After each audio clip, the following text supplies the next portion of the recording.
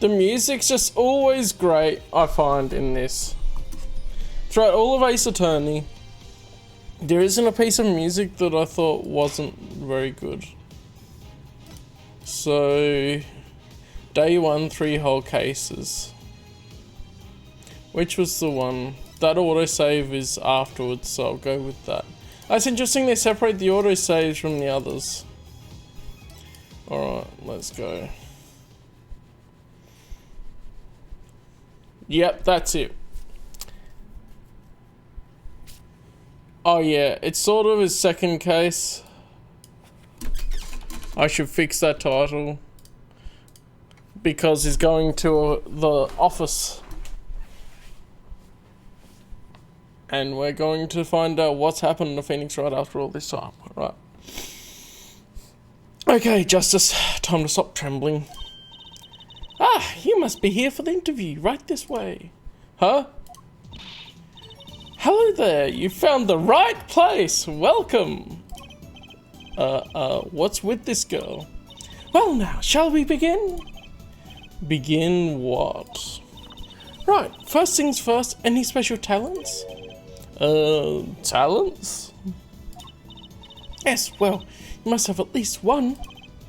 Well, I guess defending? Defending! An unusual talent, but it'll do. With a little jazzing up, of course.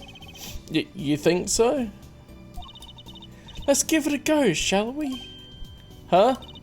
Go ahead, show me, defend! Just give it all you've got, don't hold back now. Well, what are you talking about? I can't just defend here. First lesson, a professional can perform anywhere. Thanks. We want people to be laughing with us, not at us. Thanks. But I'm not sure why they should be laughing at all. What? What exactly do you think you came here to do? Defend, no? Excuse me, but do you know where you are? Huh? The Wright & Co. law offices, right? Oh. I was afraid of that. Don't worry, you're not the first. Look, what's going on here? Who are you? I came here to meet with the person in charge. Well, you've apparently made no fewer than 2 mistakes. Mistakes? But I got a call from Mr. Wright this morning. Perhaps you should go read the sign out front again? What's there to read? Look, it says right there. Oh. Why does it say Wright Talent Agency? Welcome to the Wright Talent Agency, where you've always come to the right place. I'm Trucy Wright, CEO. I'm a magician. Hey, we have a name, Trucy. Okay. Not a bad name. On topic with all of the legal stuff that's going on. We want a truce. Therefore, we have Trucy.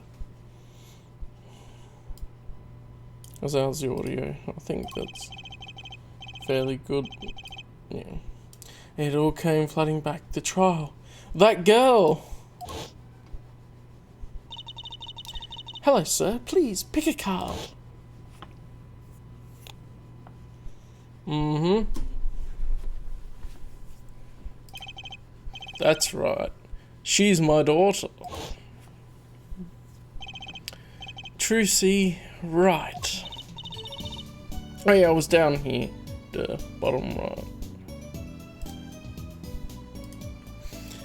Here, check out our flyer. From magic to the piano, even your defense. Cool now. Aha, I see they slid that in there. So, what's your name? Apollo. Apollo Justice, attorney at law. Oh, okay. So this is how it's different from last time. Okay, examine, obviously. We gotta examine everything. A strange split box leers at me from the wall. Is this one of those boxes for cutting people in half? That's right! This cabinet can be used for an illusion called the zigzag. I've seen one on TV, but why is one sitting here in your office? Oh, it's a little big for me, you see. So I'm using it as furniture. Hats in the top, shirts in the middle, and pants down below. I think it's a nice touch, don't you? It's not exactly what I call a welcoming decor. Alright, let's see what else we can examine. Ooh, noodles.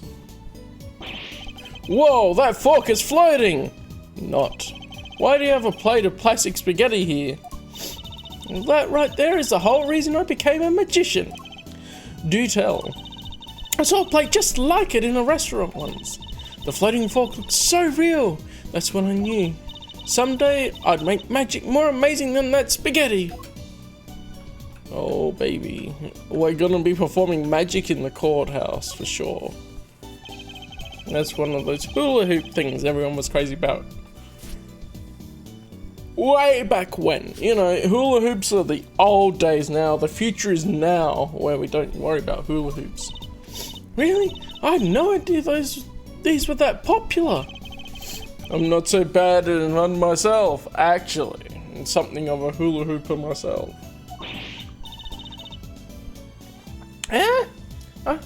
I'm still learning. Can you really make someone levitate with it? Show me. Huh? I have no idea how. It's just a normal hula hoop, isn't it?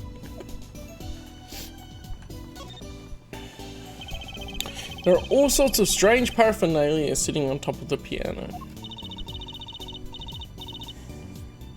Those are my magic props. Practice, practice, practice. And it also looks like the Olympic rings. A professional never leaves their weapons far from reach. But you can't play the piano with all this junk on it. Oh, no one plays here anyway, and the neighbours complain. I guess Mr. Wright really can't play. Okay, we need to see who this is. An old sepia-tinted photo of a man in a silk top hat. That's my favourite magician. I want to be just like him someday. Sure, nice. I guess it's good to have a role model, even if he's got to be well over 100. So is she gonna take the place of Maya for us? She's gonna be our sidekick, maybe? How rude! Alright. Ah, plant, of course. Huck, don't touch Mr. Charlie! Mr. Charlie? He's been in this office much longer than I have. It's the same plant that Mia Fey was looking after. Let's go! Daddy's mentor had a great fondness for Mr. Charlie. He's lived here ever since Daddy was a rookie attorney. Huh? Mr. Charlie. Right. Now I take care of him. Alright, nice.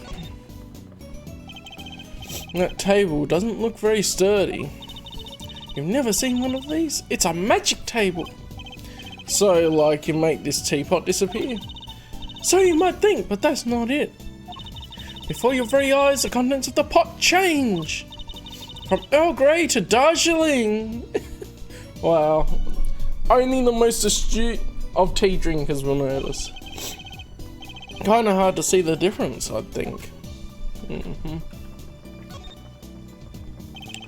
All these legal books must be Mr. Wright's leftovers. There's a lot of unrelated books in here too. One Trick a Day, Magic for Idiots. I think a pro magician would aim a bit higher. Look, she's still just a kid. Actually, can we see how old she is? She's 15. Yeah, come on. Build on that a bit. And how long is finished? 33.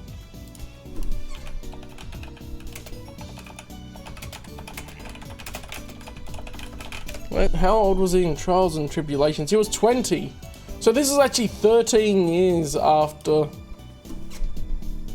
Trials and Tribulations.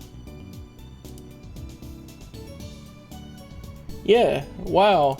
That's a longer time than I thought. They were going 7 years or whatever. So this all happened, the stuff 7 years ago all happened in between. And so we don't actually know what happened properly. Alright. So he's 33 now. Anything else to examine? Okay, apparently not. We can talk. Alright, right talent agency. So is this really a talent agency? You bet! Daddy started it 7 years ago when he quit law. Of course, we only have 2 people signed up right now. So she was little when it started. She would have been 8.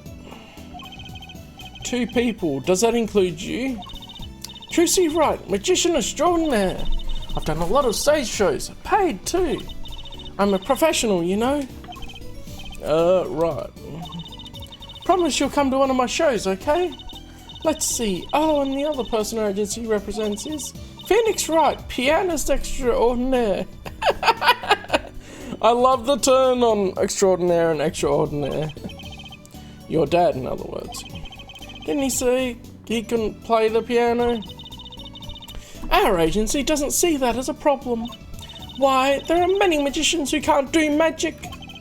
At least you're not optimistic, I'll give you that. At least you're optimistic, I'll give you that, sorry. Okay, Trucy. So you're Phoenix Wright's daughter? That's right. After Daddy quit law 7 years ago, I promised I would keep him fed. So I'm kind of his sugar daddy. Get it? Oh, don't say that, Trucy. No. I'm in charge of his whole office too. Pretty amazing for a young lass of 15, wouldn't you agree? For 15? How old is Mr. Wright? Daddy? Oh, he's 33 this year. I'm sure there's a good explanation, I hope. Yeah, actually thinking about it. So he was 20 in Trials and Tribulations. So he must have had his daughter and his wife on the side, and they didn't even mention them in the previous games. Well, we should get some more background on that anyway. Phoenix Wright. About Mr. Wright giving up law. It was because of that incident 7 years ago, wasn't it? Huh? You know about that? Not the details. I remember the news though. It was a big deal. So I hear. I was too young to understand what was going on. Oh my goodness, all the bots. Get out of here. I'll ask Daddy about it next time I get a chance. Daddy, right. That reminds me about Mr. Wright. He gave me a call this morning to come in. Daddy's not here right now. He's in the hospital. The hospital? Yeah, he's on strict bed rest until he gets better. What? Okay. Which hospital is Mr. Wright in? I'll pay him a visit. Oh, the Hickfield Clinic. It's quite close. Oh. It's not gonna be the same guy, is it? Right, well, I'll be going now, and I'll give this showbiz gig some thought, okay? Wait, I'll go with you. Yep, of course you will.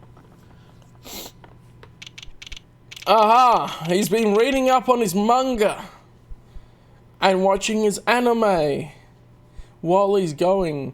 That's the Steel Samurai. I recognize the silhouette. The Steel Samurai. Please let us have the Steel Samurai theme make a recurrence. The 15th of June, 9:45 in the morning. Hickfield Clinic. So, this is Mr. Wright's hospital. It is! It's him! Let's go! Oh, no, my voice smells pretty nasty. Yeah? Your visitors, are you? Yeah, are you the doctor? Yep, Dr. Hickfield's the name. Good morning, doctor. Yeah, somehow Phoenix lost his license, but not this guy. It changed his name there. Oh boy, he's still doing the hand grab. Oh no. Oh, are you there, Tracy? You and Zara. Get away from my creep. Is this Daddy's room? Oh yeah, 70's going for a morning checkup. Be back soon. How are you, Miss Trissy? Got any places you'd like examined? Oh, damn you, you creep. Doctor, the nurse was looking for you. Why, if it isn't the daddy of the cutest little thing in town. Guess I'll be off then. Later, Trissy. Wow, what an odd bird that guy was. He was... Oh, what was the name in the first one? I think I even have the clips. I have the clip saved somewhere. Man. Oh, yeah. Director Hottie, wasn't it? Was his name in the older games.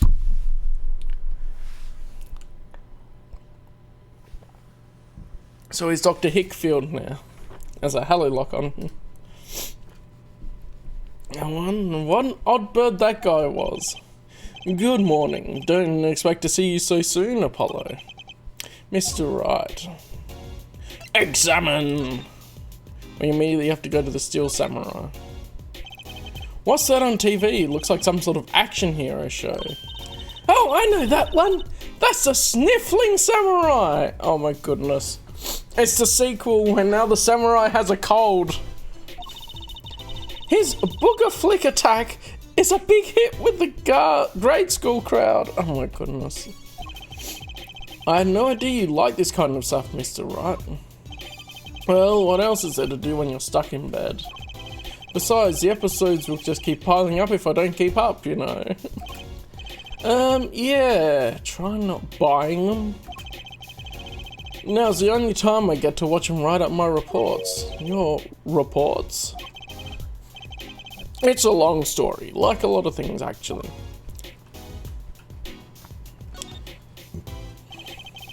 Mr. Wright's bed, it's really messy. Look how messy this is! You're just hopeless without me, aren't you, Daddy? Yikes, she's attempting to clean up, look out! You got me, what can I say? I was raised in a barn. Try not to let word get out, Apollo, if you don't mind. Yeah, it might ruin your illustrious career pretending to play the piano. A swaying, spiraling stack of DVD cases. The Steel Samurai.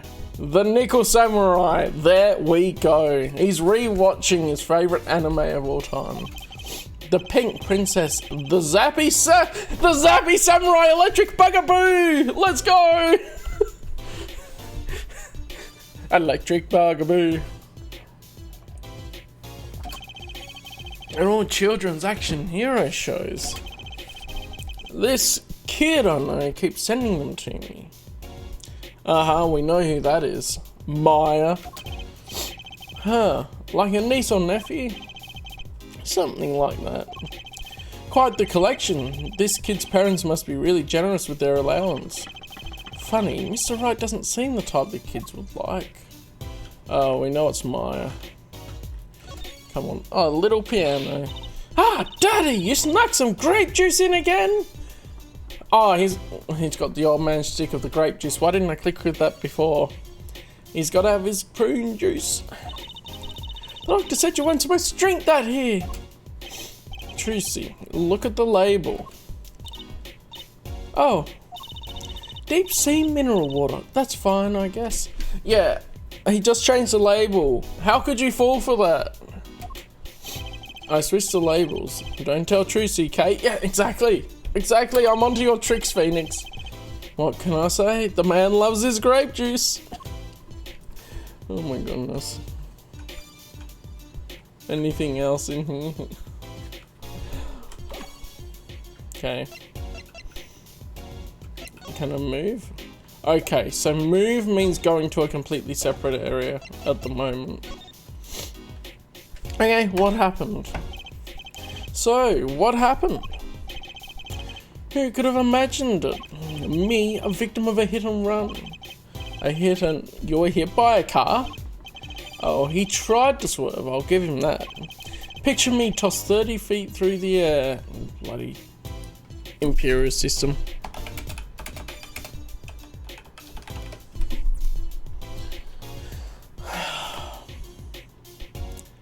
9 meters into the air.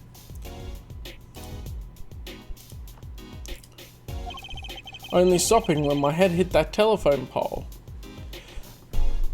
You're indestructible, aren't you, Phoenix? You hit a telephone pole with your head? Are you okay? Thankfully, my only injury was a sprained ankle. He really is as lucky as they say. About Trucy. It's something that, well, just doesn't sit right. I just can't believe you have a daughter, Mr. Wright.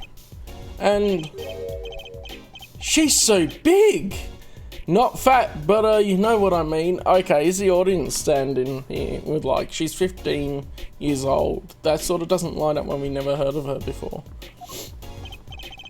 Oh, Trucy's still a child. Daddy, how many times do I have to remind you? I'm not a child anymore. But you'll always be Daddy's little baby girl to me, Trucy. My foot, I'm not buying it. Oh, something you shouldn't know about Trucy. She's a magician, right? She told me. Not a mere stage magician. She's a genius. Teehee! Oh, Daddy. Actually, the timing could make sense if he married into the family and or adopted her. Batman style.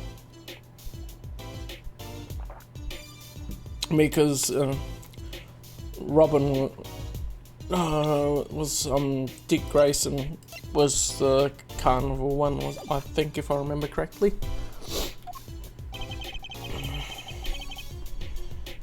Yeah, the Flying Graysons, that's right. You'll soon come to appreciate her talent. You could just tell me things instead of insinuating them. Right Talent Agency. So, why did you contact me? What could the Right Talent Agency possibly want with me? No need to go prickly now. Hey, I didn't ask to be dragged in like this. Huh? But didn't you come into the office of your own free will anyway? Well, yeah, of course. Help, we're in big trouble in the office. Big! I thought someone was dying. So you don't think this is big trouble? My talent agency represents only 2 people, and one of them is in the hospital. That's right, Daddy. How are we going to pay this month's rent? And the groceries? Yeah, that's the problem with such a tight operation. It's a symbiotic relationship. When one of us falls, the other 2 must fall. Hey, this isn't exactly a suitable conversation to be having with a 15-year-old kid. In any case, if a Polly here can't help you, you'll have to transfer to a new school. Again. No, I can't. I only just made friends. How could you do this to me? To us? Polly! Huh? What? Now it's my fault? Wait, who's Polly? Does Polly want a cracker? On that note, how about you come work for us? I've got the perfect client for you already lined up. A client? You mean I get to do my job? I get to defend in court? Alright, I'll hear what you have to say. You got him, Daddy! Hook, line and sinker. Yeah, the parrot, that's right. The most generic name for a parrot. Polly.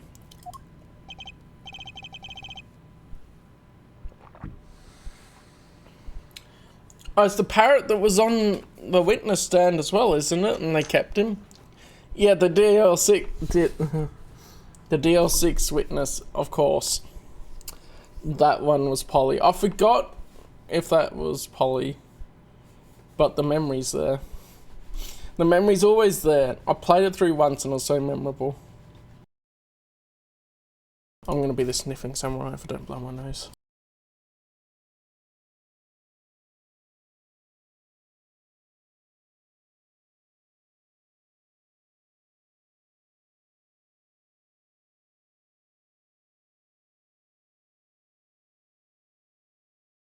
Alright.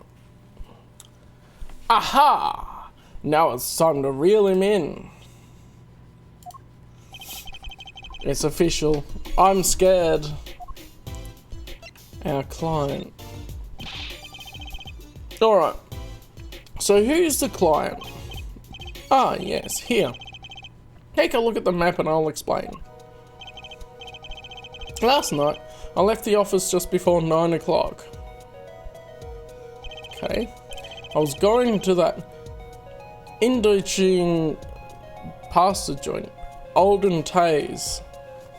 Is that also rebranded restaurant from before? I play piano there, of course. Well, that's when it happened. The car sent me flying, nicked a telephone pole, and zoomed away. Creepy, huh? Just a tad. It's almost as creepy as hearing you tell the story like it was no big deal. The car sped off in this direction. So, good luck. Huh? You wanted a client, didn't you? Well, I'm your client. Find the guy knocking me into that telephone pole. Whoa, hold on, I'm a defense attorney, not a detective. You know what that means. We have to enlist help. Don't worry, once you've found the guy, and I intend to sue him. Then you can stick to him in court. I'm not a prosecutor either. I'm sorry, but this is crazy. I'm going home. Don't get so worked out. It was just a joke.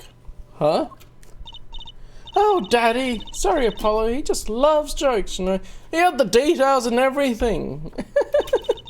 Even the ones that aren't very funny. Your real client should be stopping by the office any time now. The office? You mean the talent agency? No harm in going. It's not like I have anything else to do. One more thing. Do look into my accident too, would you? I marked the scene of the tragedy on this map. Okay. It's right in front of this park. Should be easy to find. So he's going to make me investigate this after all. Map added to the court record. Alright.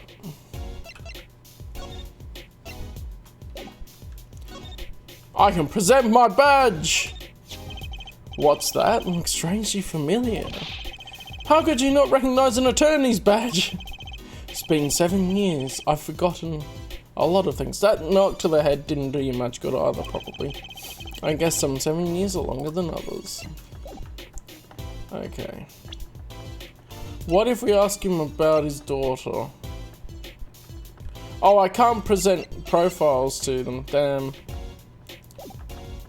Alright. Let's go back to the office then. 15th of June, 10:05 in the morning. Right talent agency. Hey, hey, hey! How long you planning on keeping me wait? Making me wait? Good morning. Oh, okay. He's got noodle hair. Hey there, Trucy doll. I'll roll with the voice that I have. Sounds like your pops had a bit of a rough spot, eh? All's well that ends well, I guess. This is our client. Hey, so this is that Apollo fella, yeah? Yes, the name's Apollo. Look at him here, arms all crossed like, ready to fight. Dude, that's you. Yes, sir, you don't mean that literally, do you? The boss told you what I need, right? And don't let me down now, Apollo. Don't worry about your defense, sir. I'm on it. Defense. Your noodle half-cooked? It's too late for defense. My castle's been stormed. My keep's been kept. My noodle stand's been stolen.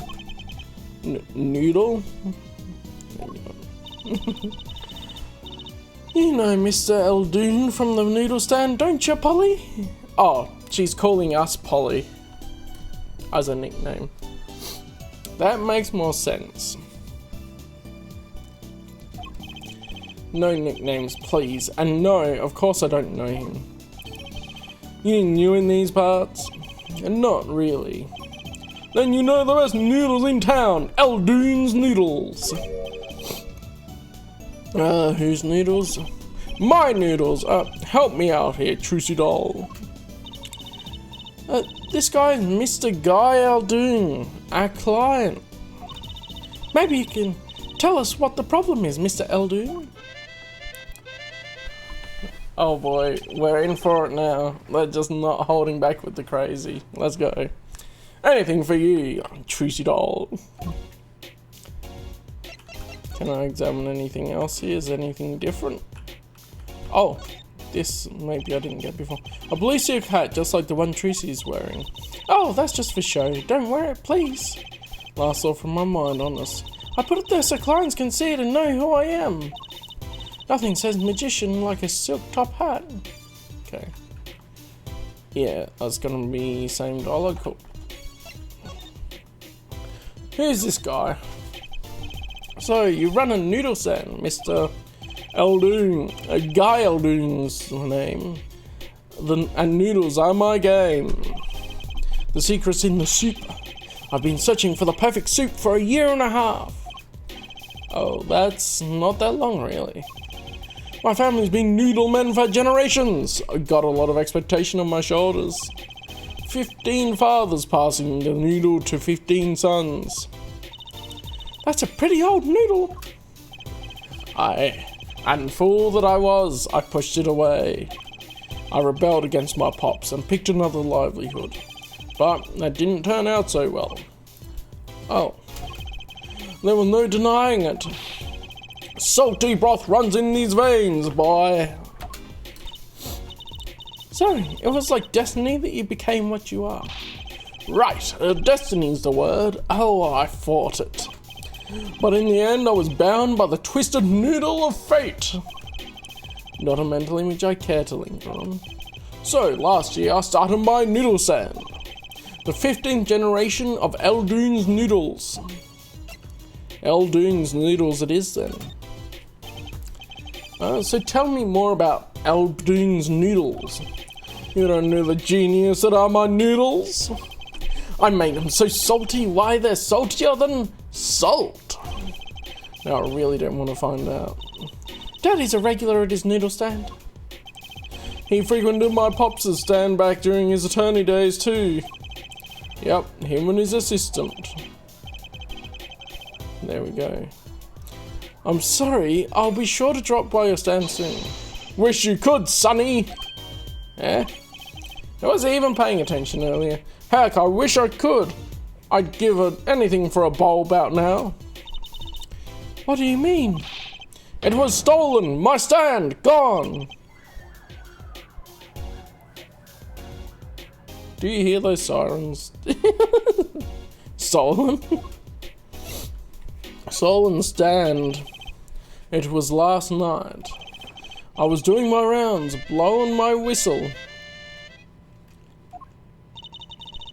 It's like an ice cream truck's bell, but louder. He even gets complaints. No, you're just trying to butter me up. That sounded more like the blues than a whistle.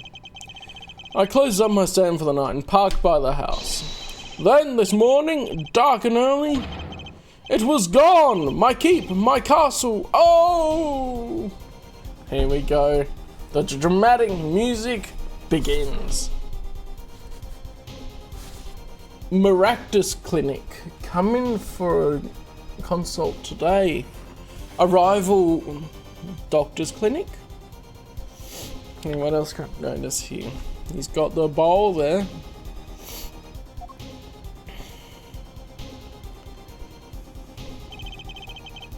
Maybe some bum cut it off. Just guessing here. Well, I don't care who did it. Without that stand, I'm finished. All my noodle bowls are in there too. What about the one on his head? That's the saddest thing I've heard all day. You know what? Anyhows, that's the deal. Good luck. Good. Huh? Wait. What exactly is your request? My noodle stand. Find it. And the day you bring my baby back is the day you feast on as many noodles as you want. Of course, I'd make it so hot and salty 2 bowls would kill a man. Then I'd really need defense. Speaking of defense, that's what I do. I'm a lawyer, not a detective. This is where I live. You drop by if you need any info, okay?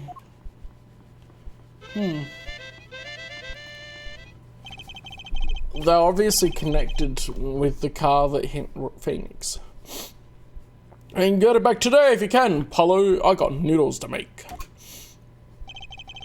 Things have suddenly taken a turn for the bizarre.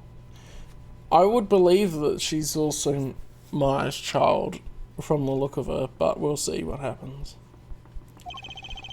Traffic accidents and noodle stand thieves. Actually, there was something I wanted to ask you about too, Apollo. Huh? I have a bad feeling about this. Listen to the lady's problem now. Don't be cruel. I lost something last night. That is, something was stolen. Hey, what's this? More thieving and skullduggery? Well, someone stole a pair of my panties. Oh my goodness. Freaking Director Hottie, or Dr. Hickfield as he's now calling himself. What a creep. Panties?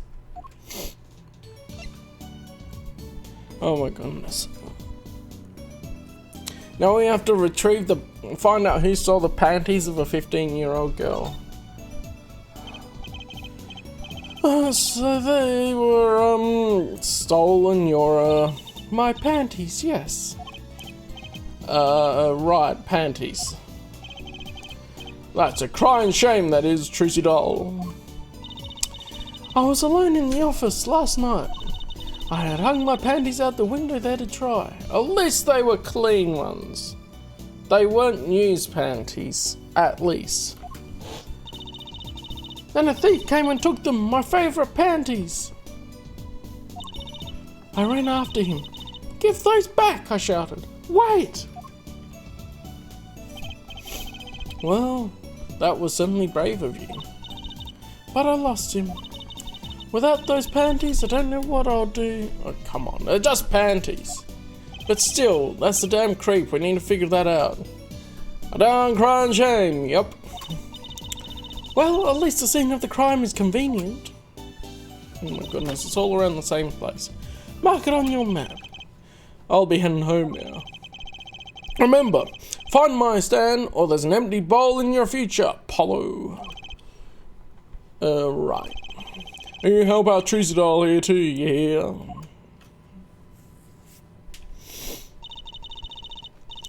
Things have suddenly picked up, haven't they? We had no work yesterday and now we have 3 cases. I guess. Let's see where we stand. Not in the courtroom, that's where. Well, the first item on our list, Phoenix Wright. Daddy's hit and run accident. Have to find the one who hit him. Who's going to pay us for this again? And the second item, Mr. Eldoon's request to find his stolen stand, for which we stand to gain a bowl of salty noodles. And the last quest is mine, to find my stolen panties. That bowl of noodles is looking better and better. Yeah. Let's go, Polly, to the streets. Aren't you enthusiastic? How could I not be? Let's crack these cases, you and me. Yeah, she's a sidekick. 100%. I guess we might as well get started. Let's see, hit and run, stolen stand, and last but not least, stolen panties. Alright, let's move. Let's see. The Hickfield Clinic we could go back to, but let's see. Let's go sort of in order, I guess. The accident scene. 15th of June, accident scene. So this is when Mr. Wright got hit by that car. According to the map, this is the place. What a huge mansion.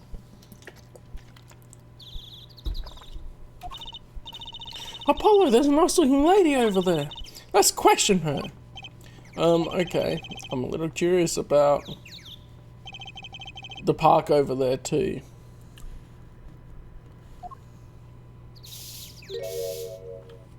Okay. Excuse me, can we have a few words with you? You want something? Whoa, sorry, husky voice, why am I suddenly sweating? Sorry, I should have picked a different voice. You want something? It's quite a house you've got there. You must have a lot of money. Money sounds like something my son would call his friends. This is the Kitaki family mansion, little girl. You, kid with the hair, you want something? Me? No, not a thing. Bye. Oh, Polly, we can't just leave without questioning her. What if she knows something? The Kitaki family. They're the biggest organised crime syndicate in town. Of course. Of course. What the hell has Phoenix been doing in the past 13 years? 7 years especially. If you're going to ask something, ask it. If you're man enough. She's got a bloomin' sword in a broom handle. Whoa, alright. Yeah, way to whip him into shape, man. Does she know no fear? I'm Plum Kitaki, wife of the 4th head of the Kitaki family business. Friends call me Little Plum. I'm Little Apollo Justice, attorney at law. It looks like killing this woman will be a mass murderer by now. Oh boy, and we have these here. Whoa, okay, I was just looking around. Who's that? She's looking at the park. She's pretty. I bet she has a story, you know? There is something about her. Too bad she seems to be in a bit of a rush. I want to examine this, giving me old bag vibes. Looks like there's some trouble by the park gate. I smell an incident. Ma'am, there's no entry to the park. Now don't you tell me where I can't go, young fella. I always walk through this park on my way home. Please get down from here, you'll hurt yourself, ma'am. That's quite the determined old lady. Personally, I'm a little more interested in this park. You know what I think? I bet they're filming a movie. Let's go take a look, maybe we'll see someone famous. Hey, miss, stay out of the park. He got mad at me. Did something happen here, officer? Huh? Oh, no, move along, nothing to see. Why don't you kids go play someplace else? We're not kids and we're not playing. I'm an attorney. Something wrong. Oh no! Completely wrong detective that I was thinking of. Now I don't remember the exact voice I have for him. Many of my female voices sound very similar. I'm trying to vary them. Something wrong? Detective Sky, we're fine, ma'am. Nothing to report.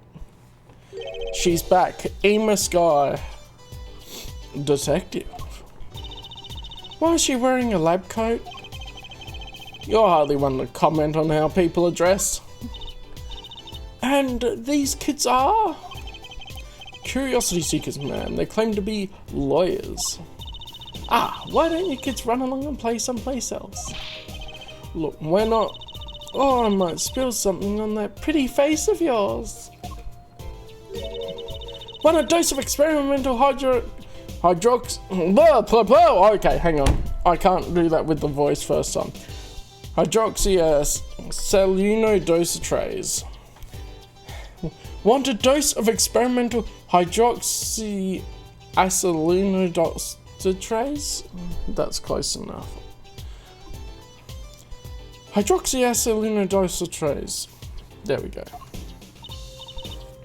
Come again? What's hydroxy stuff? Whatever it is, it doesn't sound good. Let's go, Trucy. Try to keep out the riffraff, if you would. Yes, ma'am. How are we going to get more information like this? Why don't we ask that nice woman across the street? Oh yes, that nice woman. I was expecting Gumshoe, to be fair. It's interesting, Emos guy must have been promoted. There's a big trash can on the way to the park. I guess we should check it out. A detective's life sure is a hard one. I'm an attorney, actually. Huh? 2 pieces of garbage with paint on them. These are slippers. They look like those slippers you get at the hospital. Look at this, Apollo. Doesn't this go on a car? Oh, it's a side view mirror. Looks like it was torn off when it smacked into something. Or someone. Wait, you don't think? I do. This could be from the car that hit Mr. Wright. Wow, and he took off its mirror? I never knew Daddy was so strong. I only have room in my pocket for one of these, so which do you want to take? The mirror, probably.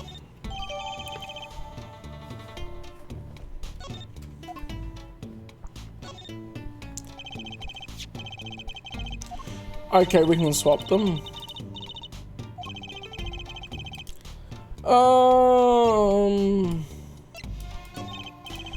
Okay, I'll chase up the slippers first. Slippers crammed into pocket. I'll do the slippers first because that seems to be the most accurate. Okay, People Park. People Park, kind of an odd name for such an empty place. I wonder what's named that. Hey, the granny. Oh no, I'm getting old bag vibes. There's something written on the gate post. Huh? Oh yeah, it says donated by Big Wins Kitaki. You mean the Kitaki family built this park? It's so nice of them to give to the community like that. Let's not get too friendly with them, shall we? A gangster building a park? Odd move for a crime boss. Yeah, that was great. Old bag vibes, 100%. I really want it to be old bag. Gotta say, I'd really like to know what happened here. Hey, I said no one goes in. Unless you want a face full of hydroxy... what's it? No dice. Okay, so the mirror will be there. I'm sure I'll need the mirror for the main part of the case, but let's examine all this around. Wow, what a big house, and the gate is so big. The Kitaki family is pretty big around these parts. I'm noticing that this is damaged though. I like the fox, it's so cute. Oh, that's a family crest from the old country. Your family crest? We're clever as the fox, and our teeth are sharp. So it's like a motto. You need a crest too, Apollo. Or how about the scales of justice? Or a lunar lander? I'll pass, thanks. There's paint splashed all over this gate. What a mess. Was this paint knocked over by the car that hit my daddy? That's right. Fair. And I'm left to clean up the mess. If you find whoever did this, I'd bring the scoundrel by, would you? Of course, then you can make them clean up their own mess. You're cute. Naive, but cute. When I find whoever did this, you can bet I'll be doing some cleaning. There's nothing I dislike so much as a mess. Ooh, I wish I could say cool things like that. I'll bet you do. Now she will be like my pretty. I guess that could be her voice. I'd laugh if my teeth weren't chattering so hard. Okay. What about the painting here? Brightly painted dragon. Why do I get the feeling he's glaring at me? Those paints must have been to repaint this wall. That's right. I called in an artist to do the job right. He's the third so far. The third? The first spilled paint all over the entrance here, and the second on my kimono. So No, don't tell me. It's better that I don't know. Plausible deniability. There we go, Apollo.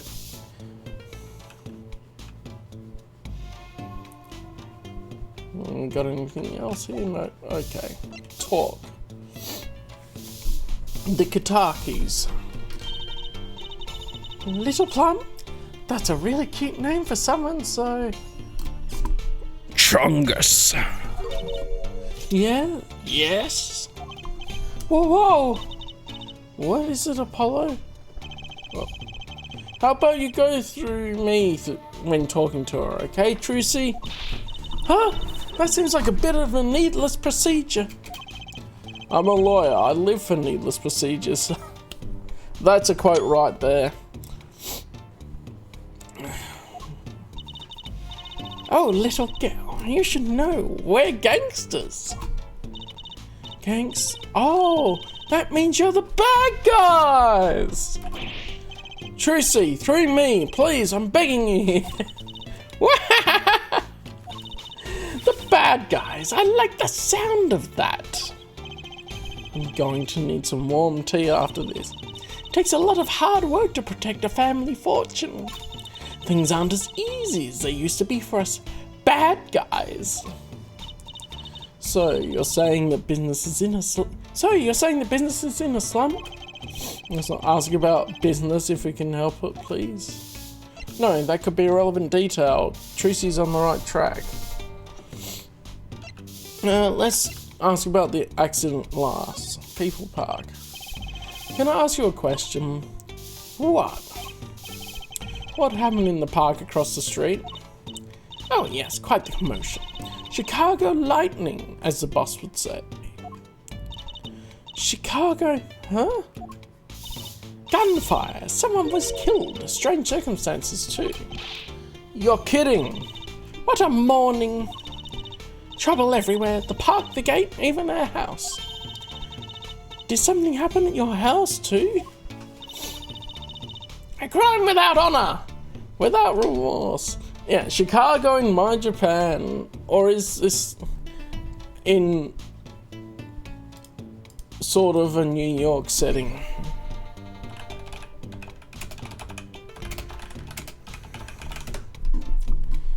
I think it's meant to be in the US from the first games.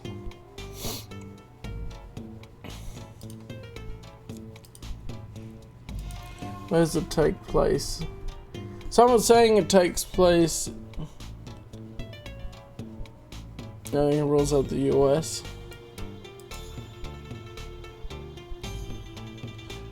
Someone's saying it takes place in California.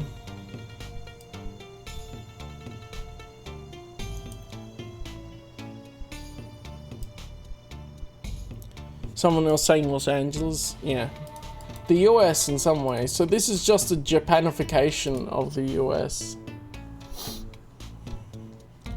In localization. Ah, right. That confuses things more. I don't get that.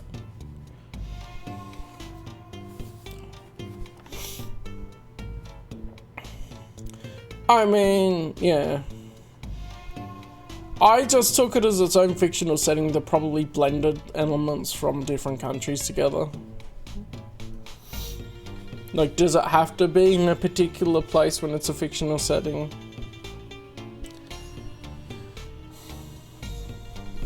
I think that's why I didn't really give it much thought. Anyway. A crime without honor, without remorse. It's a private matter. Wanna hear about it? Somehow I don't think no is an acceptable answer, Polly.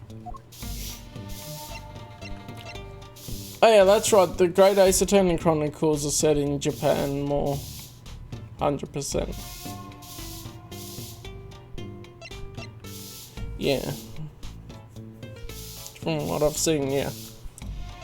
Last night's accident then. Let's do that before the new option. So there was supposedly a car accident here last night. Last night.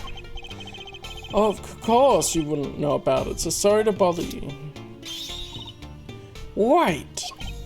Yes? You're talking about that man, aren't you? The one who flew 30 feet and just walked away. Mate, she's impressed. Look at her facial expression. Phoenix says plot armor. That's my daddy! Ah! I should have known. One of our capos thought he'd make a great point man. Capo? Point man? Could you avoid using too much industry lingo?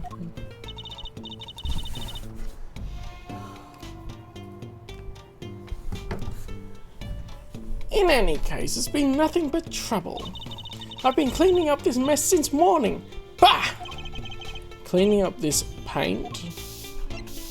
Splattered paint. Oh, we got something both. I'm gonna just keep on this track now. Was this paint spilled at the time of the accident? It was around 9 last night. I heard a crashing noise. Yeah. A bamboo broom. Kimonos and all that. Although they clearly draw difference in the previous games, with the ones in kimonos were generally the spirit mediums and not the others. Whereas now they're going, here's someone in a kimono that's part of a criminal organisation. Kimonos are getting a good reputation, huh? I found your father drowning in a sea of paint. So you came to his rescue? You're my husband. The boss to thank for that. Oh, the boss. Hey, Jayland! The car that hit your father knocked over his paint, then turned the corner and sped away. We're in the middle of repainting our wall, you see. I'm sure that dragon is glaring at me. But why are you out here cleaning it up?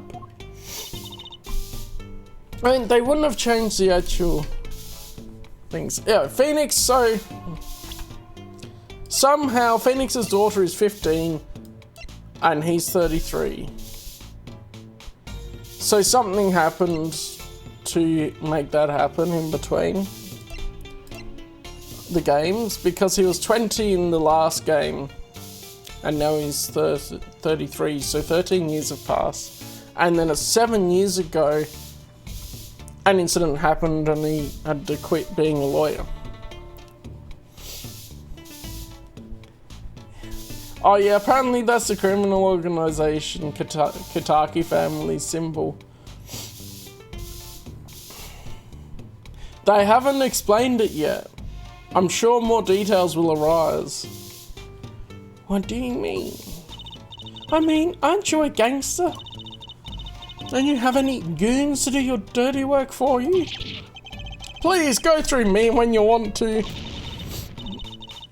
Also, Phoenix's daughter, Tracy Wright, is taking his place. Yeah, I don't think it would have been in any of the spin-off games, would it? But even if so, they should explain it a little more throughout this story. Yeah. But, so yeah. Don't be such a stiff lawyer boy. Oh, now she sounds like Ivankov. Lawyer boy. Wait, we don't know who yet. She kinda looks like Maya, but it could be someone else, cause look. I was just making this comparison. Ema Sky appeared in the story again. The face shape is so similar. And then of course some could come from older man Phoenix, middle-aged Phoenix. Alright, 13 years. That's what I double checked earlier. Phoenix was 20 in Trials and Tribulations. At the end of Trials and Tribulations, I'll double check.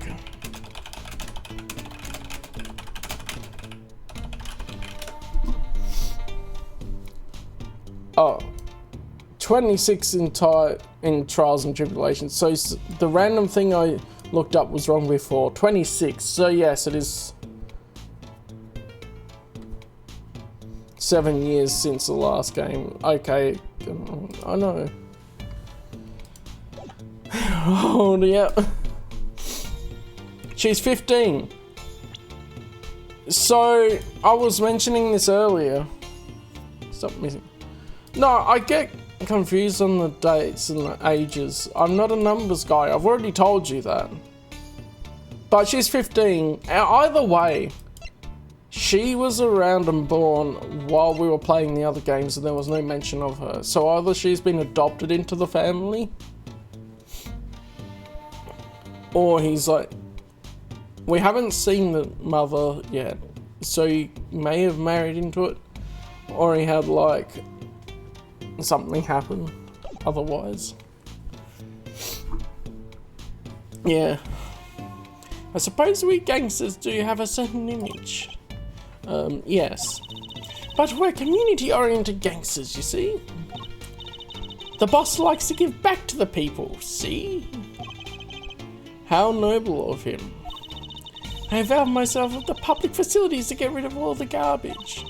Now there's just the paint on the street to deal with. Public facilities. Wonder if she means a trash can. Yeah, we found stuff in there. Or a private matter. So, what happened at your house? Bloomers, last night. Eh? I got a bad feeling about this. Me, little Plum Kataki, the victim of a panty-snatcher! Oh my goodness. So, he came back, he's back in the story, and now not only has Tracy had her panty snatched, but also this chick. Oh my goodness. What? So it wasn't just my panties that were stolen? Got you too, did they? Poor thing. Like I said, whoever did this is a hardened criminal. It wasn't you, was it? No, of course not. Mercy. I've heard word that panties have been disappearing lately. I know. Hey, she's 15, bro. At least Plum's 42. I guess he doesn't discriminate. Look, I'm already accusing him of doing it. He's always been a creep. And now there's panty snatchers, so it's him. Yeah, isn't ageist. And the missing panties all have something in common. It's hard to imagine Trucy's and Mrs. Kataki's panties having much in common. I just imagine Mr. Kataki's panties. Oh. I know, we'll find your bloomers too. Great, show me what you're made of. What have you gotten me into this time, Trucy? Oh, this woman. Four-leaf clover, she's lucky. That girl from before. Oh, welcome home, sweetie. Hello, mother. Of course. She's a Kataki too. It's a green fairy. She has to be named Absinthe.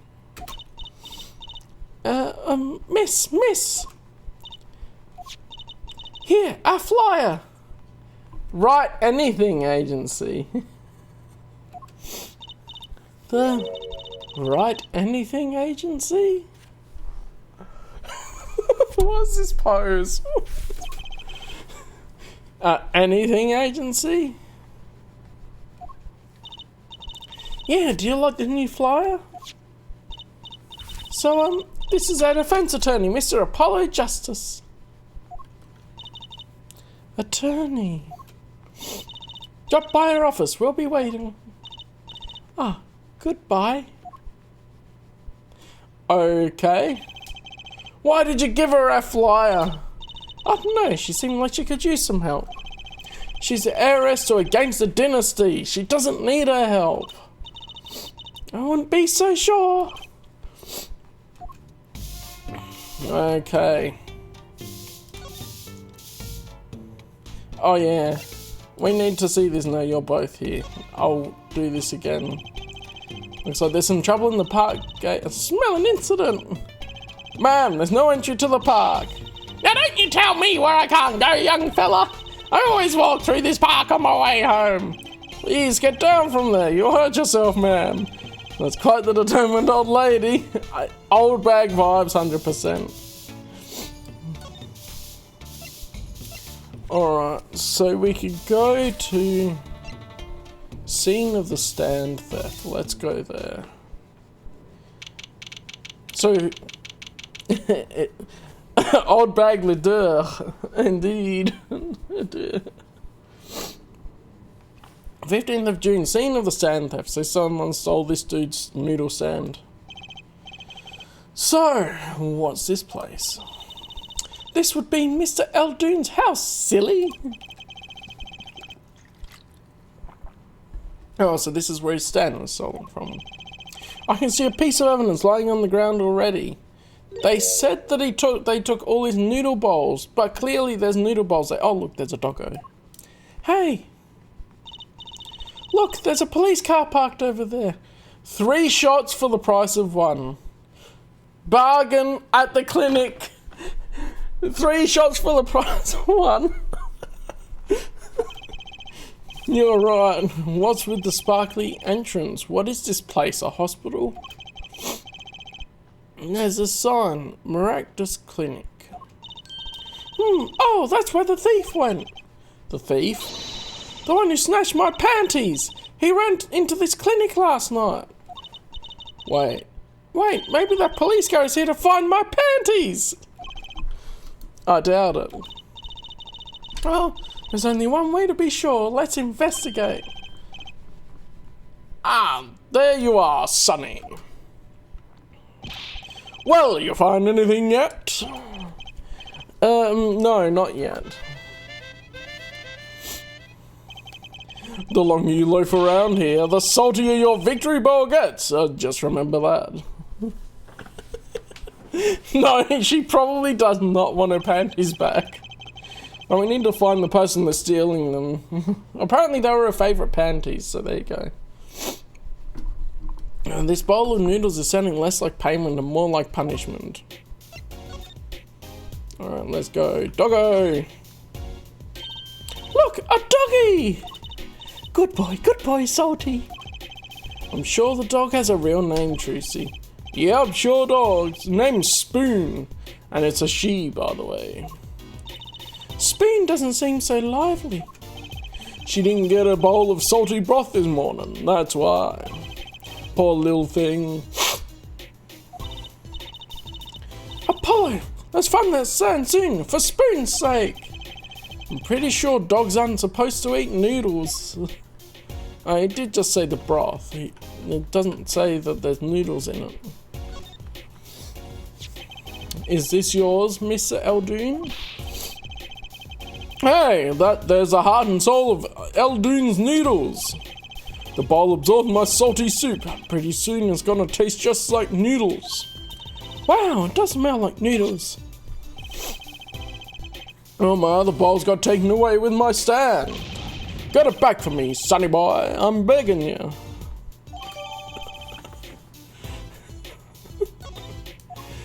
Yeah, yikes.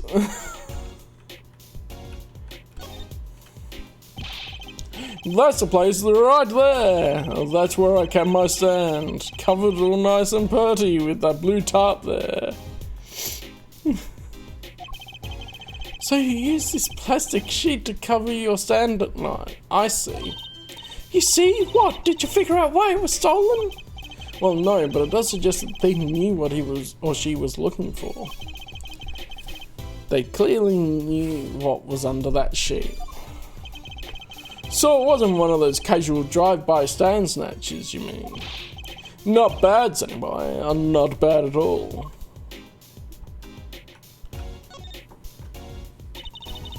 This house is, well, it's old. It's been well loved, that's for sure. I've lived here with my wife for many years now. It's got character though, just like my soup. I always thought character was a positive thing. Alright, what about this vote poster? I can't see anything about that. That has to be relevant to something. There's a handwritten sign here. Save the line. Save the light? Indeed, Mr. Eldon's house is practically in the dark here. I guess the hospital clinic next door blocks the sunlight. Everything's gone wrong since they built this monstrosity. Broth needs sun or it rots, so what's a man to do? They just want my customers to get food poisoning so they can turn a pretty profit. That seems like a lot of trouble to go through for a few extra patients. Okay. Looks like the oil drum is connected to that sink over there. It's not oil. Clearly it's got a water symbol on it. Collecting rainwater to do the dishes. How environmentally conscious. I hope if it was an oil drum that they've actually cleaned it out properly. You don't think he uses rainwater to cook his noodles and make the broth, do you? Oh, I'm sure he finds the best water money can buy. Taste is his business, you know. Rainwater's the best. In the 80s. Well, there you go. See, Phoenix right, bringing relevant things up. Or Ace Attorney, I should say, since this is called Apollo Justice. Look, that's on over there. Eldoon's only uses water from all natural sources. I think I'll take a rain check on eating here. No, rainwater's great. As long as you actually have clean gutters and things, you're good. That's quite a sign. I take it that's no as opposed to old. New. Ah, you like it? Made it myself, I did. I meant to write noodles, but ran out of space.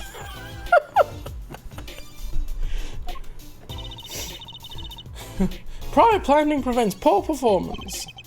Lucky for me, it spells a word all by itself and spruces up my image. It does have a certain power of willful denial thing going for it. Alright. No. A police car. I'd understand if there was an ambulance outside, but a police car? He didn't even try to put dulls on the end of it really small. Maybe they're tax evaders. Sorry miss, no going into the clinic today. Did something happen? Huh? Oh no, nothing to see here. Move along. You don't need to see my identification. You'll have to find someplace else to play doctor. Do we look like the right age to be playing doctor? We need a little more info on this miraculous clinic. We could ask Mr. Eldoon, he is their neighbour after all. And we should check out that garage. What if the thief who stole my panties is still in there? It seems in your hunger you consumed her.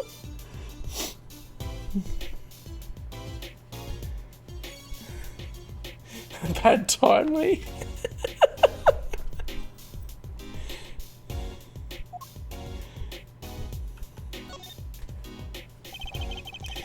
Looks like they have a special offer going on. 3 shots for the price of 1. Ooh, now's our chance, Apollo. Chance for what? I don't need any shots, thank you. Whoever runs this clinic, they seem pretty business-minded. Do they? That's just... You get that... The flu vaccine each year usually includes a couple of other things, doesn't it? I'm pretty sure you get a combination one. Actually, yes, you got a combination one when I got my updated tetanus shot. The vote poster. I did check it. It didn't have anything come up for it. See, it didn't have a little marker. No clues here. Yeah, okay. I did check it. I didn't think anything was coming up there. It's so gold. I love gold. That doorway sure is sparkling. The Maractus Clinic, huh? Looks more like a casino parlor than a hospital. They must be quite profitable. Funny, it looks closed. Maybe they're on vacation today.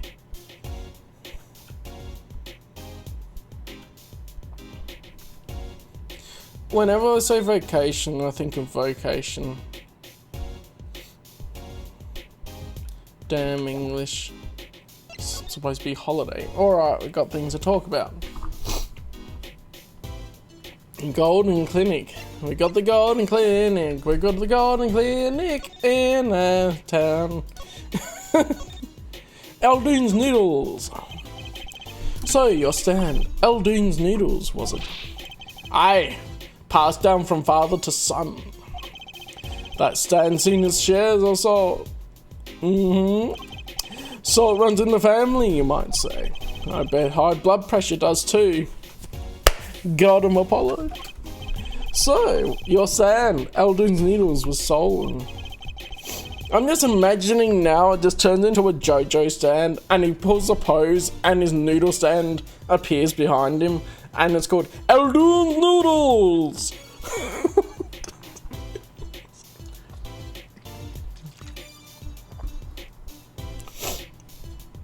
Oh, it wasn't just a stand was stolen, sonny boy. I lost these wobbly wheels and my salt-crusted stew pot, my stained sign. I didn't just lose a stand, I lost a legend. Eldoon is backwards surf, yeah. You got all the best puns and names in this game, 100%. It's Ace Attorney. No one steals a legend and gets away with it on my watch. Let's find that legend, Apollo. Isn't it about time we bought a new one anyway? No, you can never replace the original stand. Are there any more details you could give me about the stand? You bet, sonny boy, it happened last night. I was blowing my whistle like always, crying to town I was. Yeah. And Tracy is sidekick as Maya's to Phoenix at this point in the game anyway, so...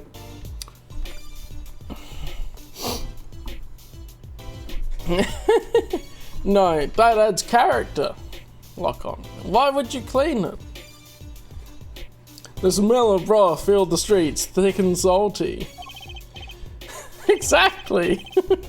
I got home, well, right before 10 PM, I reckon. I guess he's not aiming for that late night market. I washed my bowls and gave the wheels a squirt of grease, and then I went inside. When did you notice it had been stolen? Early this morning, before the sun rose. Work starts early. It's that texture as well, yeah. Do that many people eat noodles for breakfast? I'm washed up on the salty shores of ruination. That stand had my whole life in it, nay, my whole being. They took everything? All my soup stock, my noodles, my bowls, and my dreams. At least they left one bowl, look, there, on the ground. If you don't find that stand today, look, I keep looking at him. He's sucking on his hair like a noodle.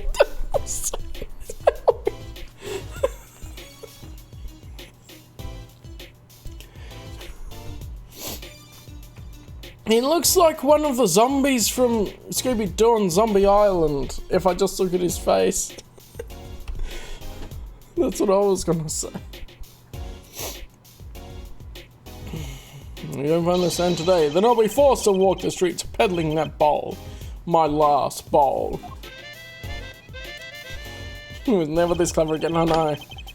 It does seem like with all the re-releases of these remasters and that they're gonna bring out a 7th Ace Attorney game. People have been saying that it sort of has to happen, but we'll see. Please, I'm under enough pressure here as it is. The garage. That's it, that's where the thief who snatched my panties ran to. It's a crying shame, that is.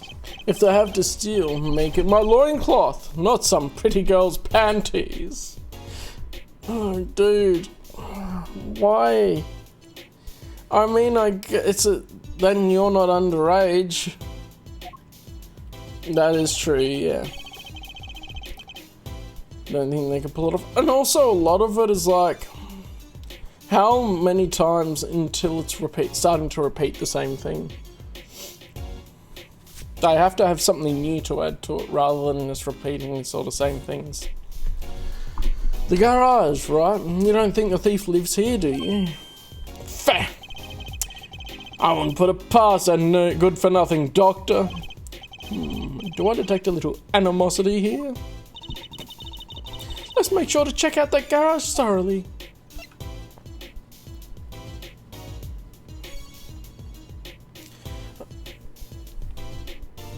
Exactly.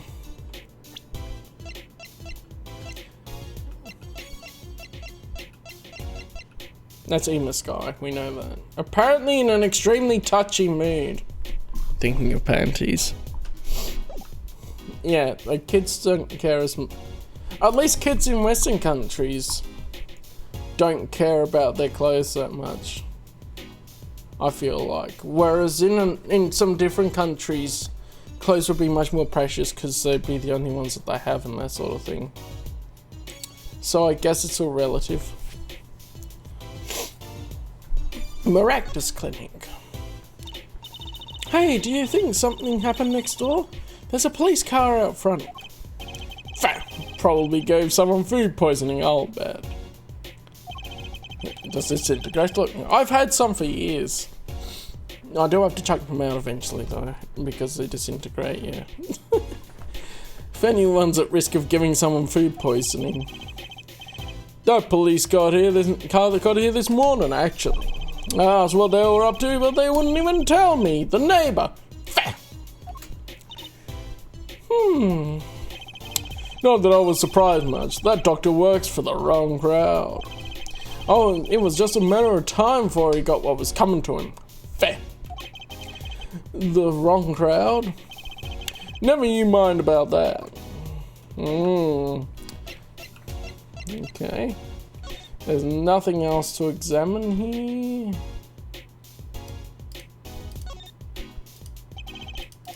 No.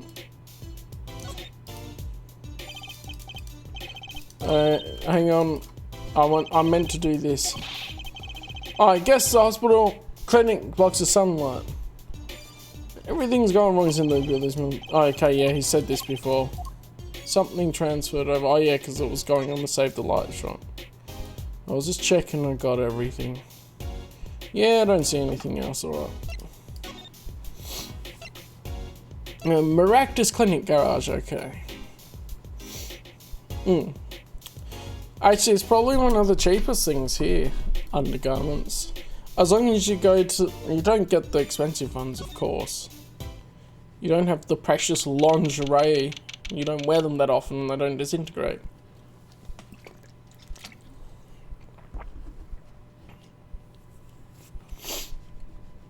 The 15th of June, Maractus Clinic Garage. This is the place! This is where that panty-snatcher ran! Are you sure? Maybe. Let's look for clues. Clues. Clues to a panty-snatching! Clues like a pair of panties! She's blocking the left-hand side of that car, but I bet when I look at it, that's gonna be missing a mirror. Tracy? Could you try not saying panties so many times? Called it! Absolutely called it. It's the same car that hit Phoenix. There's something about this car. Let's take a closer look.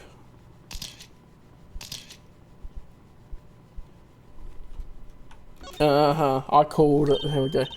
Hey, look at that! The mirror's been broken off. Now this is a clue.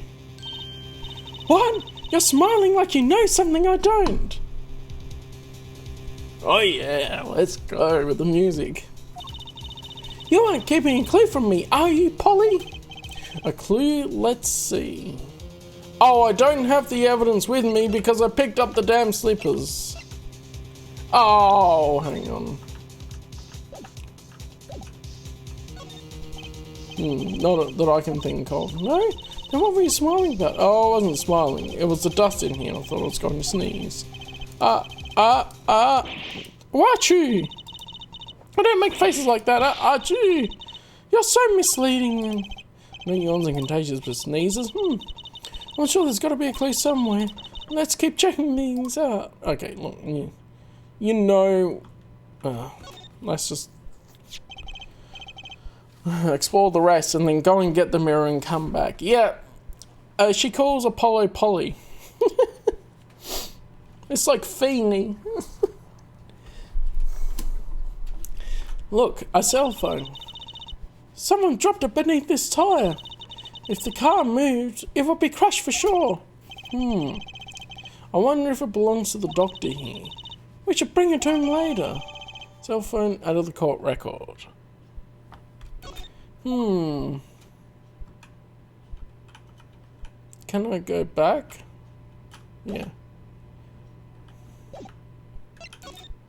Oh, I can only go back to his house, okay. I guess I have to go back to his house and then back. Let's do that while I'm thinking of it. I'm thinking about this. I'll show you. I'm gonna be back there. And the exhaust. See? For some reason, she could only carry one thing at a time in her pocket. And we have to come all the way back to be able to say, this is the evidence for it. Okay.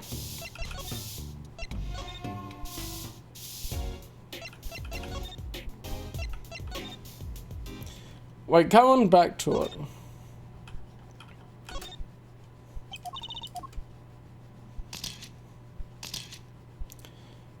The cloth in the exhaust pipe.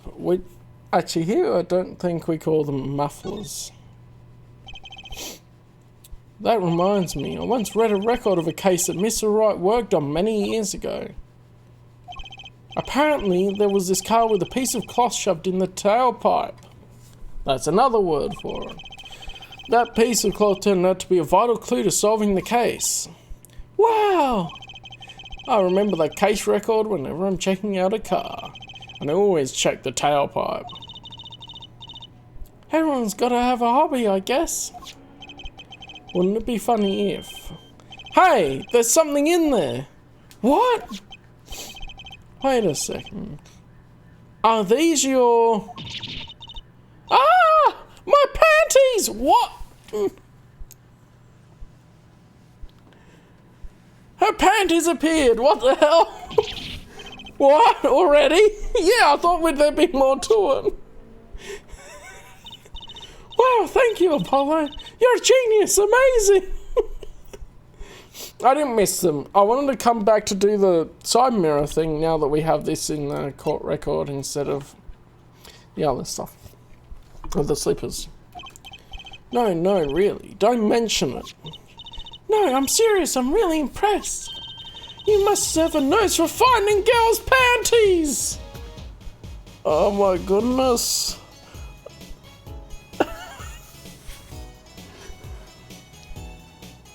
They even have a theme song for this. Oh yeah, we're the panty sniffers now, boys. What are those? My little panties, of course. They've come home to Mama. I can't wait to use them. You're going to put them on now? Watch closely now. See? Nothing in the panties. Ta-da! Whoa, where'd that come from? How did that ball get in your panties? They're bloomers. But that makes sense. So if they're bloomers, and this lady had her bloomers nicked as well, or had her knickers nicked as well, that makes sense of why they still the bloomers. Clip that line, do it. Just, you got the clip button right there. My panties are an extra dimensional space. Anything can fit in there. I'm gonna screenshot it anyway. And my magic panties. It's one of my best tricks. Magic panties. They love them over at the Wonder Bar. I do shows over there. She shows there nightly. Trucy, you're 15 years old. You mean those panties are a prop? You could have told me a little sooner. Trucy's panties put discreetly away in Trucy's pocket. Whoa, that's one case closed at least. What are you saying? We still have to catch the sly devil that ran off with the tool of my trade. Alright. Something tells me we're not finished searching this garage anyway. No, we're not. Now I have to do this and then show the evidence.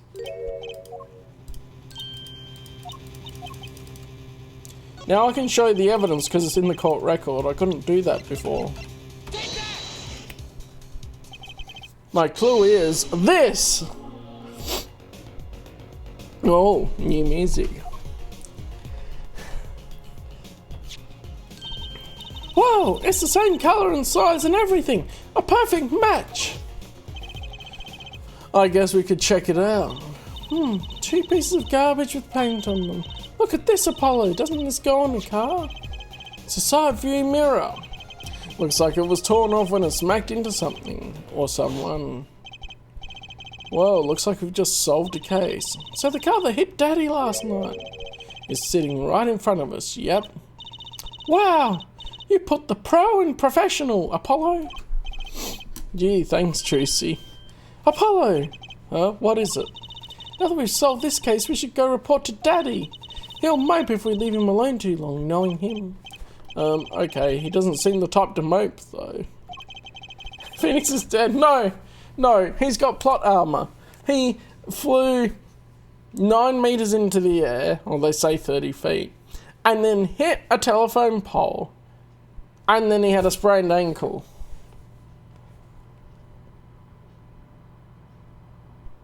That's the power of Phoenix Wright. He's too overpowered at this point in his life.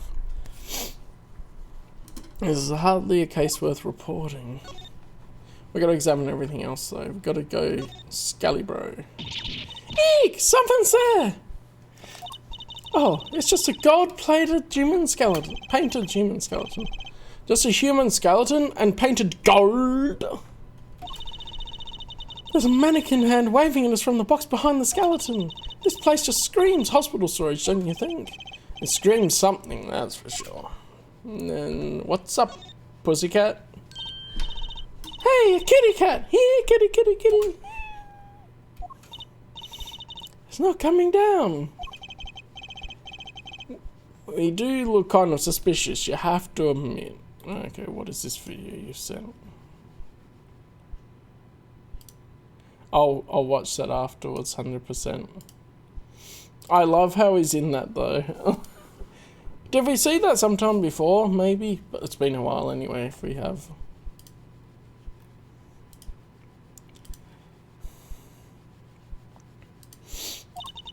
It's okay, kitty cat. His hair won't hurt you. It's okay, kitty cat. She won't make you disappear in her hat.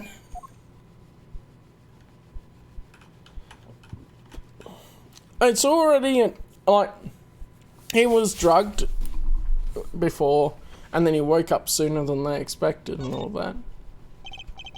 Look, it's a folding ladder.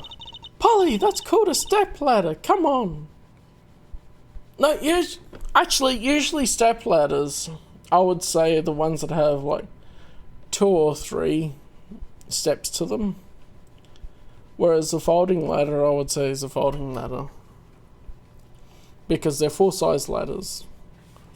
They just fold up for carrying around. A step ladder? How is it different from a regular ladder then? It's a much more complex piece of machinery. It's like 2 ladders stuck together.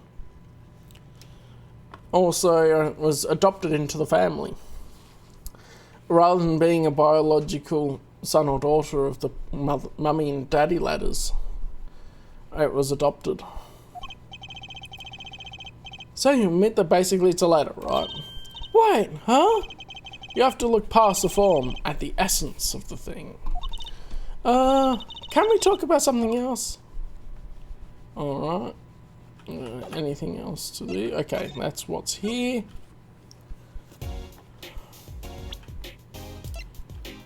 Fits the cart and the Maractus Clinic.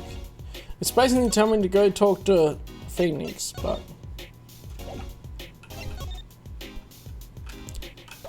Okay, are we ready?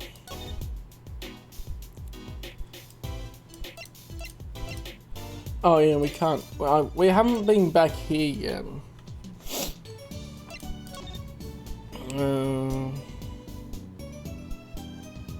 Competition for customers? She doesn't even sell food. Ah, Panty-snatcher. Of course. What? You want to see them again? Well, if you must! That's not what I asked! They even have a theme song for the panties! No, I'm fine, really. Let's just put them away, shall we? Case closed. What are you talking about? The case isn't closed until we have our thief. We just find him on the side while you work on the other cases. If it were that easy, we wouldn't need the police. If we don't need the police, then we don't need defense attorneys either, right? Fine, I'll look for your panty snatcher. Any leads? Oh yeah, I guess this is if you're stuck. Well, do we have any leads? One moment. Alakazam! Alakazing! Whoa, where'd all this evidence come from? The court record! Look at it.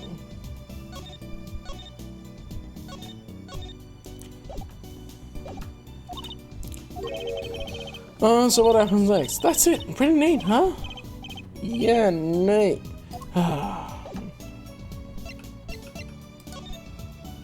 Oh, we can go to the clinic from here. She's been going commander the whole time. She's still going commander. She just uses panties as a prop. The whole time. The 15th of June, Hickfield Clinic. Yo, how goes it? Daddy, how do you feel? Not bad, Trucy, not bad. It's good to have you young'uns on the case. Let's old Daddy-o get some well-deserved R&R.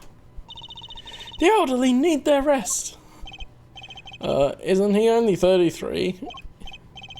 You cleared up most of the cases. I was right about you. Competent, capable. Tell me what you found out, if you want to.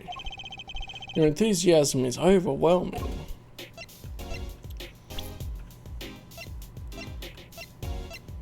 Noodles! Oh, I can't present them to him? Okay. Just high this entire game. I mean, he's in the hospital. He's getting high off the morphine right now, hey.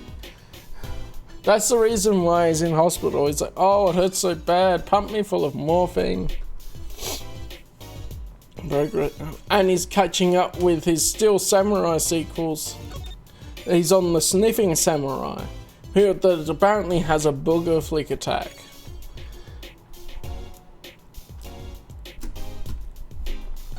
Progress report. Well, I certainly didn't expect you back this early. Polly's amazing! He found my panties so quick! That's the first thing she says! Almost like he was the one who stole them. You have an interesting concept of praise. And? Did you find the mad driver who gave me that 30-foot toss? Apparently, it was a doctor from the Maractus Clinic. Maractus, eh? I've heard of it. Nothing good, mind you. That reminds me, a police car was parked outside the clinic. Maybe something happened? What is this Maractus Clinic anyway? It sounds like a Pokemon, Maractus. All I've heard are the rumours. That clinic's been making good money. In a bad way. Bad? Ties to organised crime. The Kentucky family. Phoenix. You have one job. It's the Kentucky family. It's even on the map. Kentucky. The Kentucky family? He did that on purpose. Some injuries you can't take to a public hospital, see? They use the Maractus Clinic for their patch-up jobs. Interesting. Kentucky Fried Gangsters, let's go! The 11 secret spices with the added 12th. The remains of the crime.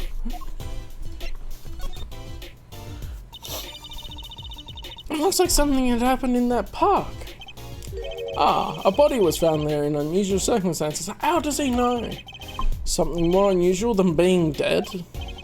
It's not our concern in any case. How does... Phoenix is just omniscient. How does he know about that?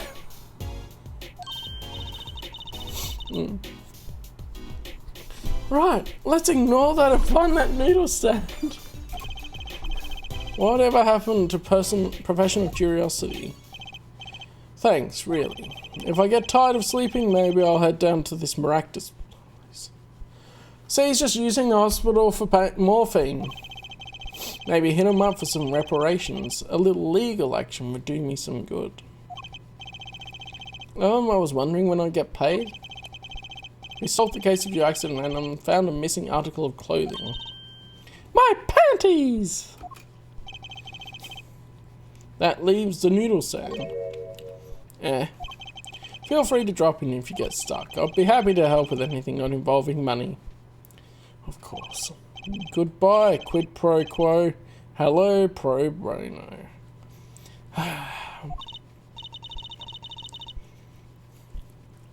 Right, back to the office to plan our next move. Okay. Present. Oh yeah, the present's a different button. So. It's actually a relief to be so thoroughly ignored, okay. So this was the thing that led you to the car. Yes, sir. The mirror you knocked off was just the clue we needed. Good work, Apollo. Of course, you might say, I was the one who made solving that case possible. You don't get points for knocking off a car mirror. He will. He's a druggo right now. Look, my panties! They came home to Mama. Thanks, Apollo. I was worried about them too. Truly special ordered those. Trucy. Why do I keep saying it's like Tracy or Trudy by accident sometimes anyway?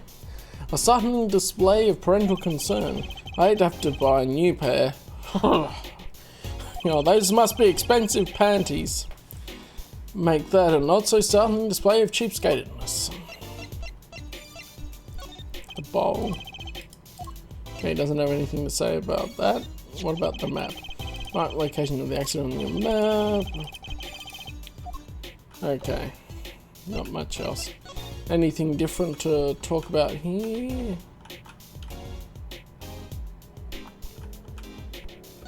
That's different.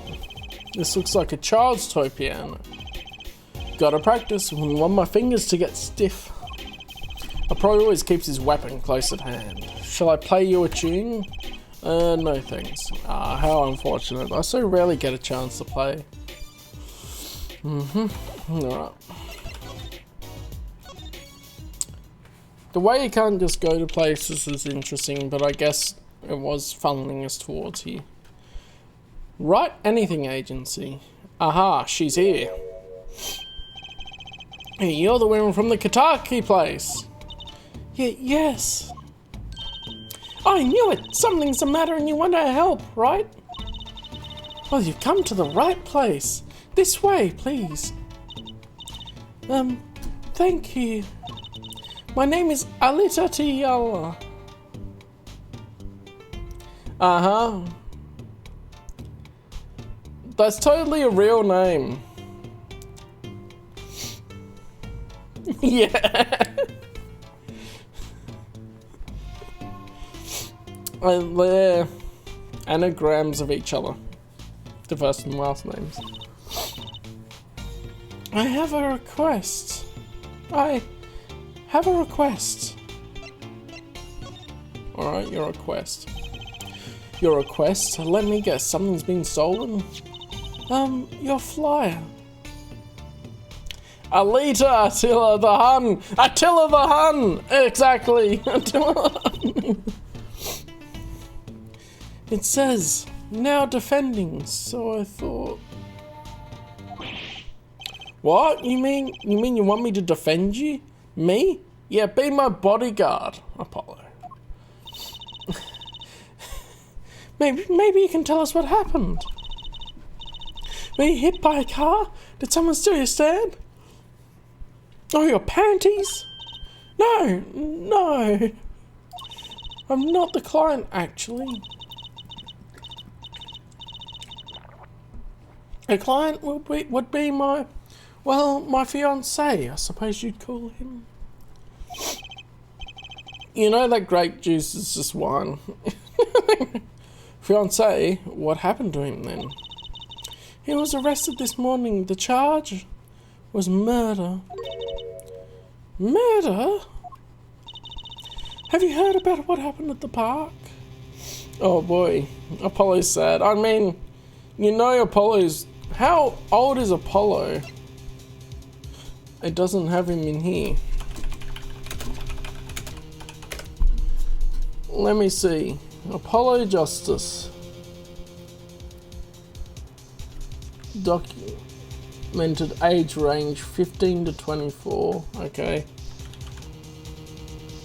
What age is he now though?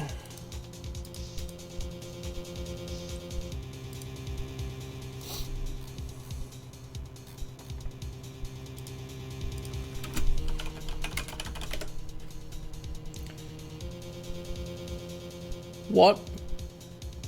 Apollo himself was 13 years old during the first game?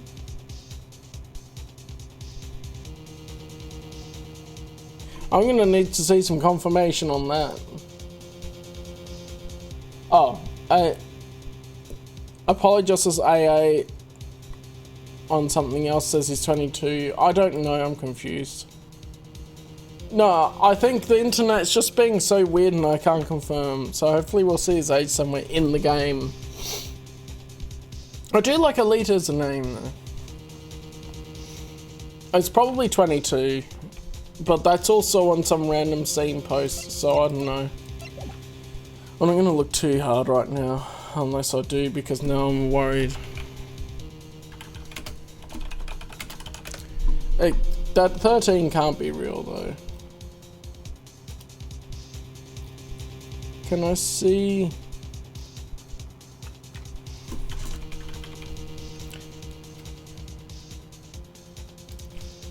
Apollo Justice Ace Attorney. It's gonna be annoying to try and find. That's pain. Apollo Justice.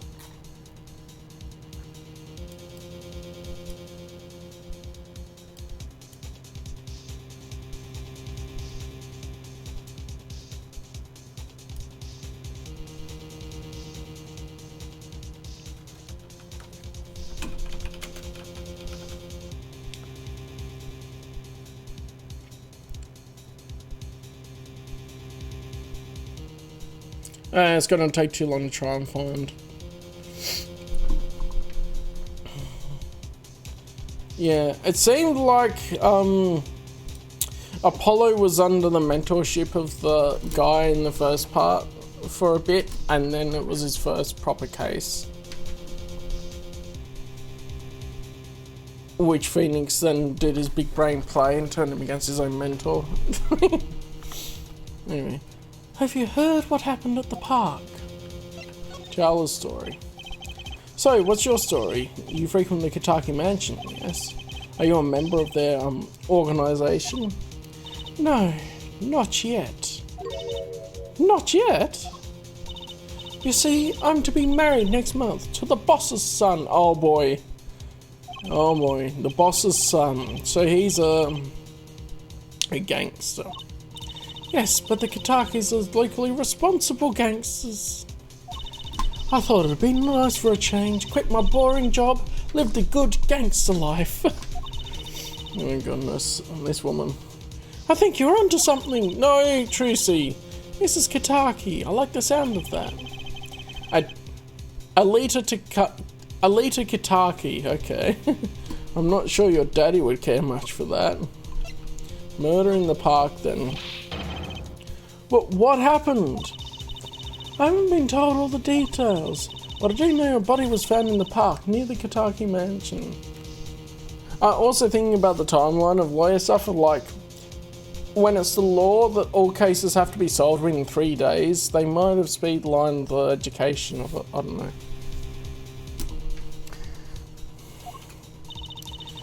There were a lot of police cars there.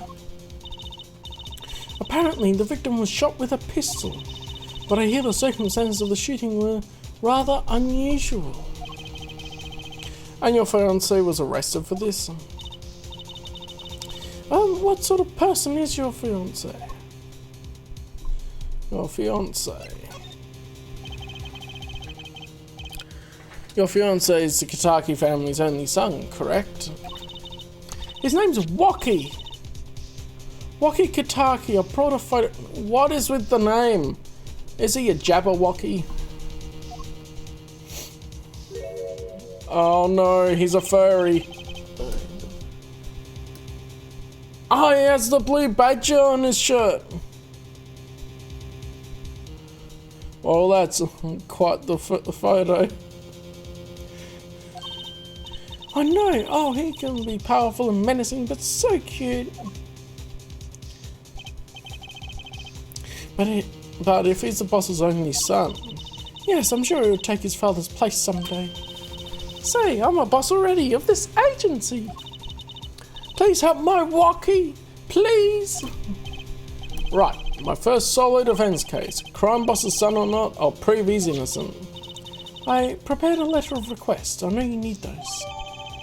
Letter of request added to the court record. Right, let's go check out the scene of the crime. Let's go. What is this gonna say?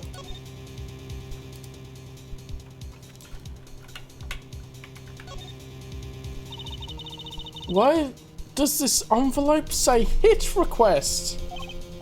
It's a bit of lingo, like calling a hit or a hitman. Oh, you mean gangster talk? So does hit mean to defend in gangsterese? Well, hitman? I certainly hope not. Something tells me she used the wrong envelope. Oh baby, we gotta read this thing. How do I open it to read it? Oh, dang it. You know what we gotta do next, though? We have to examine the panties. I swear, there has to be... Oh, there's no unique dialogue for examining the panties. Oh, wait. There's something here. Yes. Yes! Something the matter? I was just wondering if there was, like, a switch on these. Of course not! Huh? Mysterious. Oh, do you want to know the secret of my panties? Ah, no! Who uses magic panties in a station anyway? Yeah, Brooke intensifies anyway. Oh, yes. Yo-ho-ho, yo-ho-ho, yo-ho-ho, yo-ho-ho. Yo-ho-ho, yo-ho-ho, yo-ho-ho, yo-ho-ho. It's cut clean off. I wonder what's in there. There are bare wires hanging out. Bro, there's no electricity going to them. Let's see. Zap! Eek! What? Are you okay? Just a little joke. Don't scare me like that. You mean don't shock you? Zap! Oh, what a jokester. Okay, we gotta examine everything here. Look at this cute little watch strap. I want one. It's kind of odd though. What is? I mean, if you wanted to know the time, you could just look at the phone itself. Hey, you're right. Sharp, Apollo. So, thanks. Finally, some respect. So, what does that tell you? Well, the owner of this phone doesn't think through the details, for one. They did drop their phone after all. I kind of figured they were a little spacey already. Oh, good point.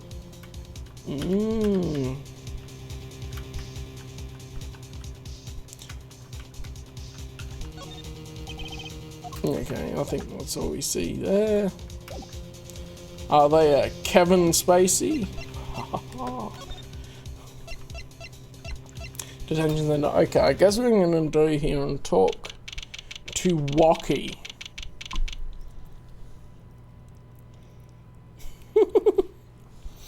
Yeah, of course.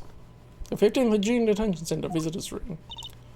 Polly, you look as happy as a clam in its shell. For a lawyer, this is it. The place where the battle begins. You need something? Ah, yes, we're attorneys. I was hoping we could see Mr. Waki Kitaki. Sorry, he's in questioning right now. Could take a while. Drat! Oh, well, guess we'll come back later. Have to come back later then. So much for that battle. We gotta see what Apollo says about these rooms. The security camera is looking at me. I wonder if they tape all of this. Do a funny dance. That'll be entertaining for him. Security guard, he stands here watching this room. I have no idea if he's listening to us talk. I'm not even sure he's breathing. Okay.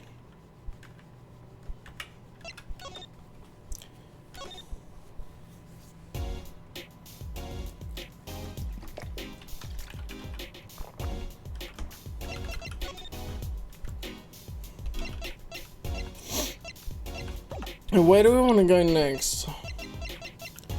We got the legal defense stuff. Should I swap this out for the slippers or not?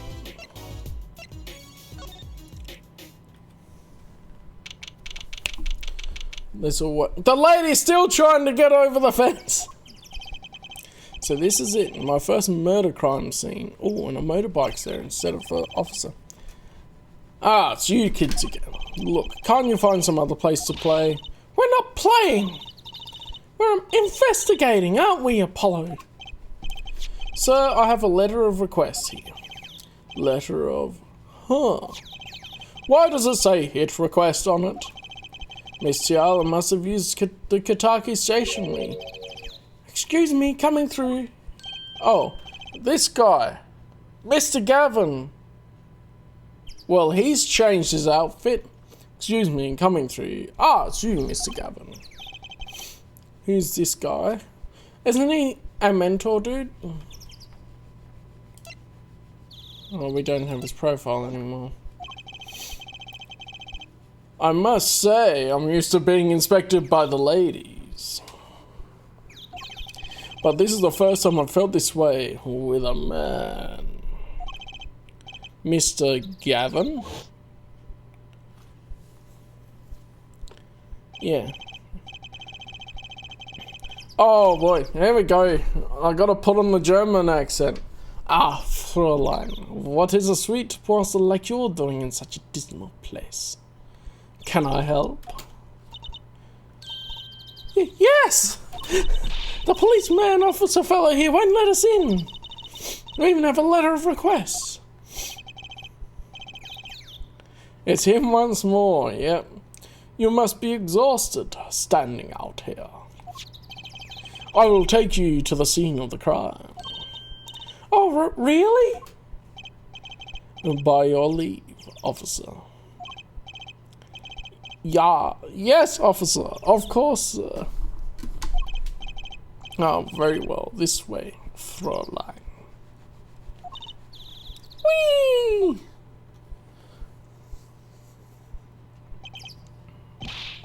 Hey, what about me? The noodle stand.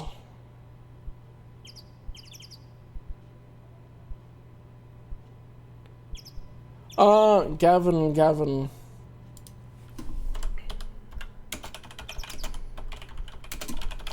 I forget his first name now. Christoph Gavin, that's it. That's the mentor's name that Phoenix had us turned against at the start. 15th of June, People Park. On that note, enjoy your investigation. Thank you. Will we see you again? Ask the wind, Fräulein. I'll be riding on it. I've also seen him in the memes with an air guitar. I'm not sure. He does have a different skin tone. I feel like if they're gonna make him the same person, then they're not gonna have a different skin tone. So he might be a relative or something. It's like, yeah. There's been relatives of people in there. Who was that? Eek! Apollo, look! A corpse! What? Hey, it's just a mannequin. Next time on Mannequin.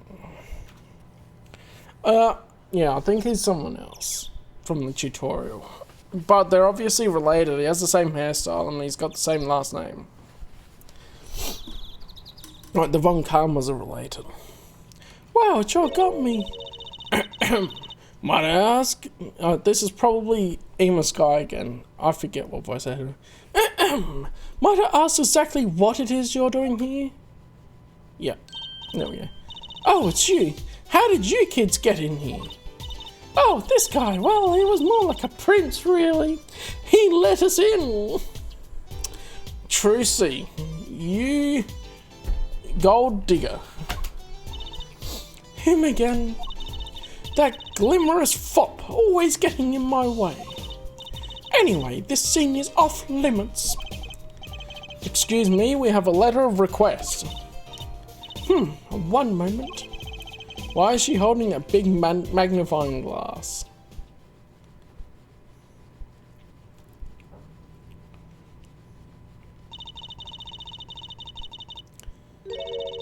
I'd recognize that handwriting anywhere. Scientific analysis says this was written by Alita Tiala. Thanks. It took you 30 minutes to figure that out. And she's got the octopus lips going right there. So, what's up with the mannequin there?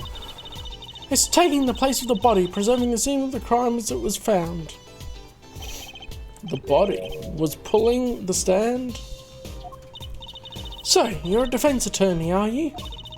Detective Ema Sky, I'm in charge of this crime scene. Yep, she's back. We knew it. She doesn't seem that happy about it. She doesn't seem that happy about many things. Oh, she doesn't seem that happy about many things. I trust you know how to stay out of the way. Let's carry 2 pairs of handcuffs, just in case. Alright, let's examine everything. There's a big ass salt box on top of it. Let's look at the sand then. Hey there, no messing with the crime scene. But we need to investigate. Apollo, look, that stand! It says Eldoon! I've noticed. Well, we've solved the case in the missing stand at least. But the circumstances could stand to be better. Ha ha ha, stand and stand. Wait, why is this... Okay, what about down here then? Messing in the crime scene, we need to investigate, I know. Investigations are to be carried out by professionals, scientifically. She's going to let us check out the crime scene, is she? Hey, Apollo! Very unscientific analysis telling me something here is very suspicious. I think I know what you mean. It's kind of hard not to notice. You better check out what we came here to find, at least.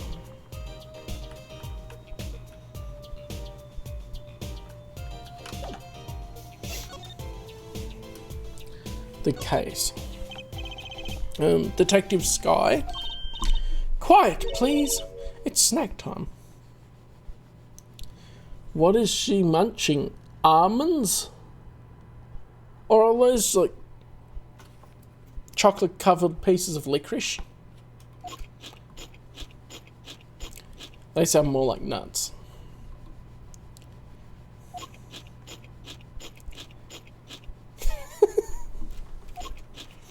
Man, how much you gonna be snacking? We're not making much progress here. Must not be very busy. I never seem to get a lucky break. Back after 9 years and they won't give me the position I requested. And then I hear he gave up the defense attorney life. Ooh, she's still pining over Phoenix. He? Who's he? An ex-defense attorney? Your story. Detective Sky. quiet, please. Instant snack time. Come on. I can speed up the munches by skipping through it. Okay. Munch, munch, munch. Okay, I want to see how fast these can go.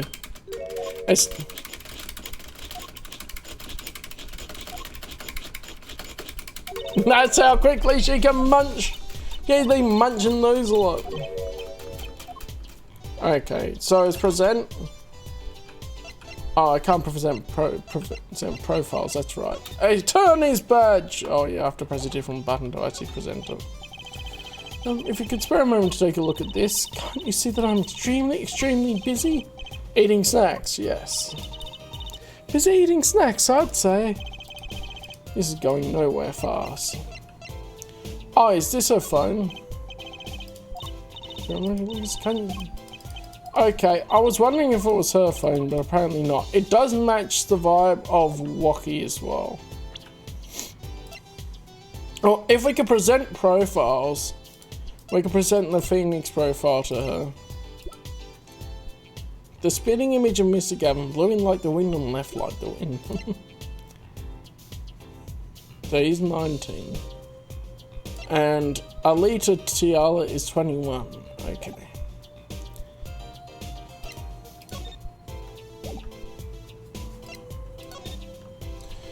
Is there nothing else I can try and have a look at?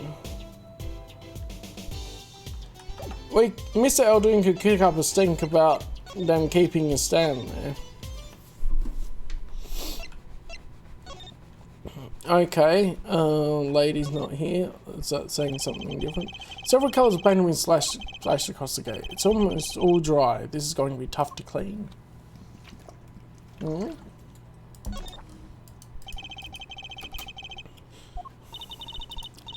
at the nameplate, Kataki. That's so cool, short and blunt like any good gangster. Ooh, let's change our name. How about Wah! Wah, Luigi! Maybe that's too short and blunt. What do you think? No comment. I like it. Make it Wah! Wah, Luigi! Hello, Dragon, as if to say, abandon all hope ye who enter here. Don't worry, Mr. Dragon. Me and Hope haven't been on speaking terms for a while.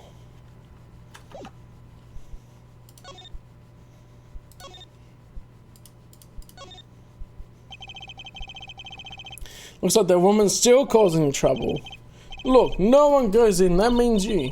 Oh, what's the difference? Let me go!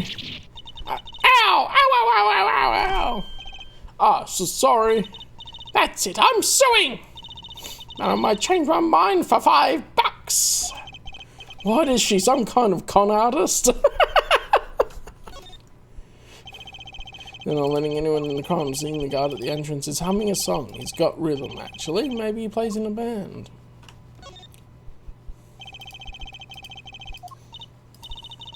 You aren't going to search through the trash? I don't think we need to. Oh no, please knock yourself out. Don't mind me, I'll be waiting over here. Just so we're clear, searching through trash isn't a hobby of mine. Ah, it's obviously a hobby. It's like Honkai Star Rail. You gotta search every rubbish bin. Alright, I guess something here will progress it. Oh, Mr. Eldoon! Hello! Looks like he left. And we found his stand and everything. What about our free bowl? Oh, too bad. Looks like we'll have to wait a little longer for that bowl. So sorry. Oh, what a bummer. New things to say about things. Every time Mr. Eldoon needs to cover his noodle stand, robbed of its purpose, it blows in the wind, alone. House has seen better days, and I'm betting I've eaten better noodles. No, rainwater's really good. Must be his business sign. It reads new. Maybe that's how the kids are spelling new these days. Oh yeah, because of the American pronunciation, it'd be new, which would sound like the American pronunciation of new things instead of new. Another failed attempt at hipster marketing.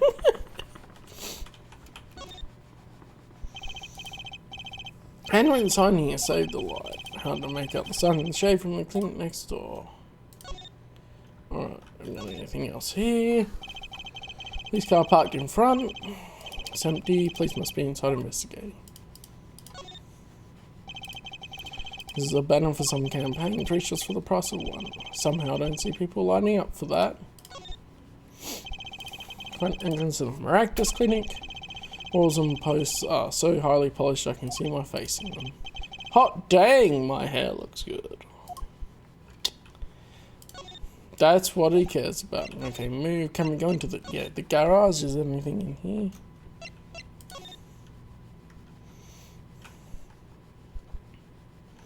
It seems like maybe there's something else with the car.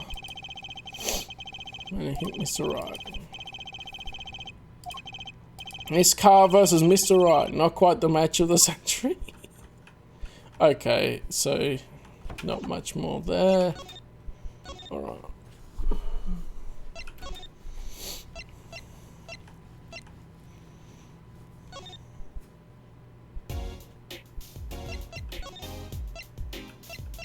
This isn't his phone, is it? Oh, I'm sorry. No, that's me. He's sorry. Really sorry. Okay.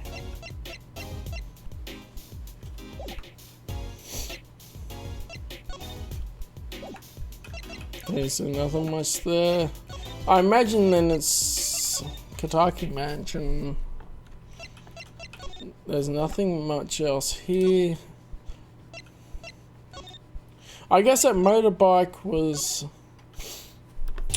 that other Mystic Evans.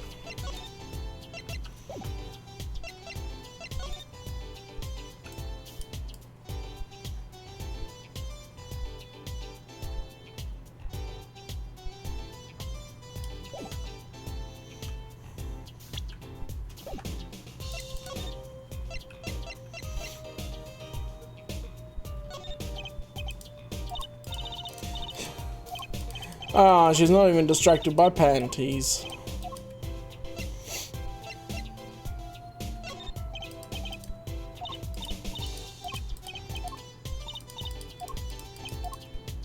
Try everything anyway.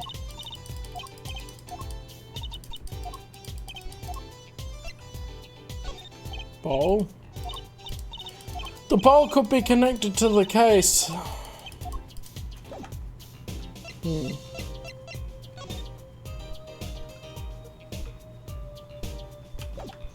Go back to one of these things. What fits more? The snack bag. Of course, then you put the snack bag inside of the panties, and that's an infinite loop.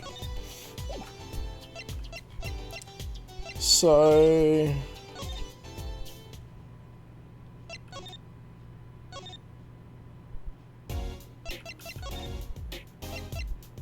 okay. Hickfield Clinic. Okay. And then try the detention center, I guess. Ah, you're back. Run into some problems?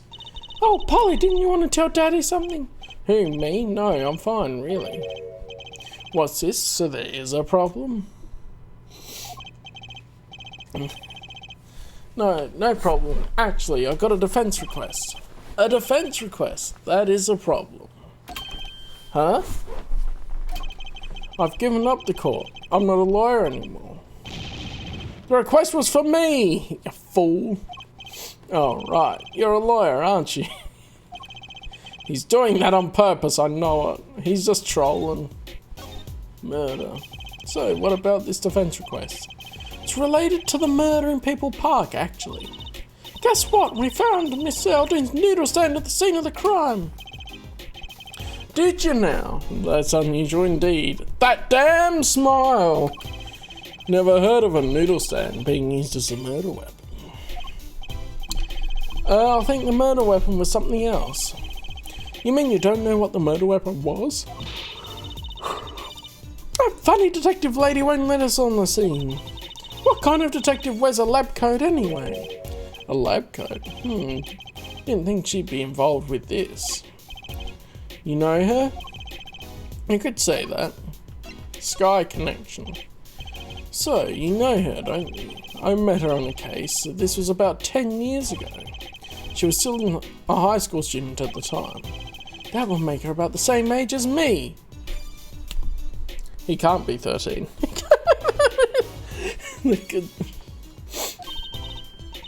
That's my daddy. He knows all the police types.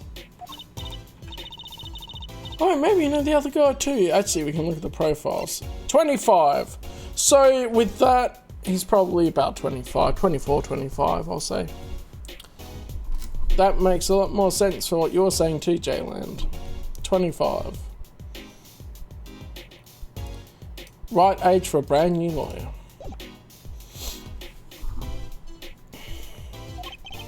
That other guy. That shining prince on the motorcycle. Yeah, almost never wrong, yeah. Exactly.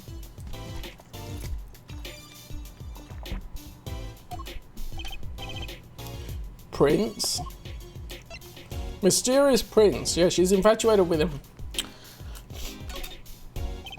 Apollo, tell me about this prince of Trucy's. Indulge a concerned father. He was at the crime scene. He looked just like Mr. Gavin. Did he now? He's smirking again. You know him? My guess is he's Christoph Gavin's younger brother. His brother, yeah, obviously some relation. We're acquaintances after a fashion. Clavier Gavin, rock and roll god incarnate. Sure. Clavier, what a lovely name. He's so dreamy. I didn't know Mr. Gavin had a brother. And what was he doing out there? I have a feeling you'll be crossing paths again soon. Now, what was the problem again? Having trouble investigating the crime scene in the park? Yeah, that detective woman won't let us. Go to the office. Under the silk top hat, you'll find a bottle of white powder. Bro's got cocaine. Try taking that to this detective. White powder, I hope it's not what I think it is. Just take it to her, it'll be fine, you'll see. Oh, and tell her I said hi.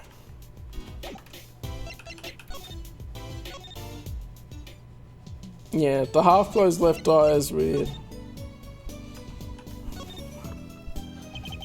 Now, this must be the silk top hat Mr. I mentioned. Let's take a closer look.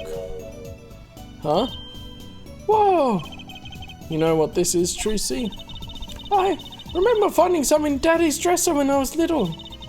I thought it was sugar, so I licked it. He got mad at me.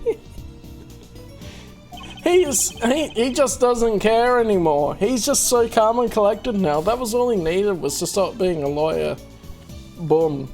No stress on anything else. He's getting more and more suspicious. White powder plays gingerly into pocket. Let's go talk to that detective. It even says, with the alleged ability to improve Detective Sky's mood, she's got to sniff that white powder. She's sure to know what that white powder is. Yeah, exactly. Freedom from responsibility. And probably much less shenanigans. Does this ring any bells? Ah, is that? It couldn't. Where did you get that? I brought it from the office. You work at the Wright & Co. or law offices, yes? Oh, you could tell just from the cocaine.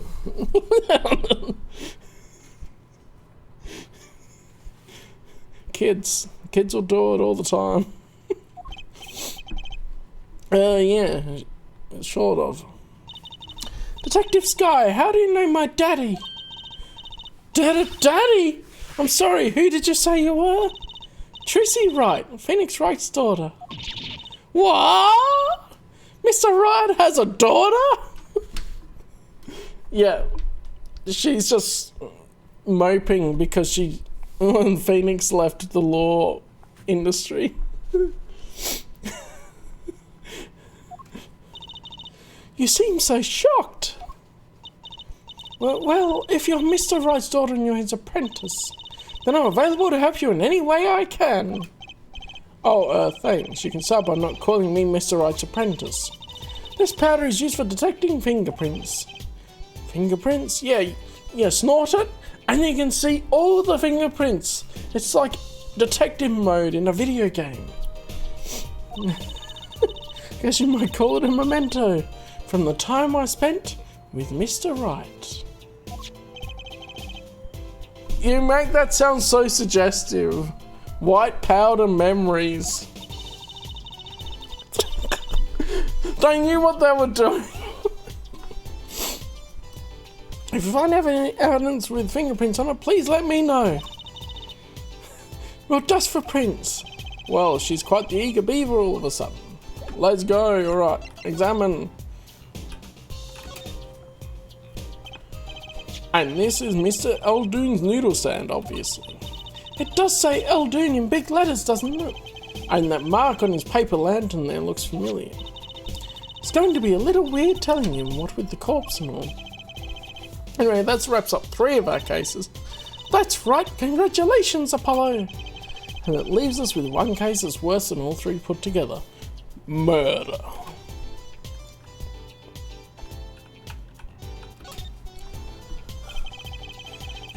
Yeah, she did. Special aphrodisiac powder. Well, that's how you develop the pan. It's this universe's Cortexiphan. You sniff the powder, you lick it, give your powers, bro. Blue tarps have been placed on the ground around the sand. Apollo! I bet the victim was going to have a picnic here. I guess he could have eaten all the noodles he wanted. Don't touch those. Those are preserving the crime scene. Oh, I guess the police put these tarps here after all. This mannequin is dressed up to look like a police officer. I've seen one at the station. A mannequin in place of a body. The body of the victim has already been removed. Do you think the victim was the noodle stand thief? What, you think someone killed him because he stole it? Yeah! Taking care of business, little plum Kitaki style. Try not to sound too eager about that, please. It's a knife. A shiv, to be precise. Ooh, lingo! The defendant, Waki Kitaki, is the son of known gangsters. The police are assuming this belongs to him. Wait, but wasn't the murder weapon a pistol? Huh? Look at this, there's a handprint on this shiv. A handprint? Then there might be a fingerprint. Let's investigate. Oh, it's automatically doing that. Right, first choose the fingerprint you want to examine. Choose a fingerprint. Look closely at the handle. Okay, oh, we get to do this manually. Neat. See, there's more than 1 fingerprint in here. Those black spots. That's right, pick the one you want to analyze. Okay, well, we'll start with this big one here. Right, let's get detecting. Wow, she's practically glowing with excitement. Look at her facial expression. This is why she's in the job. First, sprinkle some aluminium powder over the print. With a press of space, like this, see? The oil left by the print absorbs the aluminium powder, so you just dust it on. And blow it off. Blow? It's like whistling, you know how to whistle, don't you? Let's use R and...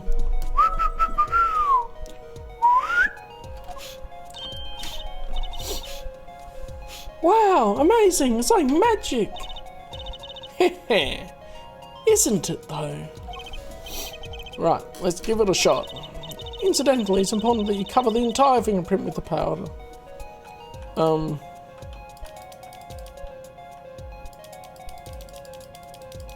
The entire fingerprint with the powder? I can't see anything. So you know what we're doing? We're filling up the whole screen.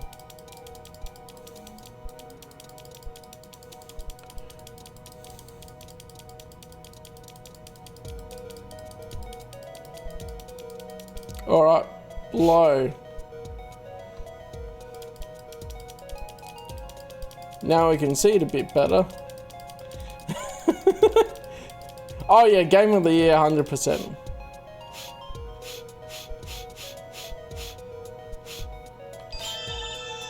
Okay. Good, clear, quite impressive. Next, to match the print. The police officer's sample so you can tell his finger this print belongs to. That doesn't sound like as much fun as actually finding the print. Analysis. Okay, pick the person whose print you think this is. You probably have a good idea and know if this is already. View fingerprints. Yeah. Okay, what if I just press next? Trucy. Yeah, Trucy, it's your fingerprint.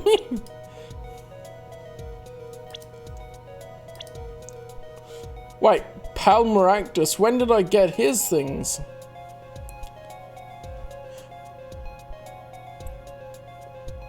It does look different. I can't do that. Clavier, Gavin, okay.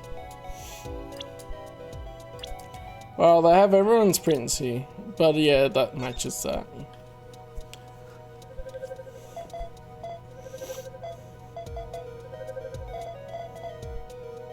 Okay, this is neat. So, the fingerprints do belong to the defendant. Alita's print? Oh no, can I see the fingerprints? I mean, we're going to be looking for more prints later. Yeah, that's crazy. They just have, so, at least they made them very distinct, hey? Yes, isn't it amazing? Ah, the power of science. It's my life. Apollo, she's sparkling. And I'm dimming. Look sharp, spirits up. The real fight is yet to come. Sanji fingers, 100%. Next, you'll be kicking people. Chin up, Polly. The trial hasn't even started, I'm already losing. The knife is added the court record, yeah. But we're not done yet. What if this is a different fingerprint?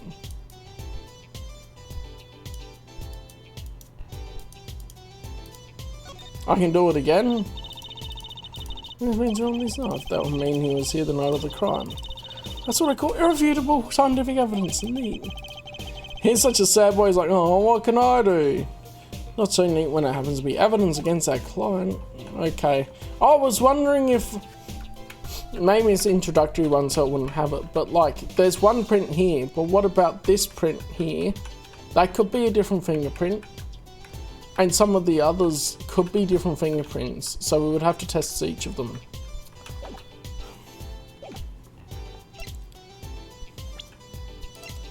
Now we should dust the panties for fingerprints. Actually, the mirror is probably more likely, but there's nothing there for that, okay.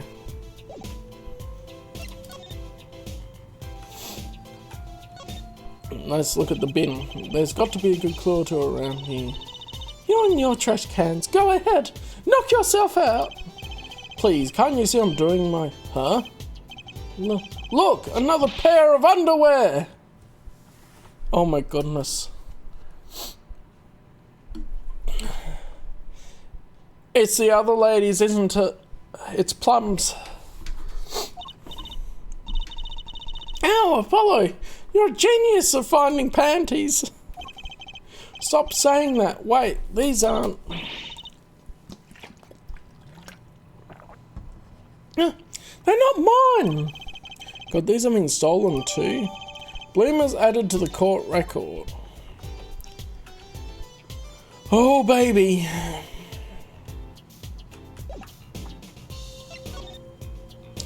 Alright, now's your talk, the case. The report came in late last night. The body was found much as you see it now, except for it was a real body. But why? Why was a body pulling a noodle stand? If I knew the answer to that, I wouldn't still be here. Mate, yeah, he should change his career to panty finder. Well, what was the cause of death? A bullet wound to the temple. He was shot by a pistol. A pistol? Not the easiest thing to come by in this day and age. Unless you're a cop or a gangster. Bombers. Names are people say bloomers. It's funny. Is it an Aussieism to call them knickers? I think so.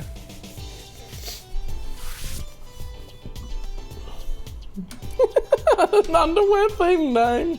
That's hilarious. I never noticed. Incidentally, the victim's name was Palmaractus. Of course.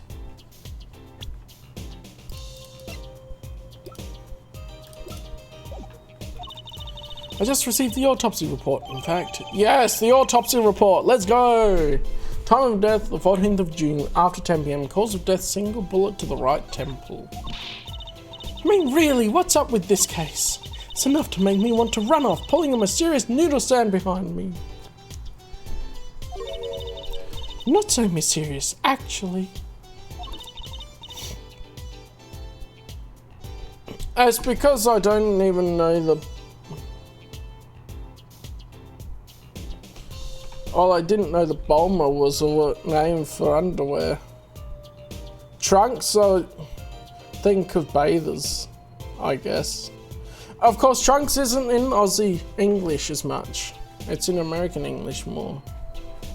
And I don't even remember bra.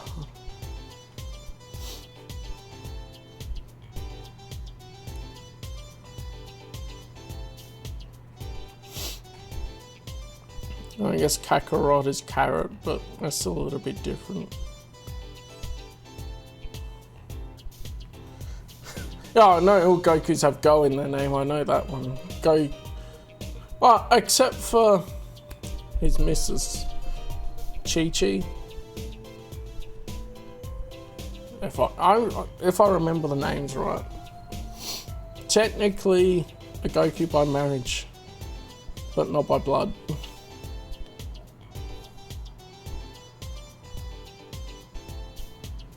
We should tell her, Apollo. After all, we know where the stand came from. A likely story. I didn't come here to play games, you know. Actually, we do know where the noodle stand came from. The noodle stand's owner is Guy Eldoon.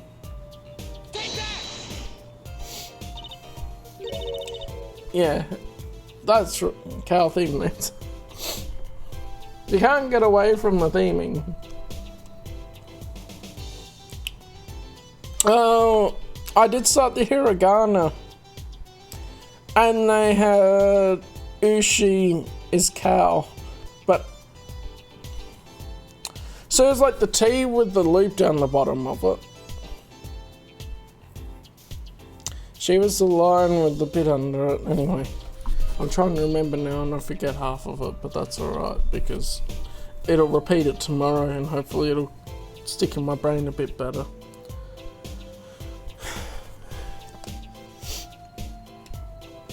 Yeah. And then Android 18 just cracks nuts. On topic, it is. She was eating nuts. It's topical. Who's this? Who's the old guy? This is a proprietor of Eldoon's Noodles, Mr. Eldoon himself. He's famous in this part of town. Not bad. I guess Mr. Right picked the right kids for the job.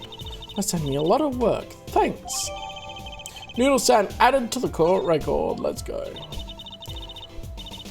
What sort of person was the victim anyway? So what sort of person was the victim anyway? You mean what did he do? He was a doctor. A doctor. I'm starting to see a connection here. Was he the Panty-snatcher? Or are we just going with my first instinct on the Panty-snatcher? Oh, he's not in here yet, but I still blame Director Hottie or Dr. Hickfield or whatever he's calling himself now. Creepy guy with the pink mohawk. Who? Me? I'm just a supervisor for this crime scene.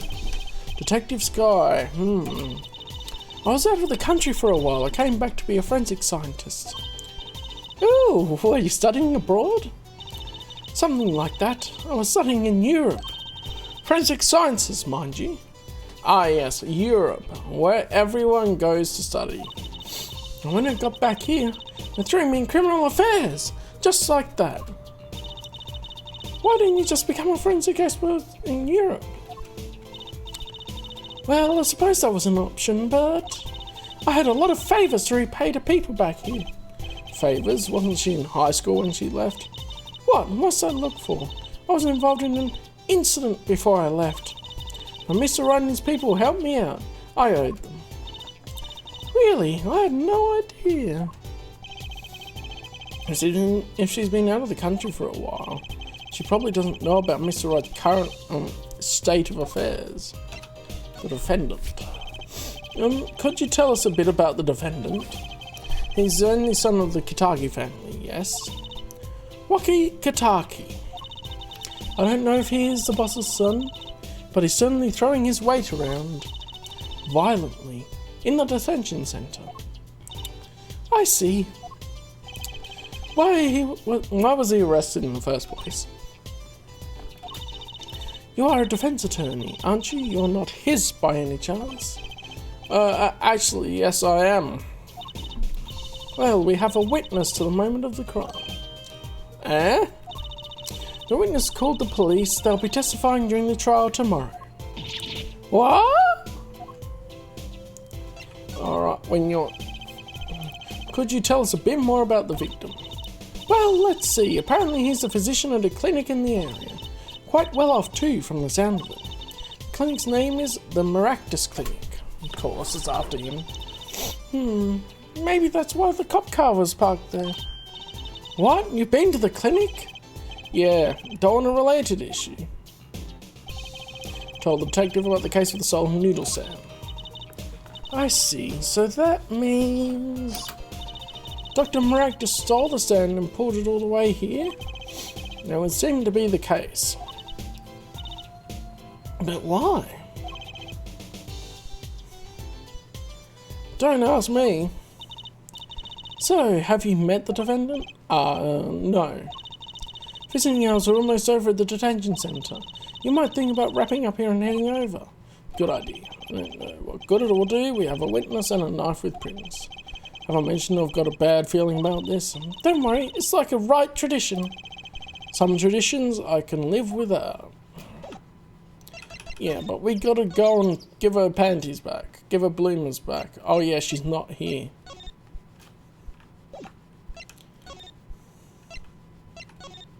Go back here and then go to the detention centre, yeah.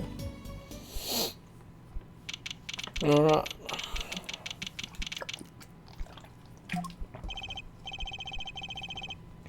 I'm sorry, meeting hours for the day are all done. But we still have 3 minutes. I'll put in your request, but don't expect anything. The father's talking in the private room with him.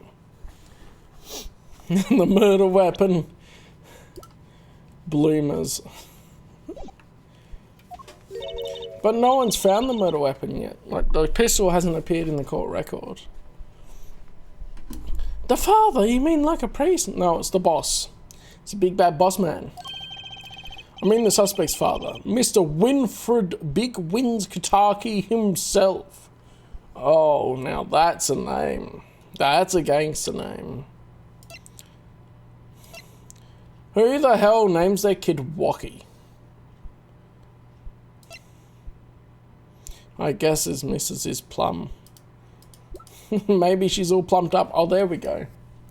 That's how he looks. Not someone I care to meet. Die, you! Oh no, that's the kid. I don't know, what kind of voice should I give him?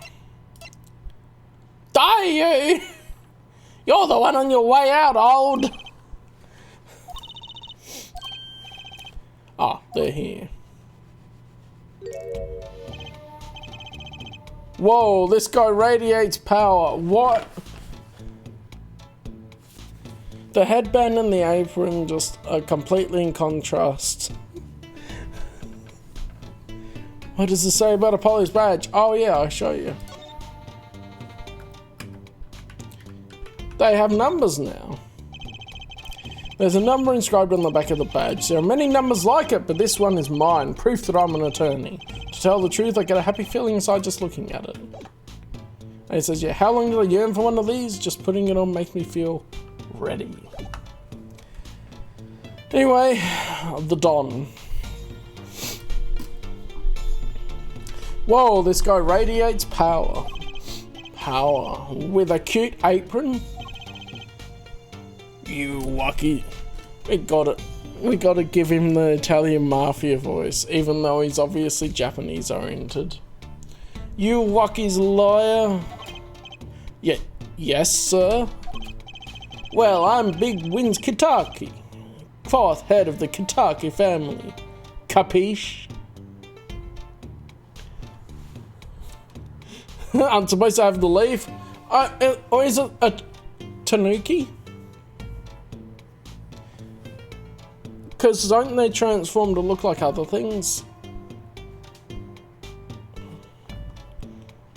I don't know. Maybe they'll say something about it. Yeah, the magic leaf. That's what I was thinking about. Maybe it's like a tanuki but a fox. I don't know. Actually, I came to speak with your son. It's Al Pacino. Oh, he'll get caught on tax evasion then. Mr. Justice. Yes? My son's innocent. He killed no one. If he were found guilty, it wouldn't be good. Capiche? Yes, I'm all about capiching. Capiche loud and clear. You gotta do more than just understand to make it. You'll learn though. Even if the lesson comes at the end of your short life. I don't feel so good. What's the big idea, old man? You can't treat me like a kid no more, not now. Oh my goodness, he just looks so cringe, doesn't he?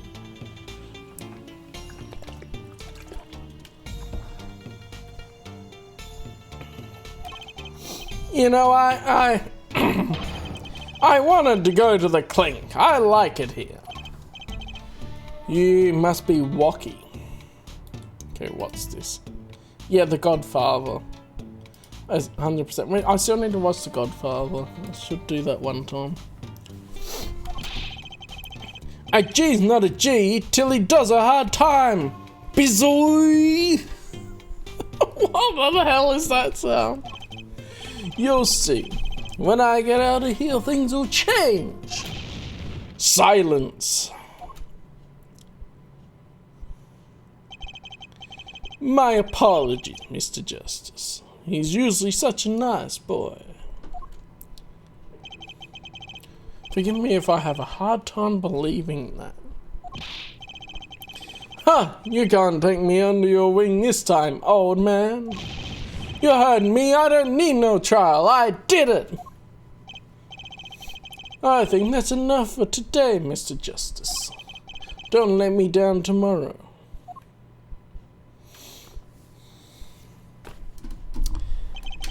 So much for talking to our client. But we made so much progress today.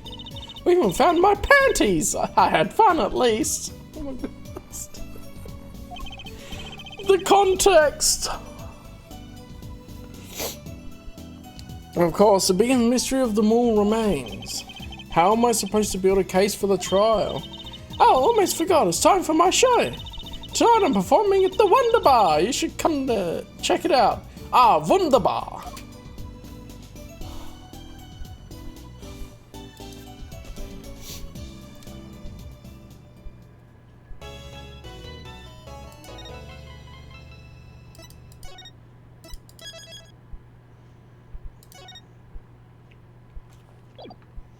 Alright, continue on. Let's go. The 16th of June. 14 minutes to 10 in the morning. District Court Defendant Lobby number 2. Ah, she's performing, it's alright. It's all wunderbar. And why can't we see the show? Huh, Mr. Rice not here today? Why am I doing that? Huh, Mr. Rice not here today? He said his old foot injury was acting up. Old injury? He was all smiles yesterday. Yeah, he was pumped full of morphine. What do you expect, Apollo? Yes, he smiled when he said we'd be fine as long as you're there, Tracy. Yes, fine. We'll be fine. Here comes justice! I started my voice training at 5 this morning. Ooh, do some now. I want to see you. Here. Oh, okay. My name is Apollo Justice, and I'm fine. That sounds more like a self-mantra than voice training. I'm fine, you know what I'm saying? Yeah, that was him. Good morning. Yo, sup? Hit me with the guilty verdict, G. See if I care. Yeah, that's his voice. He's a freaking furry. Like, just look. He's even made ears out of his hair. You just hang loose and let things go with the flow. You know what I'm saying?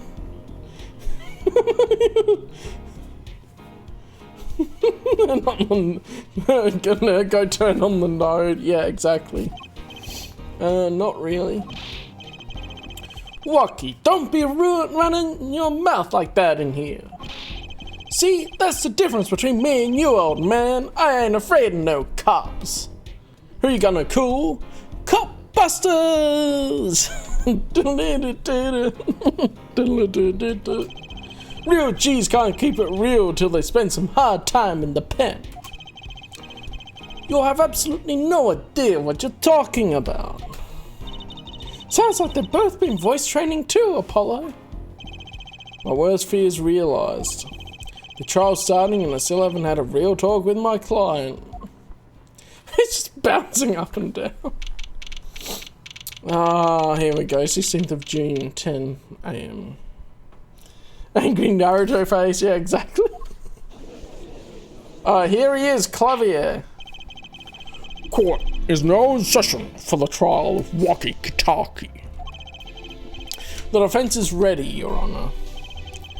Ready to rock and roll, Herr Judge. Do I need to try and do the German accent like Franziska von Karma? Oh, it's been ages since I've tried to do that. Anyway. Another German again. Oh no! I feel like he's not really German, but he just throws those words in there. That could be a funny twist on it. Ah, it's him! The guy from yesterday! He's a prosecutor? It's Mr. Gavin's brother. Kingdom Hearts von Karma. Long time no see, Prosecutor Gavin. Were you taking a leave of absence? Oh no, German and then Italian accents. What was my German things again? You will know the feeling of pain, Mr. Jones. Something like that. You know that little band I started in my free time? Thing is, we got real popular. No, I'm just gonna stick to my other voice and throw in random German words. You know that little band I started in my free time? Thing is, we got real popular. Hard to say nein to your fans when 3 of your singles go platinum, yeah. Yeah, that's an easier sentence to get into it. Hard to say nein to your fans when 3 of your singles go platinum, yeah. Yeah, they are German names. But the Christoph, it was with a PH. I'm trying. We gotta go over the top. It's Ace Attorney. Come on. I see. To be honest, I was a little concerned. I feared that you might still be distraught over that one trial. I don't know Swedish. I've hardly heard Swedish. Would you rather me talk about Phoenix the Fright?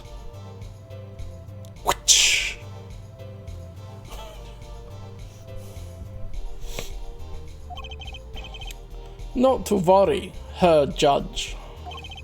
I wouldn't miss this day in the court for the world. For the world.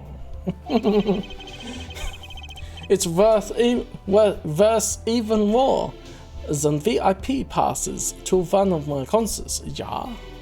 There you go. How could I pass up a chance to see the true strength of the little boy who bested my brother?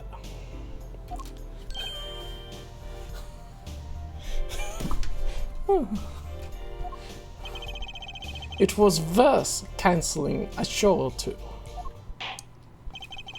Understood.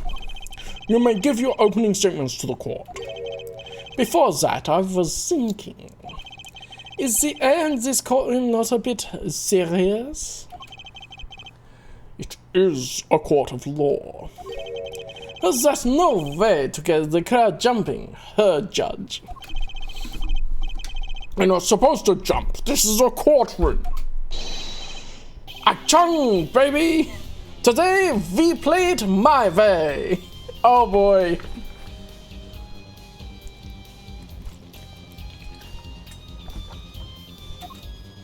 Here we go. What's that noise? Oh, the music's diegetic, is it? Sometimes you have to get on up in order to get down to prosecuting. Now I sound half like I'm supposed to think. Sometimes you have to get on up in order to get down to prosecuting.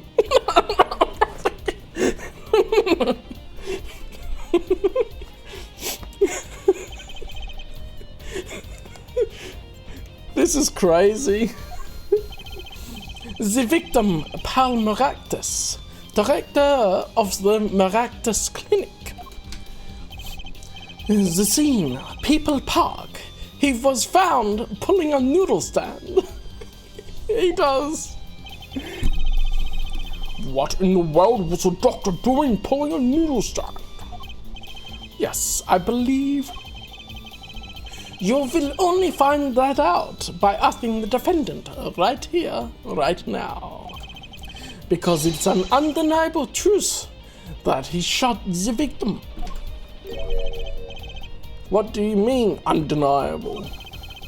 If you are to glare at anyone, Herr Justice, glare at the punk in the defendant's chair. His crime was witnessed quite clearly, you see. Very well. Please admit this witness to the court. Oh, there's his air guitar. Nine? Not yet. Is that his objection sound? He doesn't say objection, he just plays the air guitar and it actually has noise. First, there is a little matter to be cleaned up. Could you talk without the accompaniment? I swear I could see the guitar for a second. He has superpowers. What is it, Prosecutor Gavin? The motive, Herr Judge. Why did the little punk do it? Why did he kill the director of the Maractus Clinic? Not so fast. The defendant doesn't have to explain that. Oh, but what if the defendant specifically requests to do so, as he did this morning? I want to give a shout out to my homies, I believe he said. What? What is right? They always say that on stage. You should hit the crowd with speed and ferocity. Sounds like it got you good, huh, Polly? Well, this is highly unusual, but the court will now hear from the defendant concerning his motive in the crime. Oh boy. So, you, son, are the defendant, Wacky, are you? I ain't your son, old man. You step into it. Liar! Judge's son instead of the actual mafia bosses. That's the plan all along. You step up to a Kentucky, you best be prepared to step strong. You step to a public official, you best be prepared to step into a jail. You got to hand it to him, Wacky sure has guts. It's not his guts I'm worried about. Well, the court will now hear testimony on the defendant's motive from the defendant himself.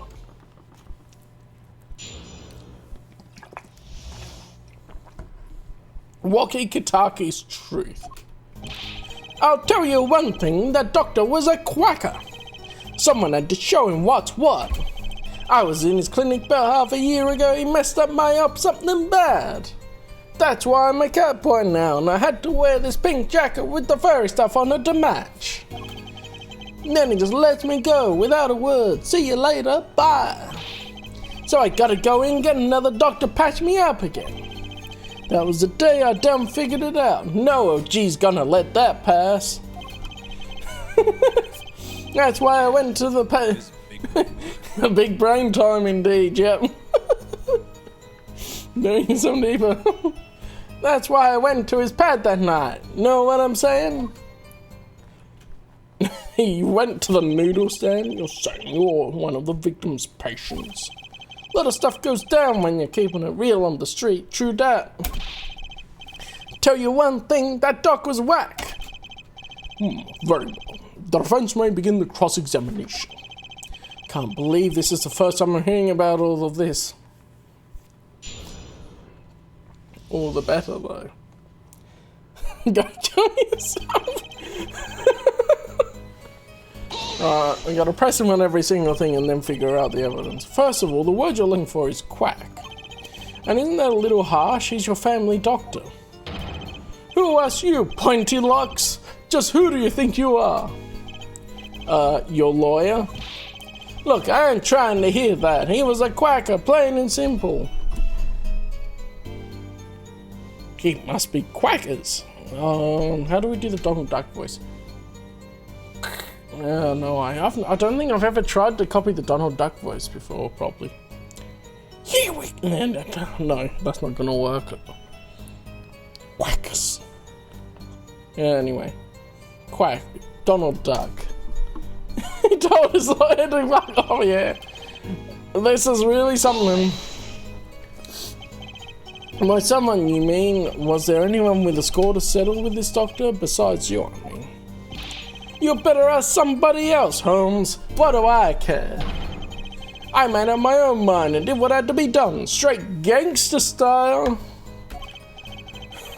But why were you so mad at this doctor? Yo, sit back and listen while I drop it, J-Man. J-Man. So you were a patient at the Maractus Clinic half a year ago. For what reason? I had what you might call a mark of honor. Can you explain precisely what was wrong? Yeah, he has to be about 200 years old or something at this point. Yeah. We had a little run-in with the Rivalis family. That's when I pulled a jack move and ran into an ambush. G busted a cap right in me. Oh, so he sort of had the same hairstyle and jacket even before. According to my sources, you couldn't stand the stress of fate. He was. He has to be. He's an eldritch being. But he's always got that single brain cell, which is why he's perfect as a judge. And then, in 15 minutes before the appointed time, by yourself. Hey, I was more than a match for those guys. So you were carried to the Maractus Clinic from there. Apparently, he was shot in the heart. Shot in the heart, and he's still alive? Localizing of this guy. Have you seen the original?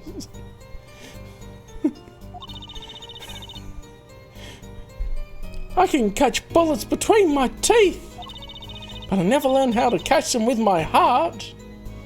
It's pretty easy, Tracy. The bullet stopped just short of my thumper, you know what I'm saying? I would have been golden if it weren't for that whack dog. Can't even take out a stupid bullet. So, as you say, the surgery was a failure. That ain't all of it, Holmes.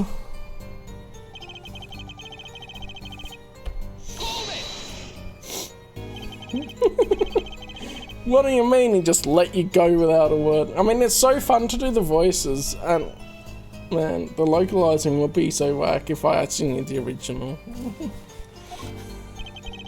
What do you think it means? It's whack, that's what. I'm not sure what that means, but it sounds bad. It sounds as though her doctor wished to hide his mistake. This is why he let the defendant go. He's a liar, straight up. He's a badder G than me. What other doctor? So this bullet is still... You know it. I can still feel it. Right here in my chest, pressing up against my heart. Your words are like a bullet shot straight into my heart. Or something to that effect. Incidentally, that's from one of our hit singles. Well, that sounds like a straightforward case of malpractice. Word, J-Man. There weren't no accidents, that's for shizzle. Oh my goodness. They really went hard with... Man.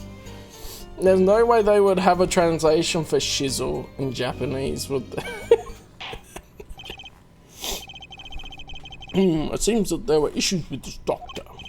Man, putting him down was like doing the world a favor. Walkie, please consult your lawyer before saying things like that. Chin up, Apollo. Back straight. No. Shizuru desu. Yeah, I know. I know what shizzle is. Or they would just be like appropriating the English word shizzle desu. But why did this mistake only come to light that day? It was found during the family health checkup. The family checkup? That was the wackest thing of all us G's lining up, taking eye exams and all that. Better to die young and fade away, bizoi. I don't think I've heard bizoi before.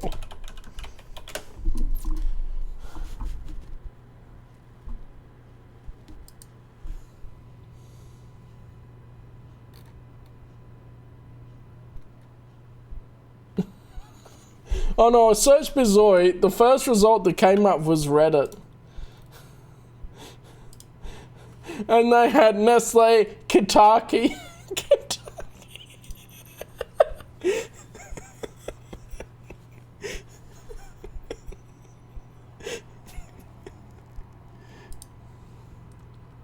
because I was like, what is bizoi? Apparently, it's just a thing he says.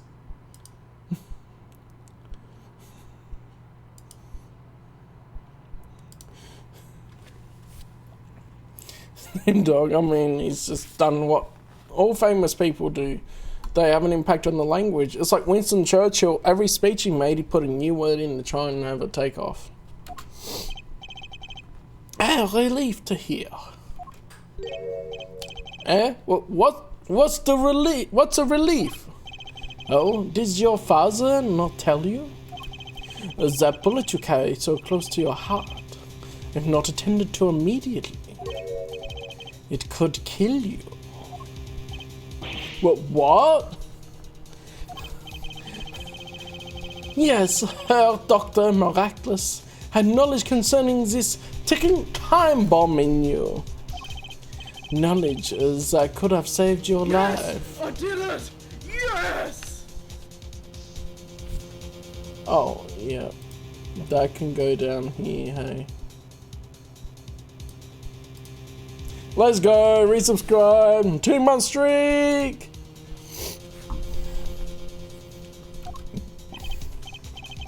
No way, that's whacked! There is proof. Your checkup report. Rocky's checkup report added to the court record next to the bloomers. How ironic that you would kill the man, one man capable of helping you. Yeah, in his shoulder, wasn't it? In Von Karma's shoulder, not near his heart. Your lightsaber's so hot right now. Oh yeah, so good. You're almost as careless as he was. Ah ha ha ha. Well, now that the place is hopping, let's get this gig started. Yeah. So started. We've had enough of a warm-up act, yeah. Time to hear from the witness. Rocky sure is quiet all of a sudden. I'm a little uneasy myself. Is this Gavin's strategy? Who is this? So, you will tell us your name and occupation.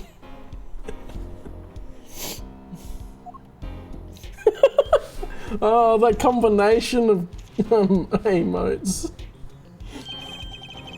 It's freaking Moe eyes again. From Heroic Age. He's just got different eyes at the moment, and they did his lips up.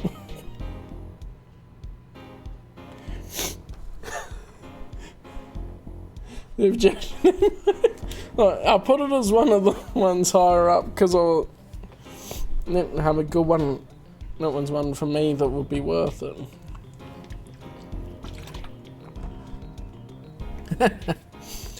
Okay, my name is Wesley Stickler. By occupation, oh boy, that went too fast. As to being unemployed, however, we also acknowledge the meaning of identity, which is commonly attached to this notion of occupation. Once we have accepted this reality, we see that our confusion is not just all per se, but derives from the vagueness inherent in... Yeah. This is what we do. They put in the history for this. By occupation, I take it to refer to some labour that profits society at large and supports a livelihood, under which definition I must confess to being unemployed. However, we must acknowledge the meaning of identity, which is commonly attached to this notion of occupation, and once we have accepted this reality, we see that our confusion is not gestalt per se, but derives instead from the vagueness inherent in our all representations of thought, by which he means to say that he is a student. By which he means to say that he is a student. He's just so real. He's just like Anakin with his thesis in that video.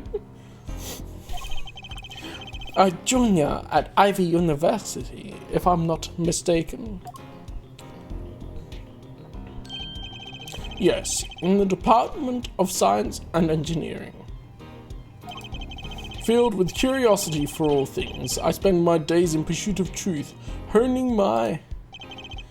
Herr Stickler, please direct said curiosity to the case at hand today. Very well, Mr. Stickler. Please testify to the court about what you saw on the night of the crime. You ask, quite simplistic. Oh no, I'll have to read these back too. Dagnabbit.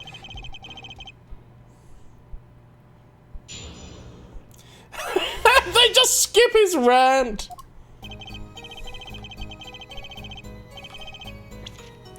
Okay.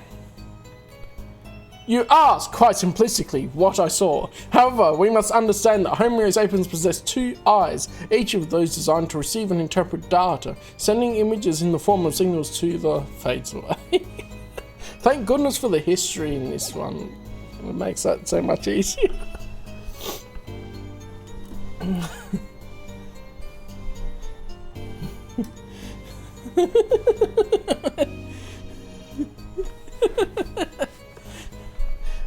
It's still a public appearance. He's still studying. It must have been his graduation day, and then they pulled him into court. That night, I passed through the park on my way home from shopping. When I saw them, one man pulling a stand, another man facing him. I saw them quite clearly. The man facing the victim was the defendant. In his hand he held, yes, a pistol. It was pointed at the man pulling the stand. I shot! The bullet hit the man pulling the stand from the front, square in the forehead. Oh, he would probably say forehead. He's an academic. Was there anyone else in the park at that time? I can say with 100% accuracy that there was not. The pistol our witness refers to is this. Oh, finally we get the pistol.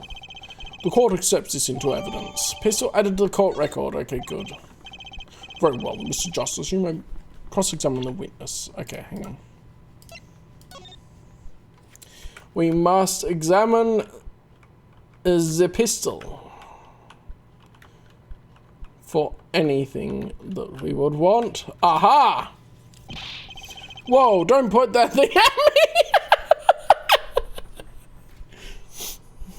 me! He's talking, but you be. Okay, I'll get a screenshot. I'll be talking again. Don't worry, I can handle myself around guns. Magic guns, at least, the ones the pigeons come out of. Very reassuring. Really, that was it? Magic guns the pigeons come out of. Yes, Your Honor. Huh? Tracy, why are you staring like that at the witness? Well, that man... I can't help but feel I've seen him somewhere before.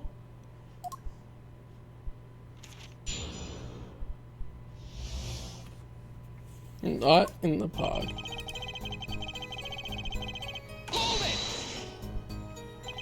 On the way home from shopping, you say, why go through the park?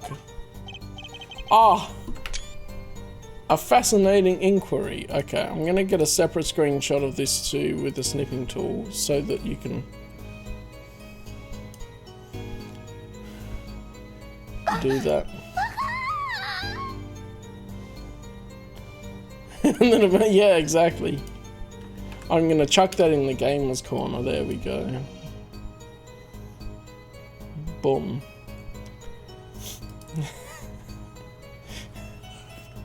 The lips and everything. Ah, a fascinating inquiry. Revealing me culpable of being insufficiently verbose. Let us consider the time saved by passing through the park on the way home from the store. In that time, I am capable of solving 2 GMAT problem sets. On average, it requires me 3 minutes 24 seconds per set. Okay, I'll read that in a minute.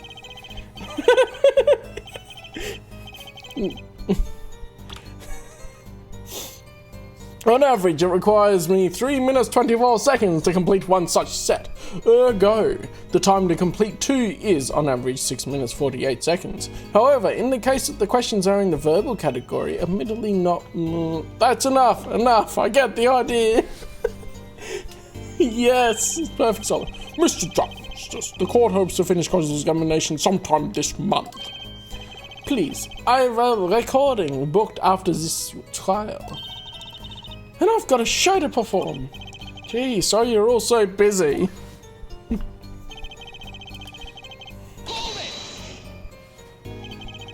Were these men talking by any chance? Ah, now that you mention it, they were, although I cannot claim I heard them clearly.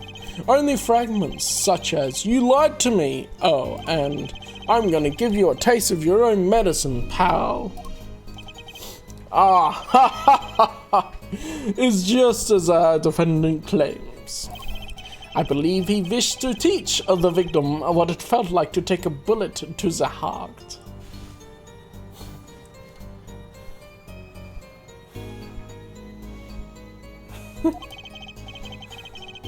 If that's true, then this is a vital piece of testimony. I don't even know what the GMAT is. There we go.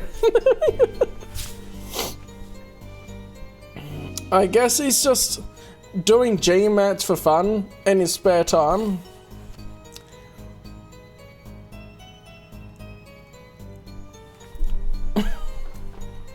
Is what it sounds like to me anyway. If that's true, then this is a vital piece of testimony. Sounds like he heard them clearly enough to me. Might I be allowed to amend my testimony? Well, what now? To be precise, he did not say pal, but man. Yes, that was the way of it. I swear it on my diploma. Ah, of course, he's gonna create Gundams. There we go.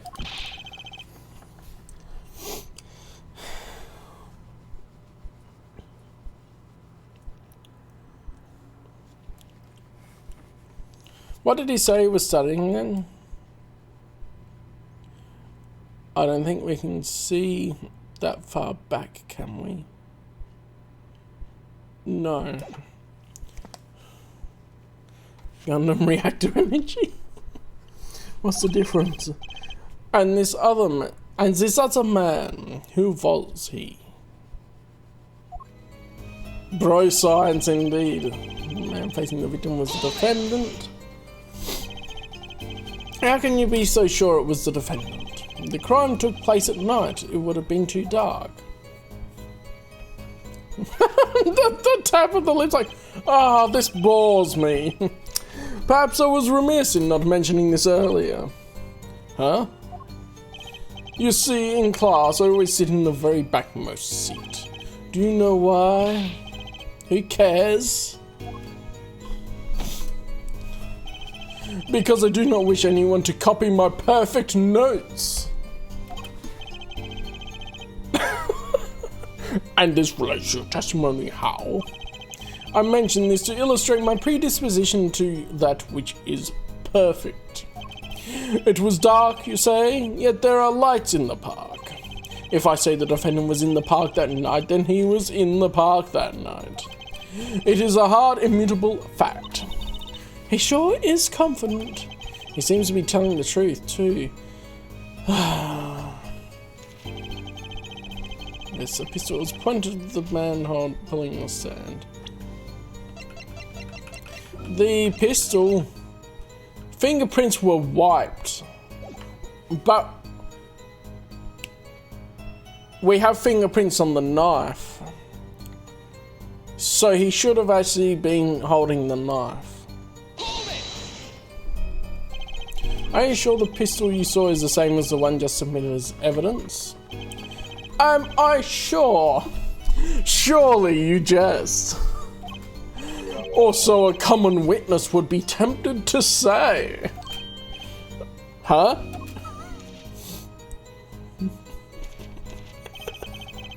Yet I am no common witness. I see not only events as they are, but the logical structure governing these events. First, we must consider the fact that it was night in the park, and I will have to read the history again because he's going way too fast.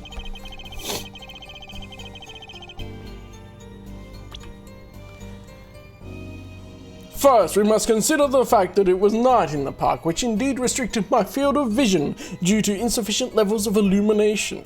Now, if we consider that the pistol, let us call it Object A, was indeed shrouded in darkness, it becomes difficult to say with certainty that Object A was indeed Object A. I think it means he couldn't see it that clearly.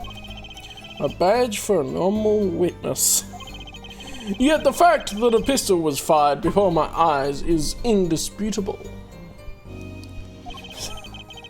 I can still see it when I close my eyes. The defendant raised the weapon. Square in the forehead. That is incorrect, good sir. The autopsy report said it's a single bullet in the right temple, but let's press it first. Are you absolutely certain only one shot was fired? Yes, of course it was one shot. Why do you ask? Aha, a contradiction, finally. Mr. Sickler, according to the court record, the pistol was fired twice. Was it? 2 rounds were fired. Ooh, that's also a thing. I was looking at the autopsy report, as a good lawyer does, and seeing that it's a single bullet to the right temple as well. A clear contradiction. Good eye. Sorry, I'm so used to doing the academic guy now. Good eyes, Herr Justice. You're cool, real cool. Eh? You really think so? Yet, there is no reason why this other shot had to have been fired that night. Meaning?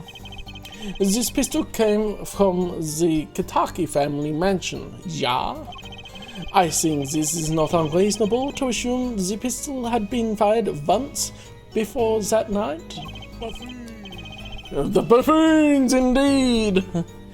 Jiren. Oh, yeah, actually, that's... should be hiding behind that when you do that, because you don't need to double up on the sound alert thing. During perhaps another altercation? That's on max for the sound alert. Maybe I need to like re-record it and max out the volume. It really does. He's got a point. Judging from his smug expression, I'd say Prosecutor Gavin had that answer ready before you even spotted the problem. It seems he's pretty confident in his testimony. We always make the biggest mistakes when we're most confident. He's got a weak point somewhere, Apollo. Find it. Yeah, I know. I just pressed because more content. Right, let him give that testimony another listen. We know it. Can I just click? Square in the forehead, which is incorrect, good sir. Phew, if that's all of it, I think I have a chance. Is that you relaxing, I see, Herr Justice? Oh no, I've turned back into Franziska. Is that you relaxing, I see, Herr Justice? Huh? Oh, objection! Once is quite enough, Mr. Justice. Apollo, pace yourself. This trial's not over yet. Right. Look at this.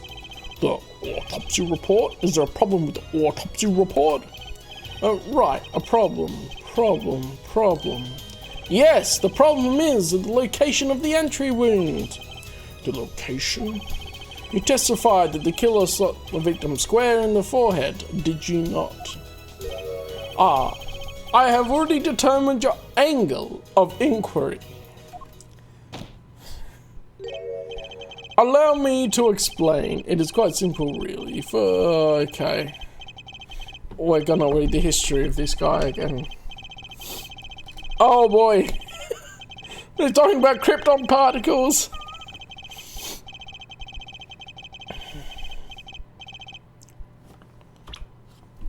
Alright.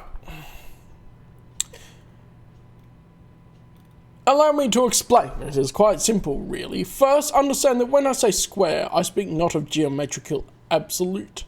What do I mean by this? For example, the defection of a meter is 1,650,763.73 times the wavelength of the light emitted by a krypton particle. As we all know. In addition, it is a well-known fact that krypton particles are rare and invisible to the naked eye, which points to a basic fallacy in your line of reasoning, namely that when... Mr. Justice. Yes? What's your objection to these, krypton particle things?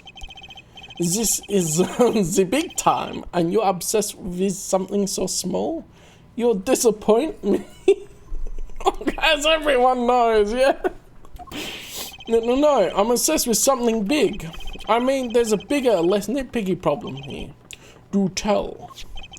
Just look at the autopsy report. The location of the entry wound was the right temple.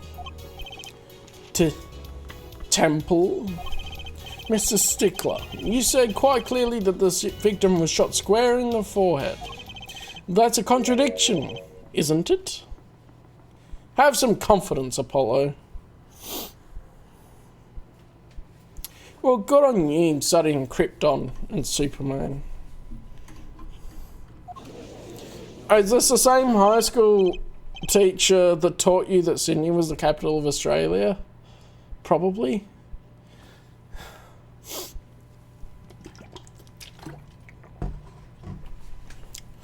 It is, right? Finally! Her justice. Oh, her justice. Yes. Your tactics are outdated. Trying to shake the witness by objecting to trifles. Surely you haven't forgotten the fatal wound your master suffered 7 years ago.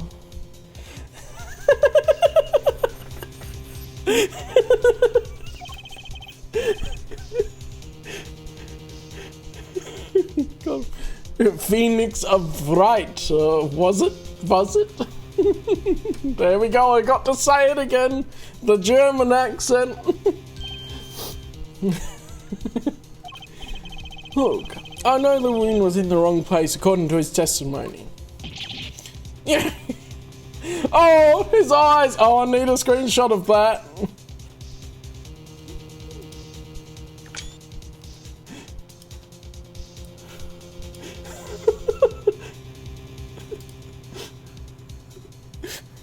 Great.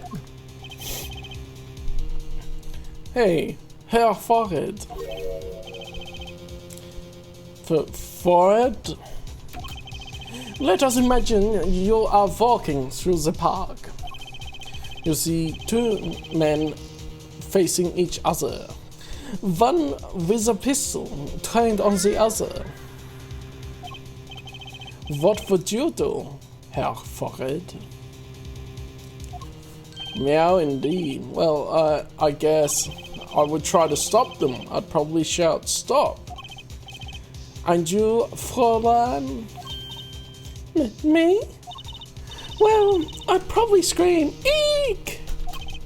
And you, Herr Stickler? What did you shout? I wonder. The victim turned his head at the last moment.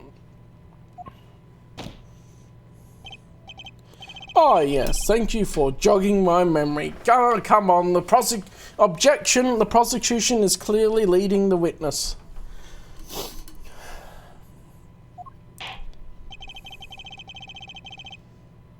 Oh, isn't it just objection leading? Unlearned. Haha. It sounds like an adjournment to the testimony is required. No. Clearly he's jogging his memory about what he shouted.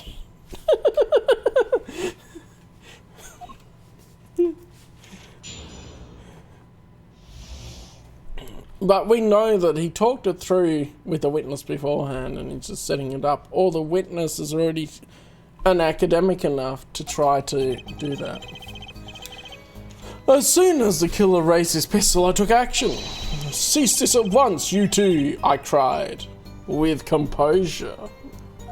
The victim turned in the direction of my voice, and a shot rang out. Hang on, that picture would have been hit in the right temple, the left temple. I guess you have to do that for a specific answer type thing in leading? I don't know. I was just thinking he's leading him to go towards some sort of other answer. Whereupon our cowardly killer, the defendant, appeared to have become frightened. Tossing the pistol aside, he fled from the scene.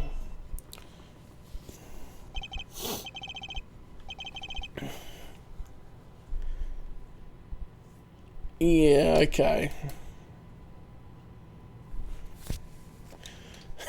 Did you put your name in the goblet of fire? Dumbledore said calmly, yeah. I see. So you attempted to stop the crime. Indeed. With composure. Because I can't look bad in front of anyone. Well, maybe the criminal wouldn't have fired if you hadn't shouted like that. That doesn't really matter now, unfortunately. Let us consider this new testimony, shall we? Observe the diagram, if you would. Aha, we get a diagram.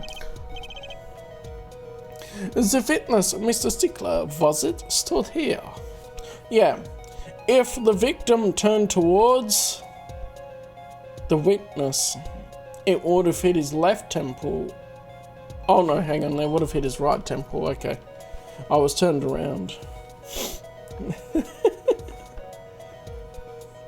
The witness, Mr. Stickler, was it? Stood here. He shouted, "Oh, stop, please," or something to this nature. And the victim responded by looking in the witness's direction. If the killer were to have fired at just that moment, as we can see, the bullet would have struck in the right temple, as in the report.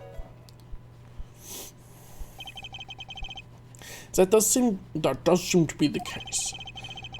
Witness the power of Junior in Ivy University's Department of Science. There we go, Department of Science. So, is that meant to be GRE or GMAT?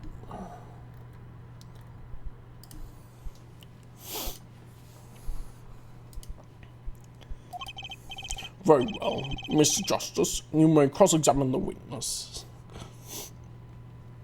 Only business school is GMAT. Oh, well, maybe he's doing business school on the side.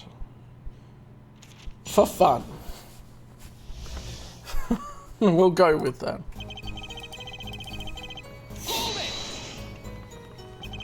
So you saw a raised pistol, weren't you frightened? It can be said we students of Ivy University know no fear. The moment I saw that pistol, my inner sense of justice compelled me to take action. That was certainly brave of you. You might have gotten shot. Eh? You're certainly very lucky.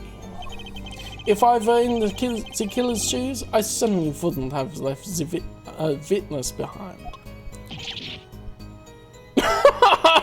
He never thought of that. He actually looks like he had no idea he was in danger. Oh, it reminds me of you, Tracy, talking to the gangsters. Regardless, I attempted to halt the bloodshed.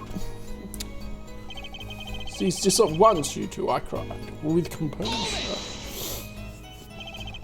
Are you sure both men were able to hear your voice?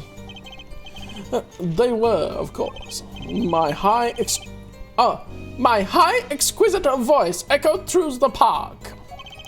I need to have a higher pitched voice for him. And the victim responded to that clarion call. Tenor mouse race. Quite!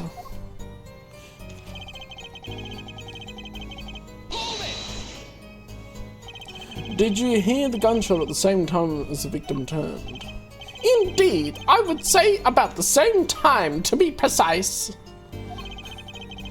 And the victim didn't ask you for help? It can be said he didn't have time to ask.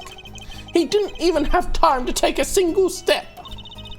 I'm totally sure that the killer fired because Mr. Stickler startled him. Don't say that too loud, Trucy, please. Not a pixie boy. Whereupon, a cowardly killer, the defendant, appeared to have become frightened. Can you describe the killer's actions more clearly? He seemed quite surprised, especially considering that it was he who did the deed. As we can see, human psychology is a tangled web indeed.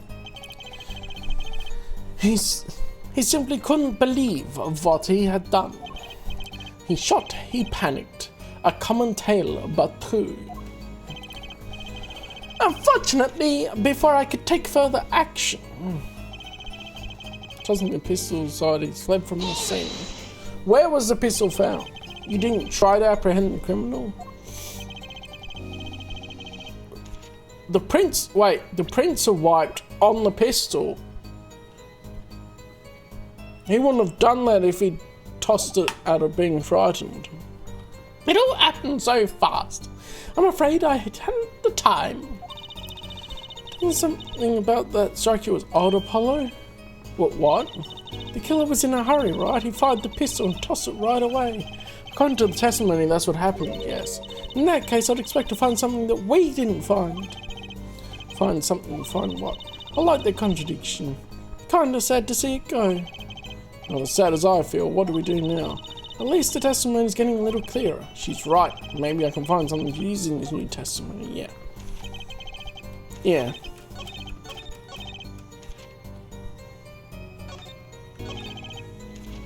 G's options. I'll just save it because it's been a while since I saved.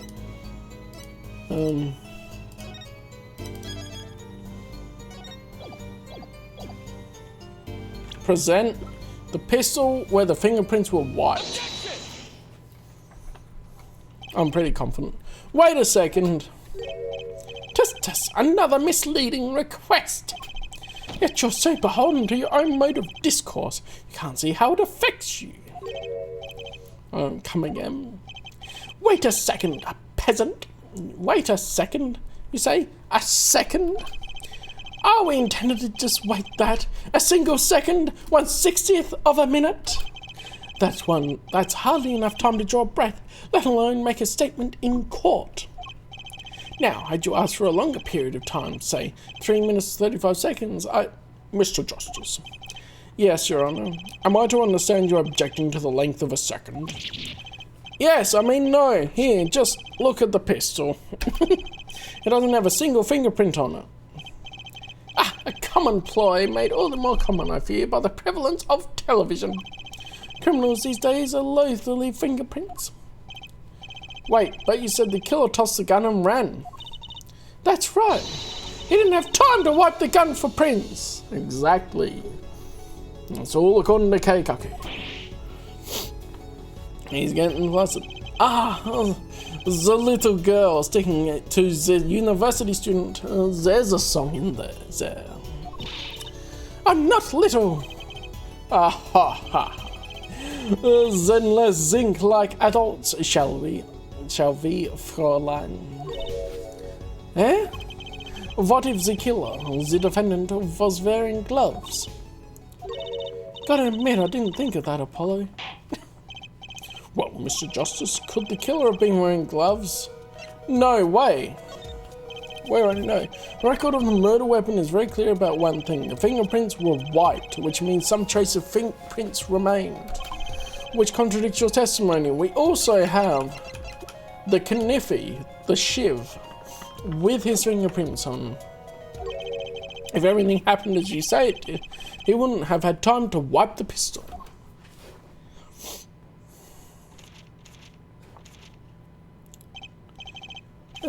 That may be, but it does not change what I saw.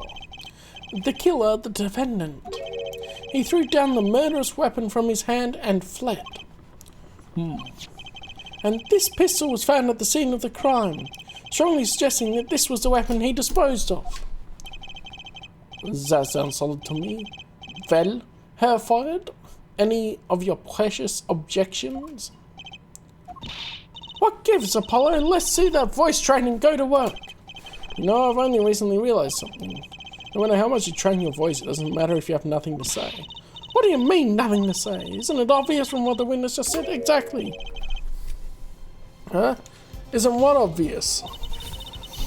When he restated what he saw just now, he said he saw Rocky drop a murderous weapon. But that's not the same as being 100% sure of what Rocky was threw away. You're right, it's the knife. Why do they have to be so dumb sometimes? He's just confused because the pistol was found at the scene. Poor Mr. Stickler. It must be hard to be so perfect, and yet so wrong. Well, it can be said that I'm quite offended. While it is indeed true that once in my youth I wrote a love letter in my own blood that was seized by the teacher and posted on the blackboard for all to see, and then I gotta read the rest in the history.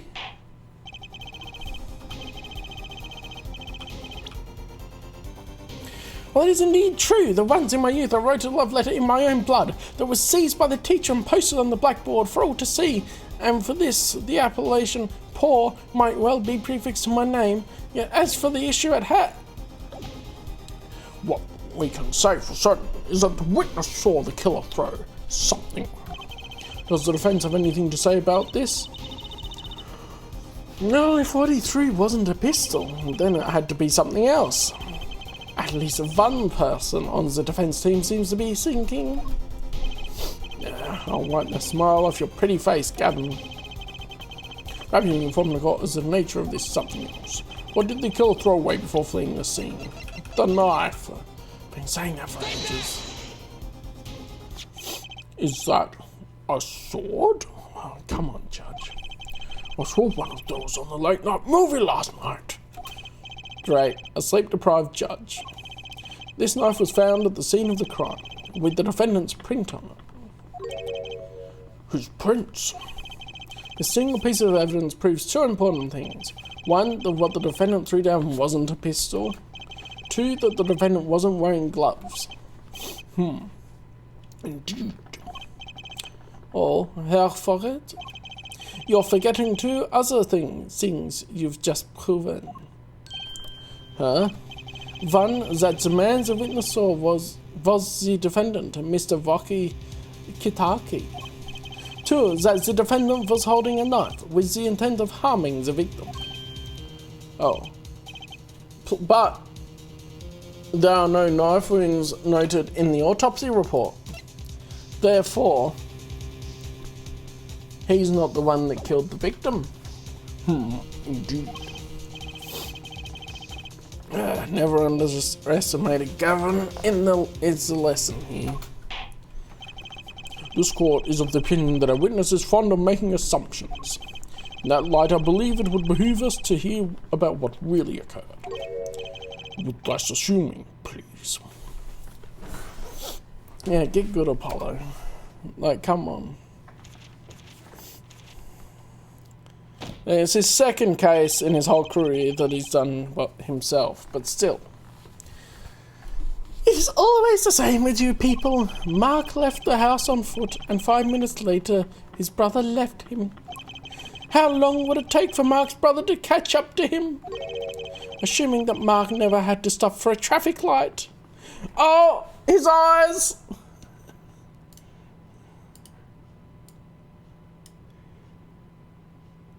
He's got moe eyes!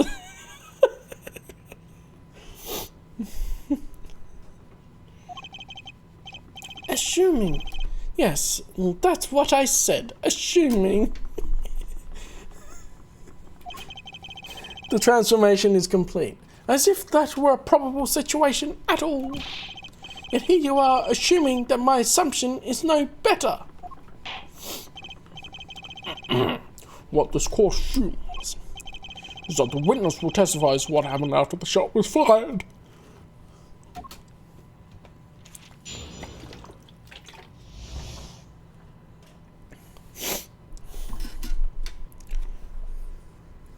Nah, I don't want him. You don't speak for me. I will not be pretending a smile. I will destroy him. I could not prevent the killer from leaving the scene, nor could I simply leave the scene in good conscience. Ergo, I used my cell phone to call the police. Until the police arrived at the scene 10 minutes later, I saw no one else. Hold on.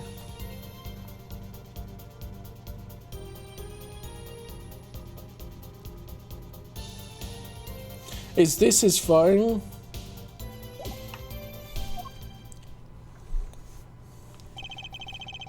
Why didn't you chase the killer?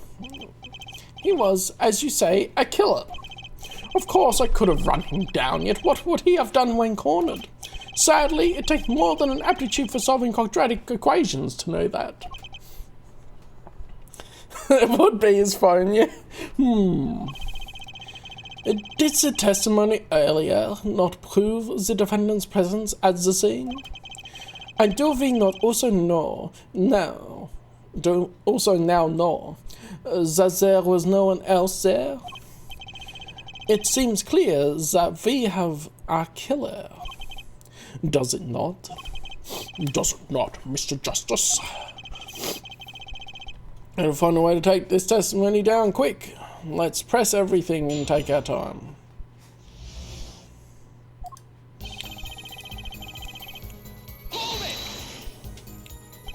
Which way did the killer run? By that time, it was clear the killer had noticed me. Naturally, he ran in the opposite direction. Well, he ran in the opposite direction from the Kataki mansion. Achung, don't even think about pointing out that he was going away from his home. All he had to do was look back once he was out of sight. Now, how did he know that's where I was going?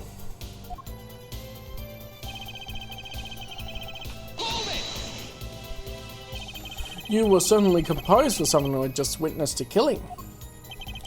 If one is to devote one's life into the pursuit of science, one must never flinch at the sight of a little blood, nor be so moved by a chemical discovery that one drops one's flask upon the lab room floor.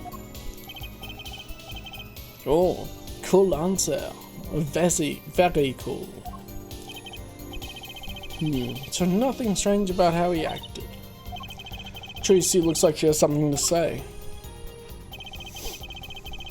Use my cell phone to call the police. Wasn't your first thought to call an ambulance? It can be said that I have dabbled in medicine. Hello, croaking. Just landed in Australia? Nice one. It can be said that I have dabbled in medicine. The injury I witnessed, namely a single shot to the head, tends to result in death. Ergo, there was no need for me to call an ambulance. Yeah, because apparently he's a medical professional as well, is he? Oh, a perfect syllogism. A proof in 3 parts. Exquisite. Simply exquisite.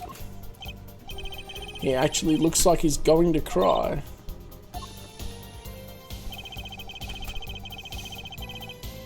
And so no one else.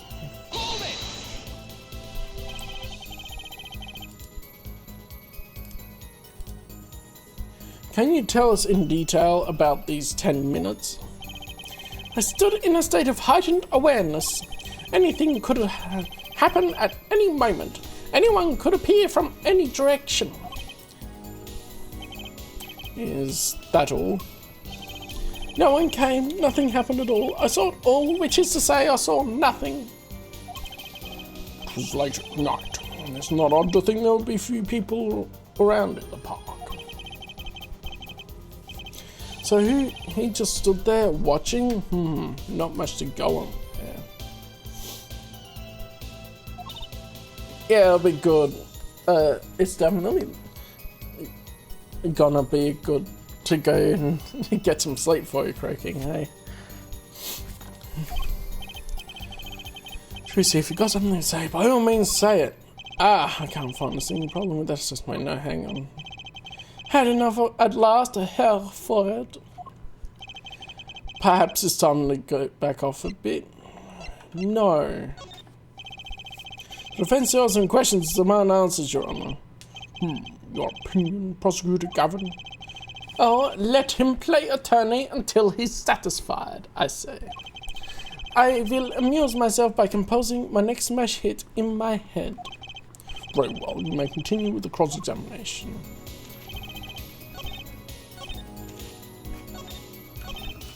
Just in case.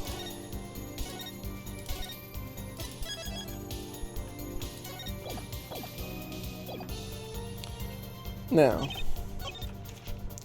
is this your phone?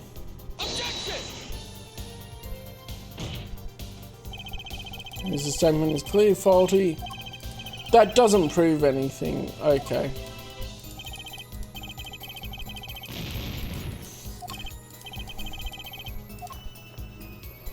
Wrong track. Objection!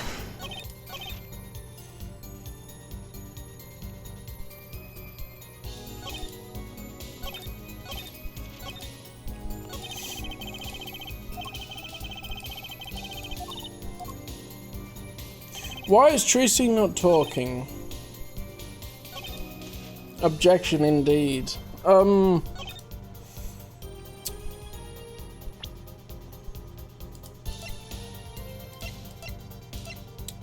Can't use the majority of this.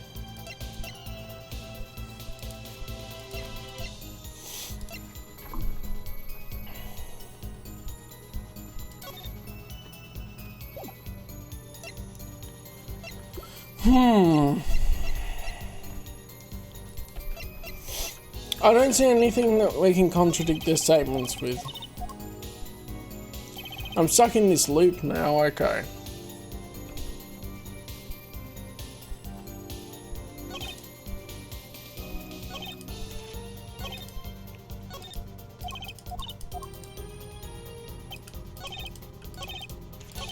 Must be, I saw no one else.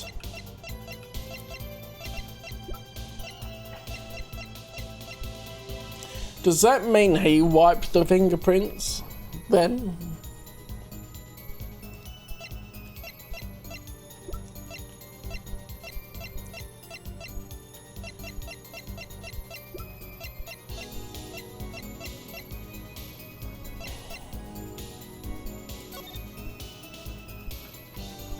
Oh, is there something on here? I didn't look.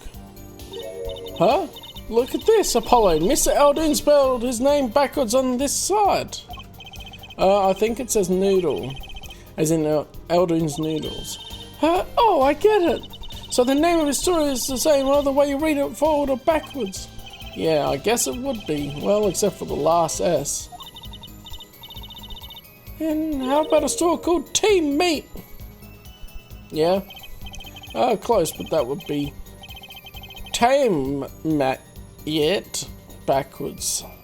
And what kind of store is that? Tame Man. Why, a store that sells meat? It's not meat unless it's team meat. I haven't gone out a whole lot, to be fair. You know when you live somewhere and then you don't really go out to eat?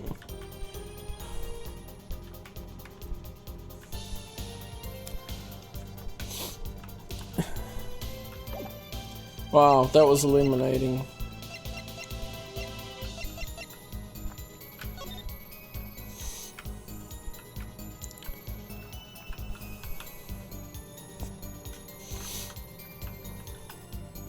There's a few nice places around the Opera House. You can just pick what you like, because I think the ones around there are good.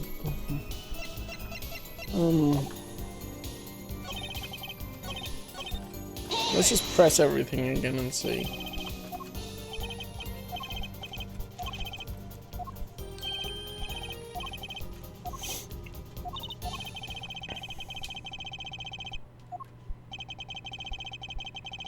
Some of us have glamorous careers we'd like to get back to this month. Yeah, fuck it.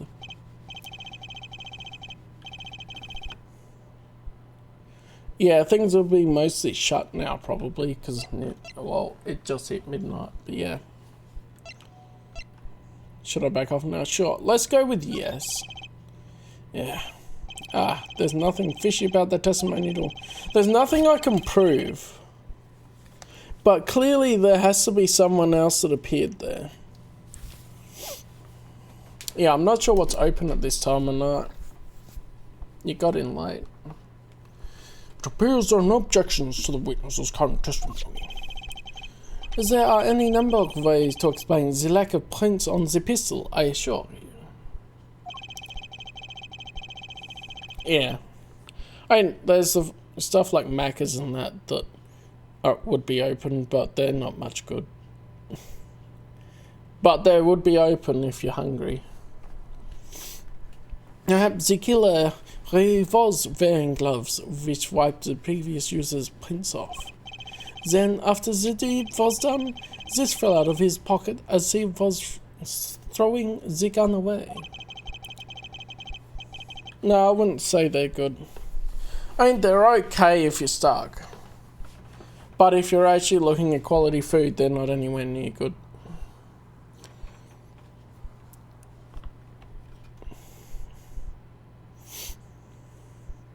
I guess you get Macca's and KFC and the fast food joints that would be open. Some of the pubs might be. It is a Saturday night. You probably get the drunks around at this time too. But hey, if you want to go to a pub, there's probably one open. Usually you can get a decent meal at a pub.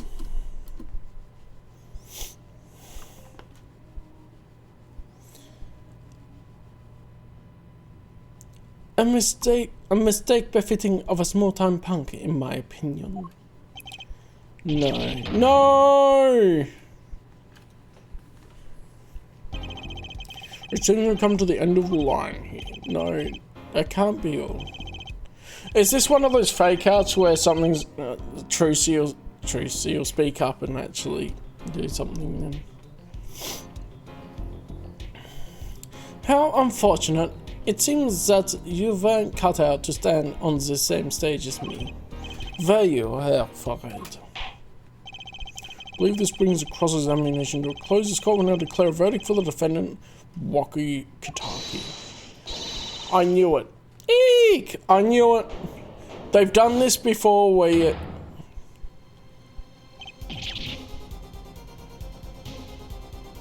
They've done this before where you have to sort of admit defeat and then it comes in with the last minute thing. Trucy? Nobody move. What's the meaning of this? Who are you? No verdict in this courtroom, not yet. It's the Shadow, apparently. Wait, are you one of the Kitakis? The Kitakis? You mean the notorious gangsters? If you don't want to sue me, give that pretty little girl you smile. Do as I say. Yeah, I have something. You probably had a long flight as well, so you want to eat and go to bed. Adjourn the court for 20 minutes. What? What? This court will not bow to pressure from the lights off. Herr Judge, I see little point in further aggravating this gentleman.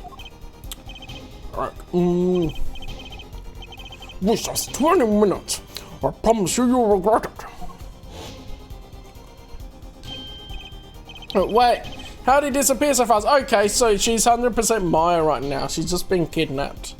Right in front of us. Oh my goodness. In the court of law, she's been kidnapped. But wait, how did he disappear so fast? Wait, hang on a minute. The blade wasn't pointed at her neck. That was Phoenix Wright, wasn't it? He's just going big brain again. The guards would definitely shoot him so fast. Like, I'm just going with Phoenix Wright is OT. Is OP. Let's go. Come to the defendant lobby, Apollo. I suppose I have no choice but to adjourn for a 20-minute recess. Bailiff, catch that mysterious man. Nobody tried to catch him. Oh my goodness. To be continued. Oh man, I'm just gonna save it up the top. Call the SWAT team, yeah. And what are the cops doing? We need to see what's happening. I can't leave it on the cliffhanger. At least not completely. 16th of June, 17 past 11 in the morning. Court defendant lobby 2. Trucy! You move quick, Apollo. Good show, good show. Trucy, you're okay. I thought...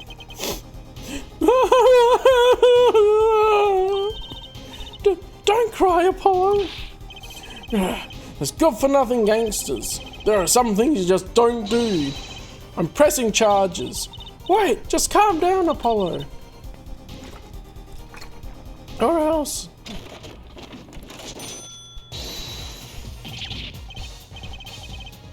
Oh my goodness. They don't even need a third person. Ah, what the heck is that? Surprise? It does look very close to Professor Layton, huh? This is one of my best tricks. The amazing Mr. Hat. You look marvelous, darling. He's a big hit on stage, the Wunderbar. The Wunderbar. Yes, I am a big hit. Ha ha ha. Alright, she's probably just doing ventriloquism, isn't she? Yes, I'm a big hit. Ha. Yes, I'm a big hit. Ha ha ha. Well, what do you think? Do you like it? You mean you... Trucy, there are some things you just don't do. I'm pressing charges. Yes! Wrecker! Apollo, now's not the time to be threatening me. Who's being threatened here? Huh? Remember what you said to Rocky's father yesterday? You promised you'd save his son. Yeah, and Phoenix, right, and Professor Layton have a crossover game too. So they're clearly gonna reference each other in parts as well. You promised you'd save his son, but that testimony was rock solid. What are you suggesting I do? Look, once the judge declares a verdict, it's all over. Yeah, you're quite aware. For anyone that wasn't aware. If I can use my talent to stop that from happening, I will. Trucy, no more stage abductions, please. I'm not talking about magic, Apollo. I know when the witness isn't competent. I can perceive what he's feeling. Oh my goodness. She's got a superpower too. She's an empath. It might not mean anything, but it's all we've got. You can see what he's feeling. Think back, Apollo. Think back to the times when there was a contradiction in his testimony. All the times. All the times there was a contradiction. Yeah, I think I remember. Well, I think I remember them, sure. There were 2 times when he made statements he wasn't confident in. And each time there was a contradiction. In his hand he held, yes, a pistol. It was pointed at the man pulling the stand. Tossing the pistol aside, he fled from the scene. He said the man tossed aside the pistol, but it turned out he wasn't sure, and sure enough there was a contradiction. Well, that's true, but how does that help us? Didn't you notice anything? Whenever he made a statement he wasn't confident in, he displayed a certain habit. Well, he flicked through the book a lot of the time, didn't he?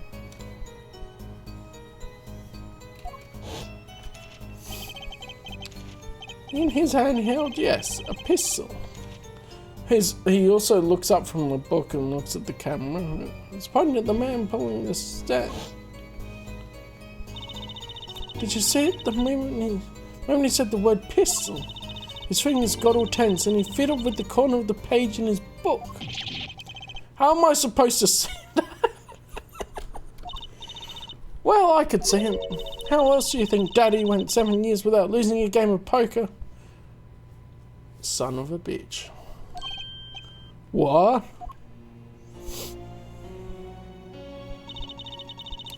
I always sit next to Daddy during big matches. I could see what his opponents were feeling.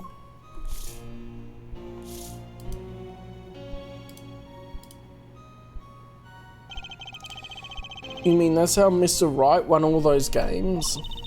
It's not cheating officially. I wasn't looking at their hands or anything. And I wasn't there all the time either.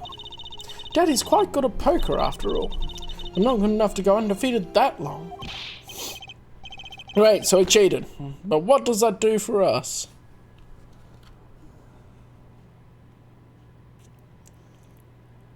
Yeah, they've been doing this as the thing for this game so far, is noticing the habits.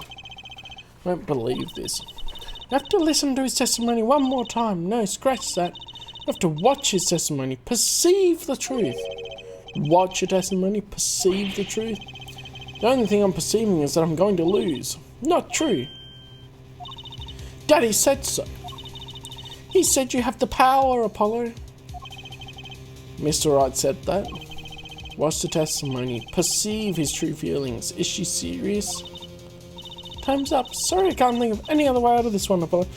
I have no reason to not believe that this is the child of Maya and Phoenix at this point, because she must have inherited that power from somewhere.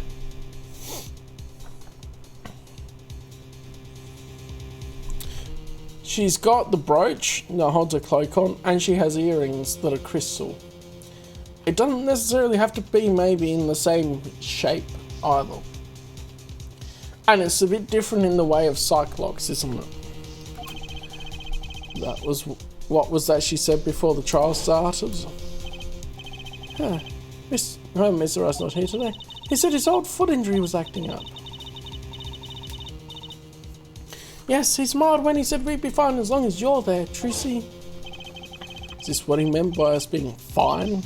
Well, methods aside, she did avoid one guilty verdict already today. Time to show this court what I'm made of. Get ready for justice. Let's do it. Apollo. You know, I'm starting to think I can do this. And you could do it all along. And when she shifts, yeah. Looks like there's gems on her shirt as well. Oh, one more thing. Try to cover for Mr. Hatt as best you can.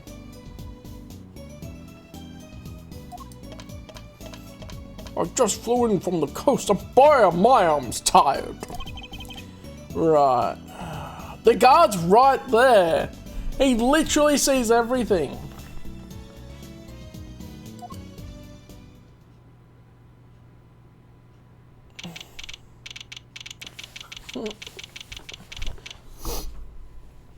Is this in the June 20 to 12 in the morning?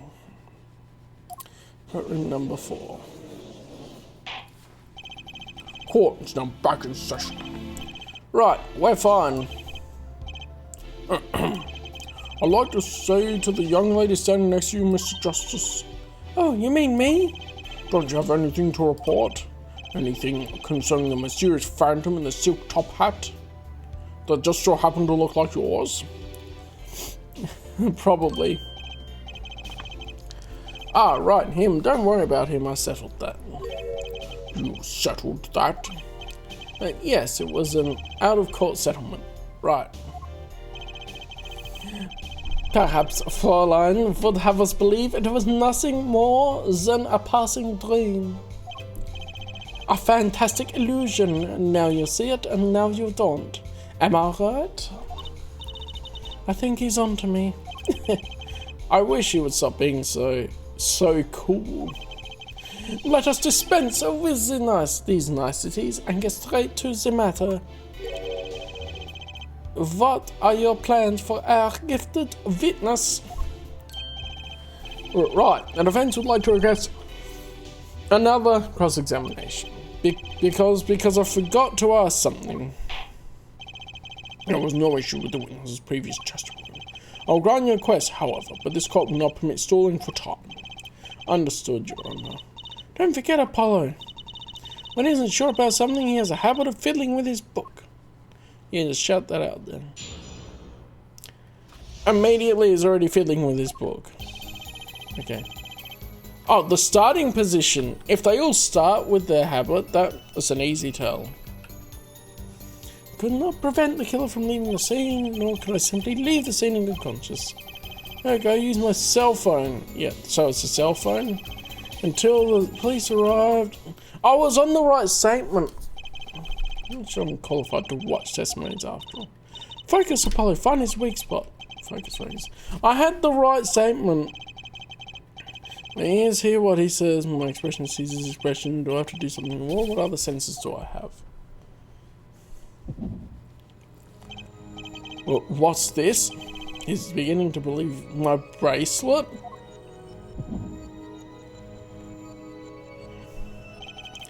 Oh boy, we're doing it again. What's going on? The bracelet feels different somehow. I think Daddy was right. You can see it, can't you, Apollo? You're almost there. Find the weak spot in his testimony. I know this sounds crazy, but my bracelet is trying to tell me something. Sure.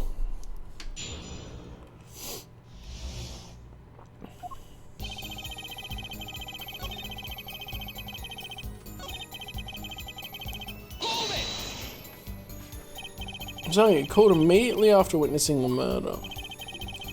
The police undoubtedly have a record of the call. Why not check with them?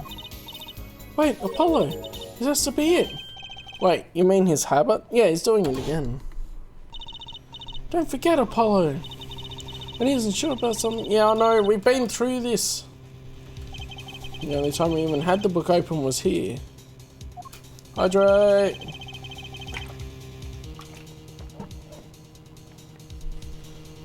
Nice.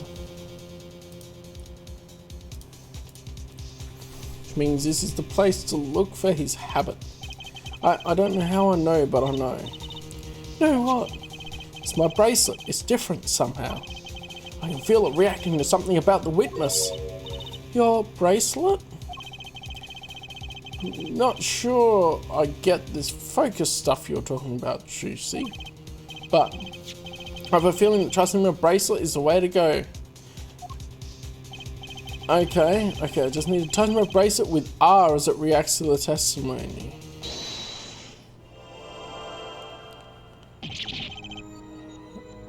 Let's zoom in! What's going on?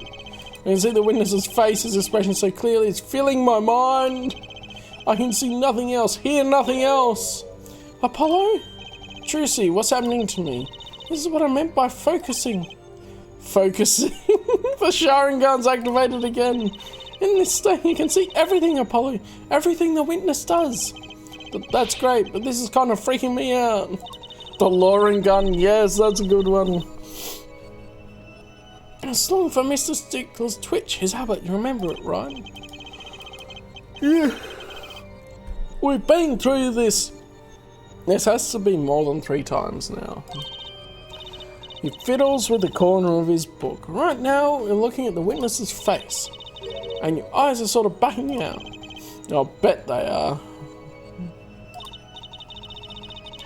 First move your focus of attention down to Mr. Stickler's hand. His hand.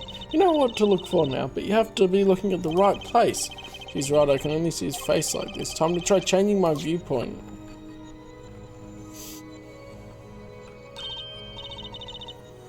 I've seen some Dead by Daylight, but I haven't played it. No, actually, it's nearly 20 past 12.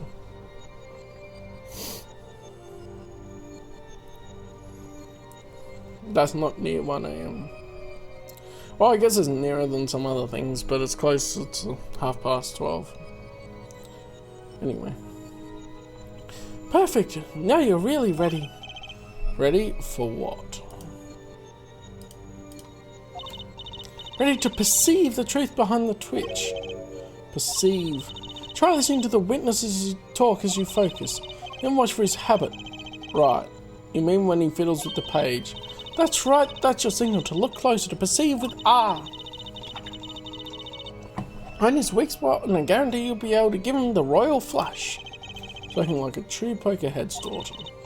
I'm a magician, thank you very much. So I have to pay attention to his words and his fingers. Don't worry if you miss it, you can always try again. Right, look out, nervous twitch, here comes justice. Go. I used my cell phone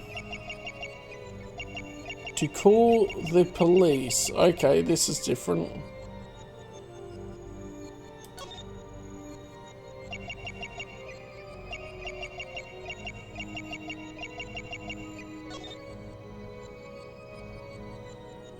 So there. Gotcha! Apollo, that's not it. Oh, I guess I'm kind of lost here. Remember his habit? I press it when it's fiddling. Okay, do I have to press it in the middle of the sentence? Yeah, it looks fun with friends.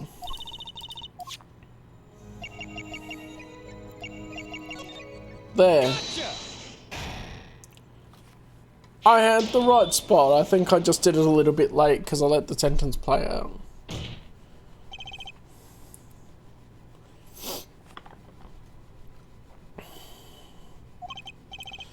I saw it just now. I could see it.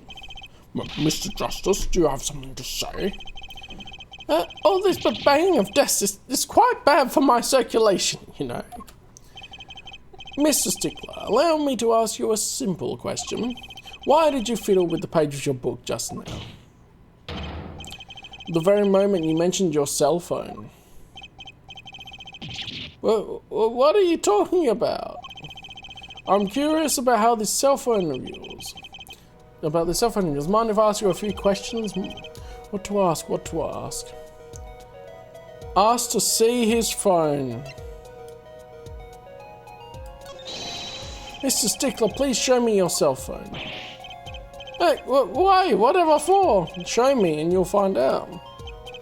Well, I can't. I don't have it, don't you see? You don't have it? Mr. Stickler, is this your cell phone? I knew it. Yeah, where did you get that?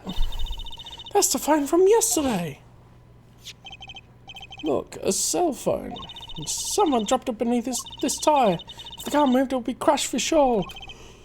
I wonder if it belongs to the doctor here. I know. Phoenix only needed power to help with his investigations, not the actual trial. How strange, Mr. Stickler. Can you explain why your cell phone is sitting here in my hand at this very moment? He is the panty thief.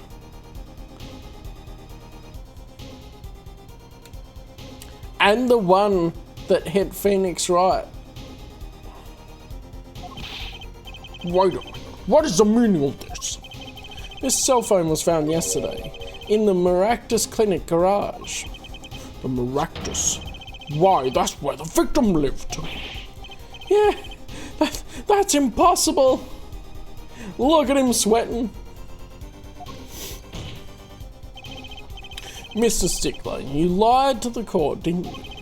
If your cell phone is here, how could you have called the police?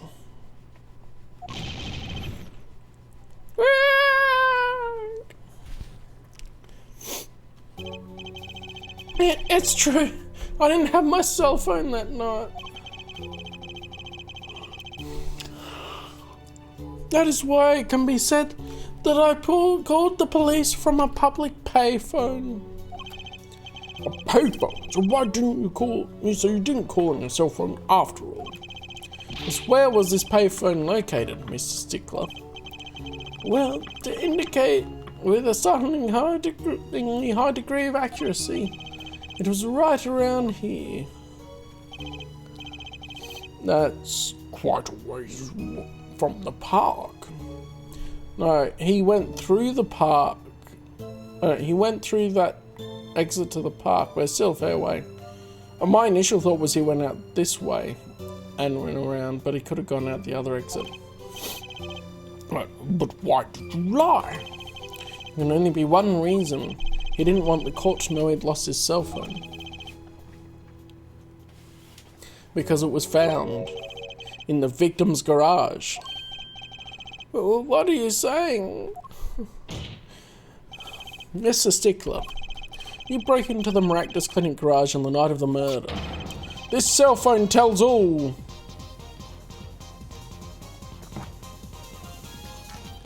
Let's go, hype music!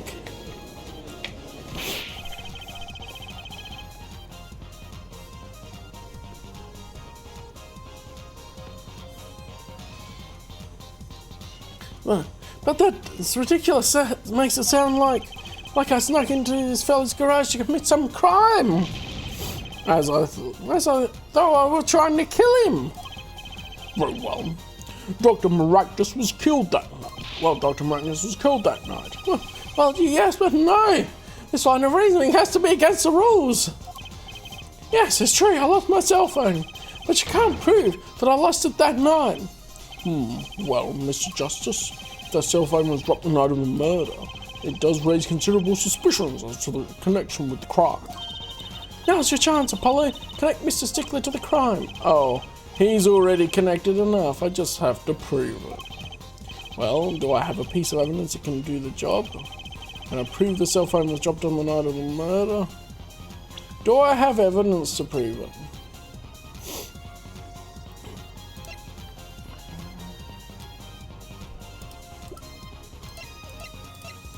I think that the mirror, right? Because that proves that the car was parked there and didn't go out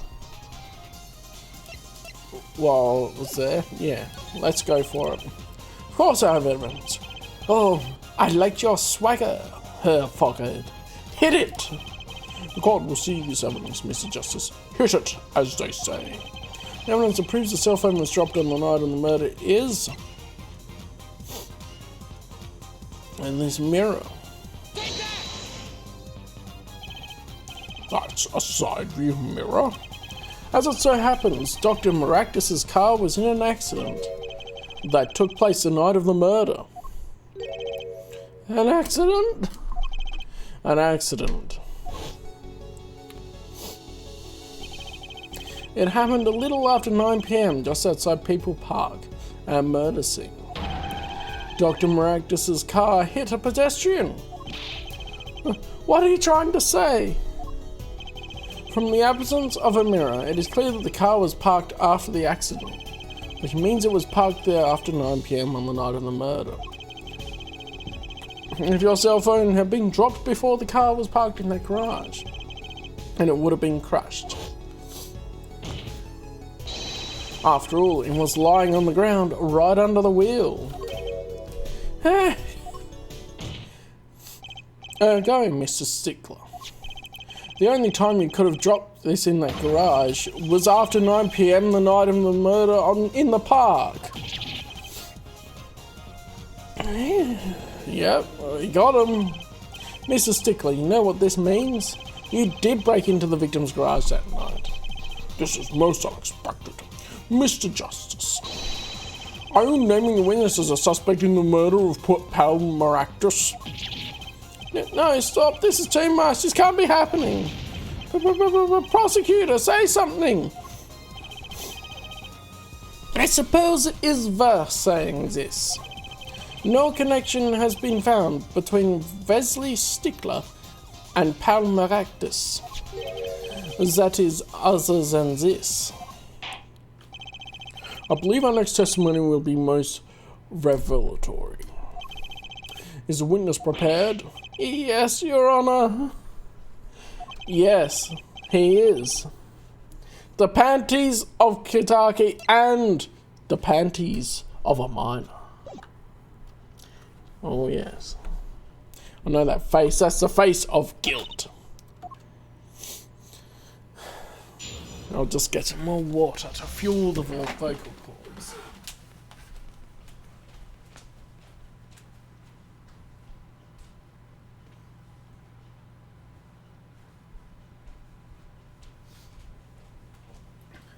We must remain lubricated to talk about panties.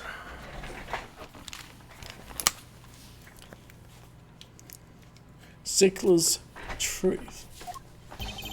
That night, yes, I went to the supermarket. I must have dropped my cell phone on my way back. And when I was walking through the park, I happened to witness the crime. I saw the killer, the victim, the stand. All as clear as day. It was him. I saw the defendant at the scene. Yes.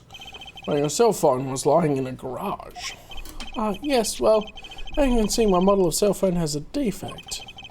It is given to rolling, and it's quite a pain when I drop it alongside the road, you know. How the hell does this phone roll? They see me roll, and they hate and yeah. Looks like a normal cell phone to me. In any case, Mr. Justice, because cross-examination, please. That's funny, my basis didn't react at all during that testimony. His nervous habit mustn't not be acting up.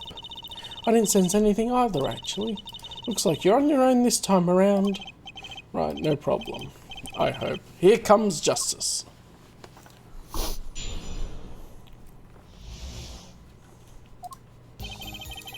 Oh, we have that button up there completely. So you went shopping, which means you will hold it on the grocery bag when you witness a murder taking place. Eh? Well, yes, of course. Incidentally, the prosecution has received no report of this domestic detail. Mr. Stickler, can you explain yourself? No, I mean, yes, I did go shopping, really. I walked around the supermarket trying out the free samples. It's a deeply spiritual time for me. The free samples of panties, you mean? I'm sure the store clerks would disagree. You think sampling free food counts as a religion? In any case, that night, I sampled to my heart's content and was on my way back home, yes.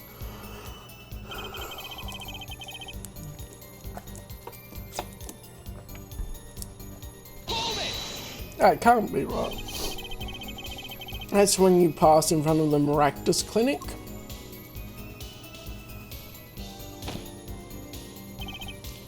Why, yes, that's correct.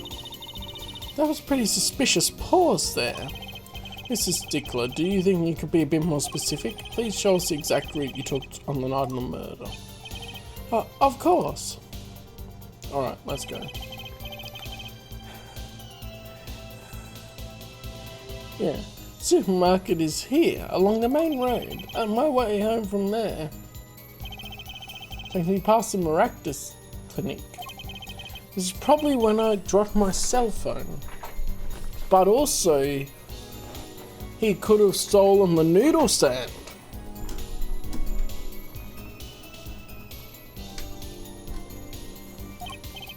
And well as I walked in unaware of my loss. And walked right into that fateful park.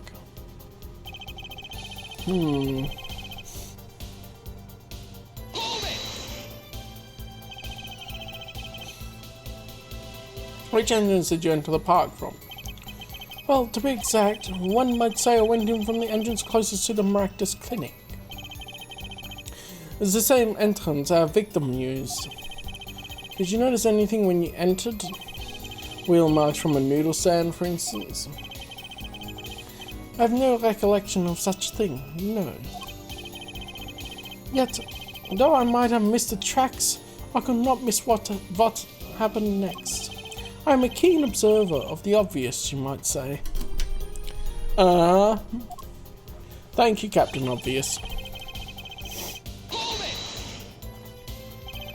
This part of the testimony is the key unknown. Should I press him about the kill of the victim on the noodle stand? Yes, or the noodle stand, okay.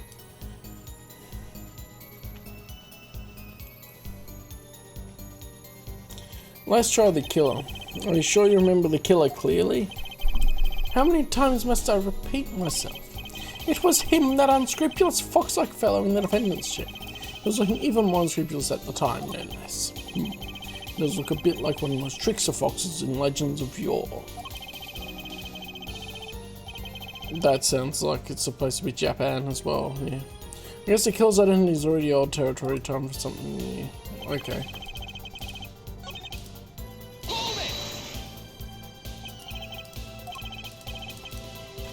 Let's press him, let's just go down the list. No, actually, let's do the noodle stand. I'm kind of curious. What, do you happen to remember the noodle stand? Quite well, yes. For a student of the sciences, keen observation and healthy curiosity are vital. I remember everything. I could even read the sign. I believe it said, noodle. Yes, that was it. For remembering something quite well, it sure took you a while to tell us. And thank you for telling us that a noodle stand sells noodles. I'm very enlightening. Very well. Well, Mr. Justice, what about that sign? Could it be important? Yeah, let's do it. So the sign on the noodle stand said noodle. It appears the defense has just obtained a vital piece of testimony. Because as we see it, it would be Eldoon's.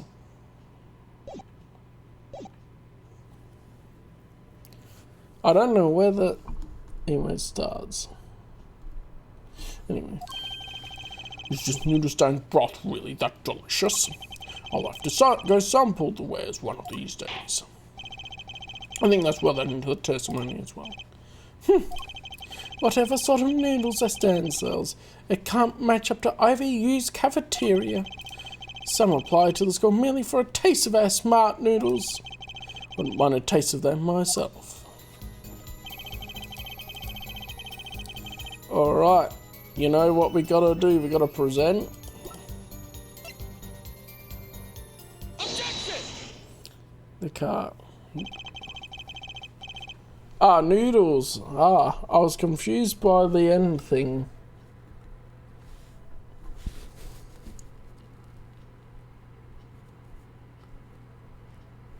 It looks... it's hard to tell what it looks like when the GIF keeps cycling. Or the animated emote or whatever. Yeah, that makes sense. Noodles. And you're absolutely sure the sign read noodle. Why, just last week my professor offered me this praise. At least, yeah, noodle's gun. It looks like a gun. I'm like, huh? At least you have good eyes. At least you have good eyesight, Stickler. I'll give you that. It read without a doubt noodle. I see. What? Why are you looking at me like that? Is that pity I see in your eyes? Let's take a look at our map, shall we? So you're claiming that when you saw the sign you were standing here, was it? Although it could have been a bit hard to read the sign from this spot. You think so? Mr. Stickler, I'd like you to please take another look at the stand, and to carefully read what the sign says. See? That sign actually says the name of the stand's owner. Eldoons. Inconceivable! I'm certain it was definitely noodle for sure, positive. I'm afraid your professor was wrong about that eyesight. I won't be so quick to jump to that conclusion. The sign he saw changes everything. The witness says the sign said noodle, and he saw it right. What would you say if I told you that there is one spot from which the sign will be reading the way Mr. Stickler claims? What?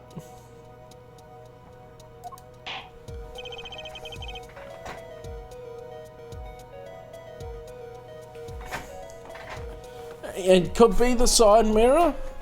It could be that he saw it all from the other side of the cart.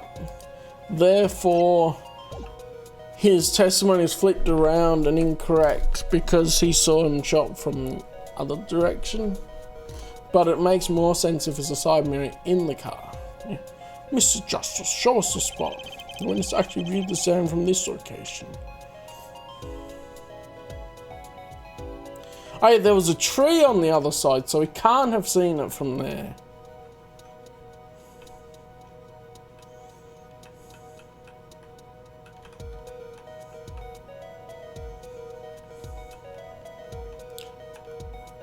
Oh, it moves it down there so that you can see clearly what you're looking at, I think.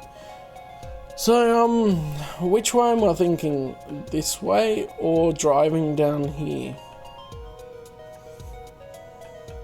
Let's go something like on this side for now. And this is standing here on the opposite side. Okay, yeah, the logical train of thought, and then we'll get to maybe he was driving the car. How do you know that? When viewed from the south, the sign on the stand reads Eldoons, as we know. However, observe the other side of the stand. Oh, this side says noodle. Exactly, the name of the stand is split between the front and back signs. Mr. Stickler, you lied to the court. You witnessed a crime from the northern side of the park, not the south. Yeah, you got me. So what? So what?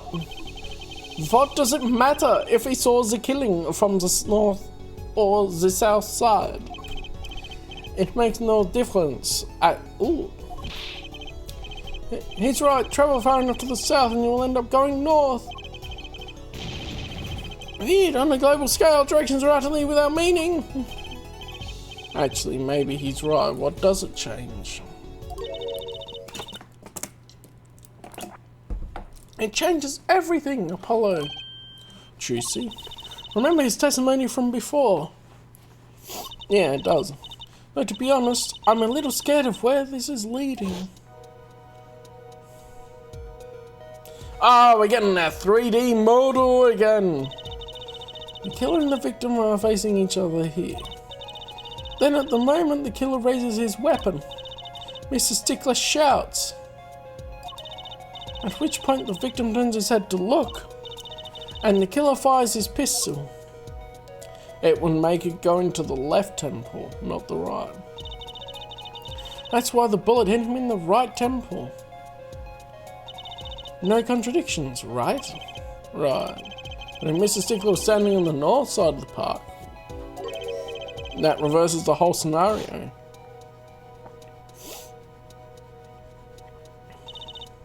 Completely. If Mr. Stickler shouts from where he is now, and the victim looks in his direction,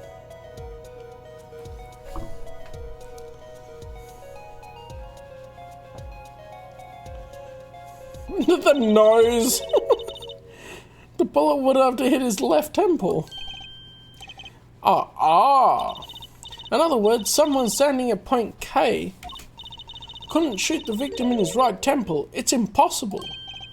Well, that's right. So, now that we know that Mr. Stickler was standing on the northern side, the weird location takes on an entirely different meaning. Indeed, you are absolutely correct, Fraulein. Well, what meaning? The entry room was on the right side of the victim's head, correct? Well, the right side of the victim's head is north.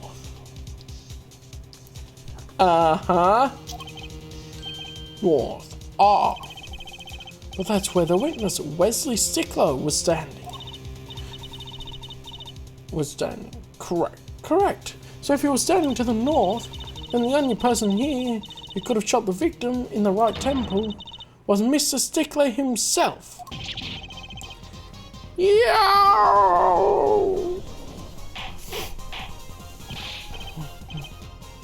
Let's go. Order. Wow, the apple didn't fall far from the tree. She's flipped this whole case on its head while I was still figuring it out. Yeah, Apollo, you're a bit behind the times. Objection! Oh, he's mad. Clarify 1 point for me if you would. Yeah, fuck it.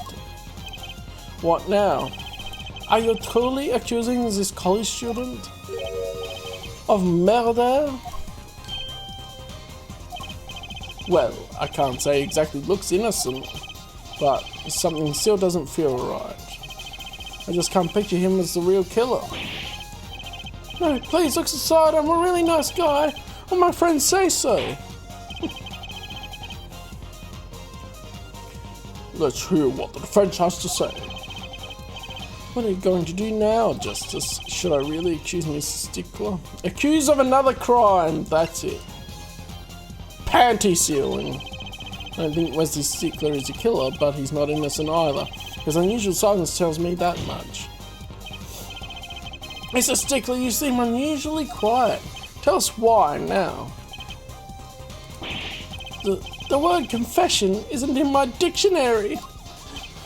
Just Herr Forehead. I'm afraid it forces you to elucidate Herr Stickler's silence.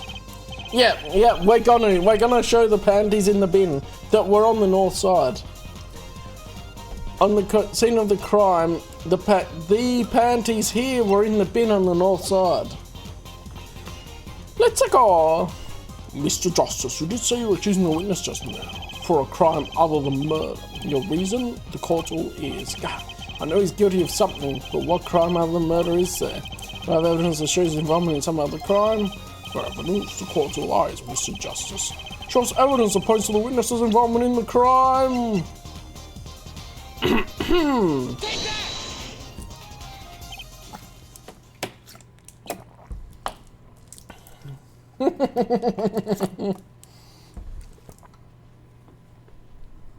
Now we get panties in the court. And then we're going to connect him to the panties that were stuffed in the exhaust pipe of the car. Something tells me this isn't one of those good silences. Something else say, Mr. Justice. One more chance, please. By all means, but you have always wasted. Look, a brand new penalty. Now, please reveal your thoughts to the court. Oh, dang it. Okay.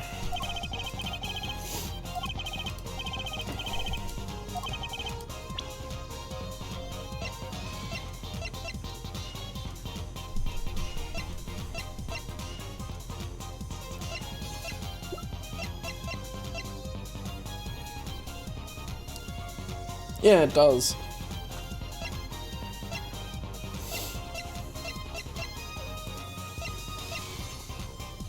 Damn it, that has to be connected.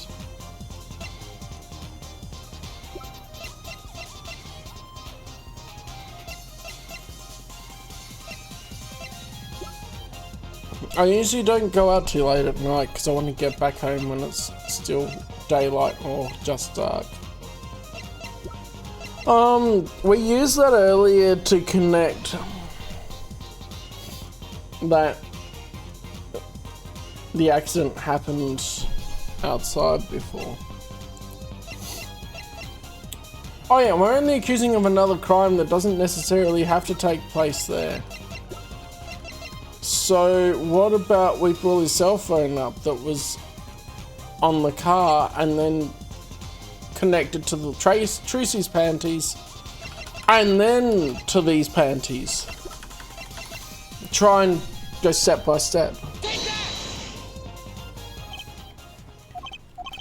Okay, so maybe I remove a step. Okay, am I overthinking it?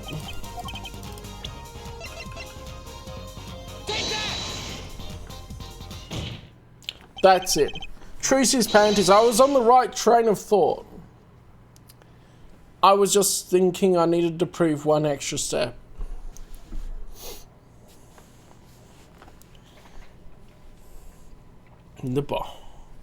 No, these are the correct panties because his cell phone was in the garage and these panties were in the exhaust pipe of the car that was also in the garage, which then was him trying to hide the panties, which then we can say we also found these ones at the crime scene. Yeah, wrong panties. It was Tracy's, not woman's. Yeah. We had the right train of thought from the start. The evidence is this. What? Is that women's underwear? Hey, those are mine!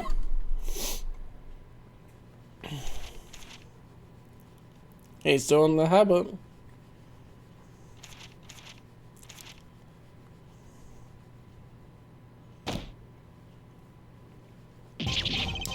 Don't look at me like that! Order!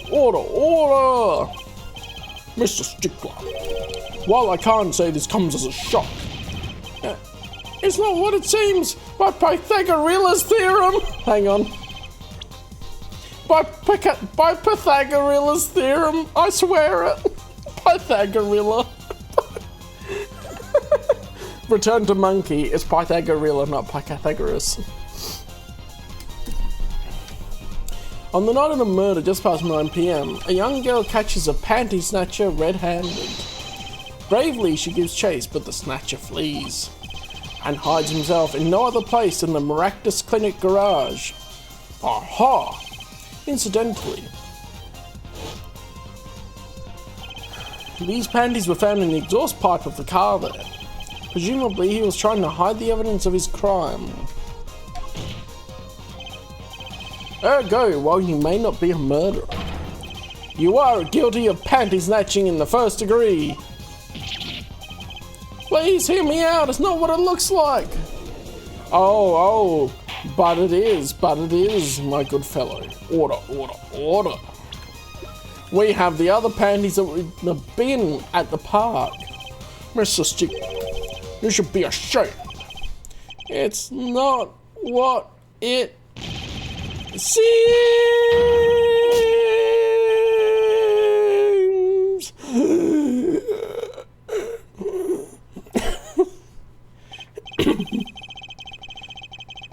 So, are we to understand that you were silent not because you were guilty of murder, but because you lacked the courage to admit your theft of this girl's undergarments? Perhaps you're not aware that my school's name was originally written IV. I stands for intelligent, V stands for valiant. C? No, it's literally Roman numerals, you fool. It's for your point.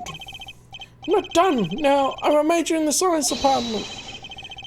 What does science teach if not curiosity? Oh my goodness.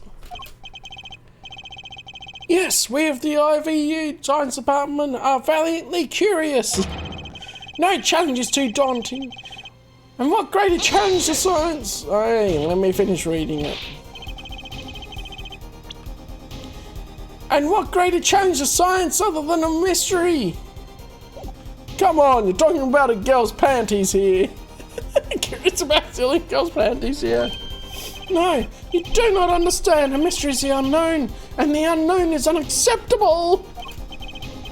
And, my friends, when it comes to mysteries, those panties are the promised land. He was gonna take them and put them on a shrine and worship them. From the moment I first laid eyes on them, I was compelled to investigate. For science! Bro's memeing on us right now. A full-size car tire was the first mystery those panties revealed. A tire? Yes, I saw her do it. She pulled a tire out of those panties. But that's not all. First there was the tire, then a stew pot, and a frozen chicken. One mystery after another. It was magic. Oh, I remember now. I was one of the regulars in the audience at the Wonder Bar. Huh?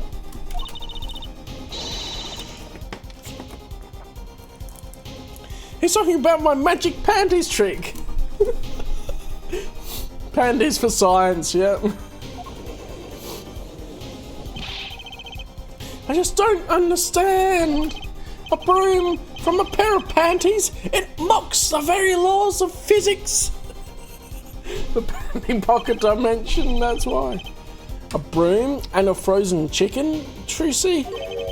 Whatever happened to doves and bunny rabbits? Mr. Stickler.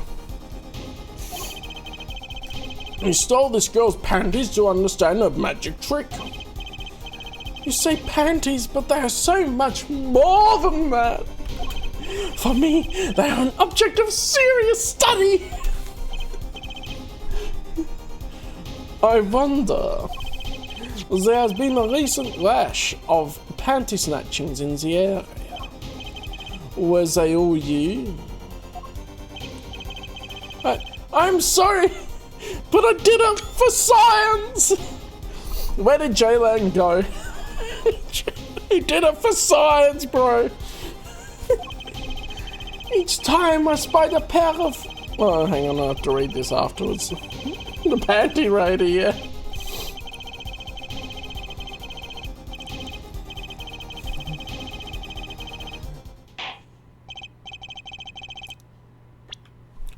It's fine. I did it for science. Each time I spied a pair of panties flapping in the breeze, I thought maybe you're gonna be the one that saves me. You're my number one. You're my wonderwall. Maybe this will be the pair that would elucidate the mystery. Even that night, as she chased me through the streets, I wept tears of joy. Perhaps this is the night I will seize the truth that lies within those panties. Yet woe was I, for once again the lacy heart pattern truth that slipped through my fingers still, that leaves one thing unexplained. You refer to our witness's other lie, yes? The witness claimed he saw the crime from the south, but was in fact in the north.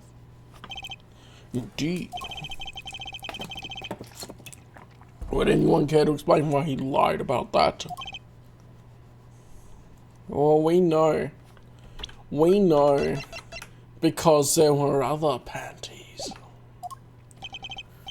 Be my guest, a Herr Fucker. Me? Did I not hear you correctly? Did you not say you do not accuse the witness of murder?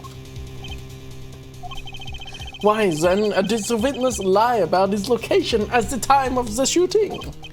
Or have you no idea? Apollo! There's something about the way the diagram is arranged right now. When you think about it, right near where Mr. Stickler was standing, isn't there? Yeah, there's the bin we found the bloomers in. Well, Mr. Justice, what's that? You do have any evidence to show why the witness lied about this location? Boom. The other panties. The evidence that shows why he lied is this. What? More panties? How many panties are you carrying in your pocket, Herr Fuckhead? Oh, all of them. We have all the panties. These are the last, honest. These were found in a trash can at the park. Looking at the diagram, we can see that the trash can was right next to where the witness stood. Mr. Stickler, you didn't. Alas, I'm a failure as a scientist. I can't unravel the mysteries of the universe. I can't even unravel a pair of panties. So, these panties are your handiwork as well? That night, I'd been chased, hounded into the Maractus Clinic garage. Weeping in frustration, I was forced to abandon my prize. Don't you see how I felt? Believe me, I'd rather not. I hid in the garage for a short while. Then, abandoning the panties, I made for home. To avoid the office where the girl works, I went towards the south entrance. When I saw them hanging there on the clothesline by a giant mansion, oh my goodness, he just cannot resist. A giant pair of panties. Apparently he didn't know those bloomers belonged to the mob. I had them safe in my pocket, ready to take home, when I stumbled upon a murder. The murder of Dr. Maractus. I reported what I had seen, but as I waited for the police to arrive, I got scared. What if they searched me? That's when you dispose of the bloomers? Yes, it was a severe blow to the progress of science, but one that had to be borne. A fascinating if disturbing tale. Oh my goodness. I really thought it would be the creepy doctor, but apparently he doesn't steal panties. I believe this brings today's proceedings to a close, and I'm more than pleased to dismiss this witness for the remainder of the trial. One last thing, if I might. Yes, Prosecutor Governor. Regardless of bail we had today, some vital points were made. Namely, that the defendant, Rocky Kitaki, was at the scene of the crime, and he was pointing a weapon at the victim. One more thing, Rocky Kitaki has a clear motive. Indeed, the defendant, Rocky Kitaki, is still the prime suspect in this case. The only suspect, in fact, assuming there is no one else on the scene at the time. Yet, a mystery remains. The location of the wound at the victim's right temple has yet to be explained. The court requests further investigation from both the defense and the prosecution. Yeah, baby. No problem. Very well. This brings the trial for the day to a close. Court is adjourned. Oh, baby. And that's how we do it. We solve the panty conundrum.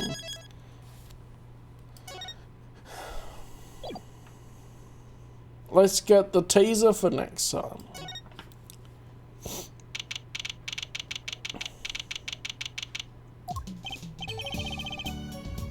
Okay, we're back here. That's fun.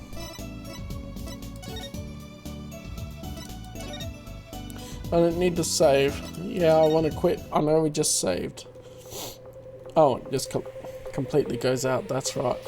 That is a Polyjustice Ace Attorney for tonight.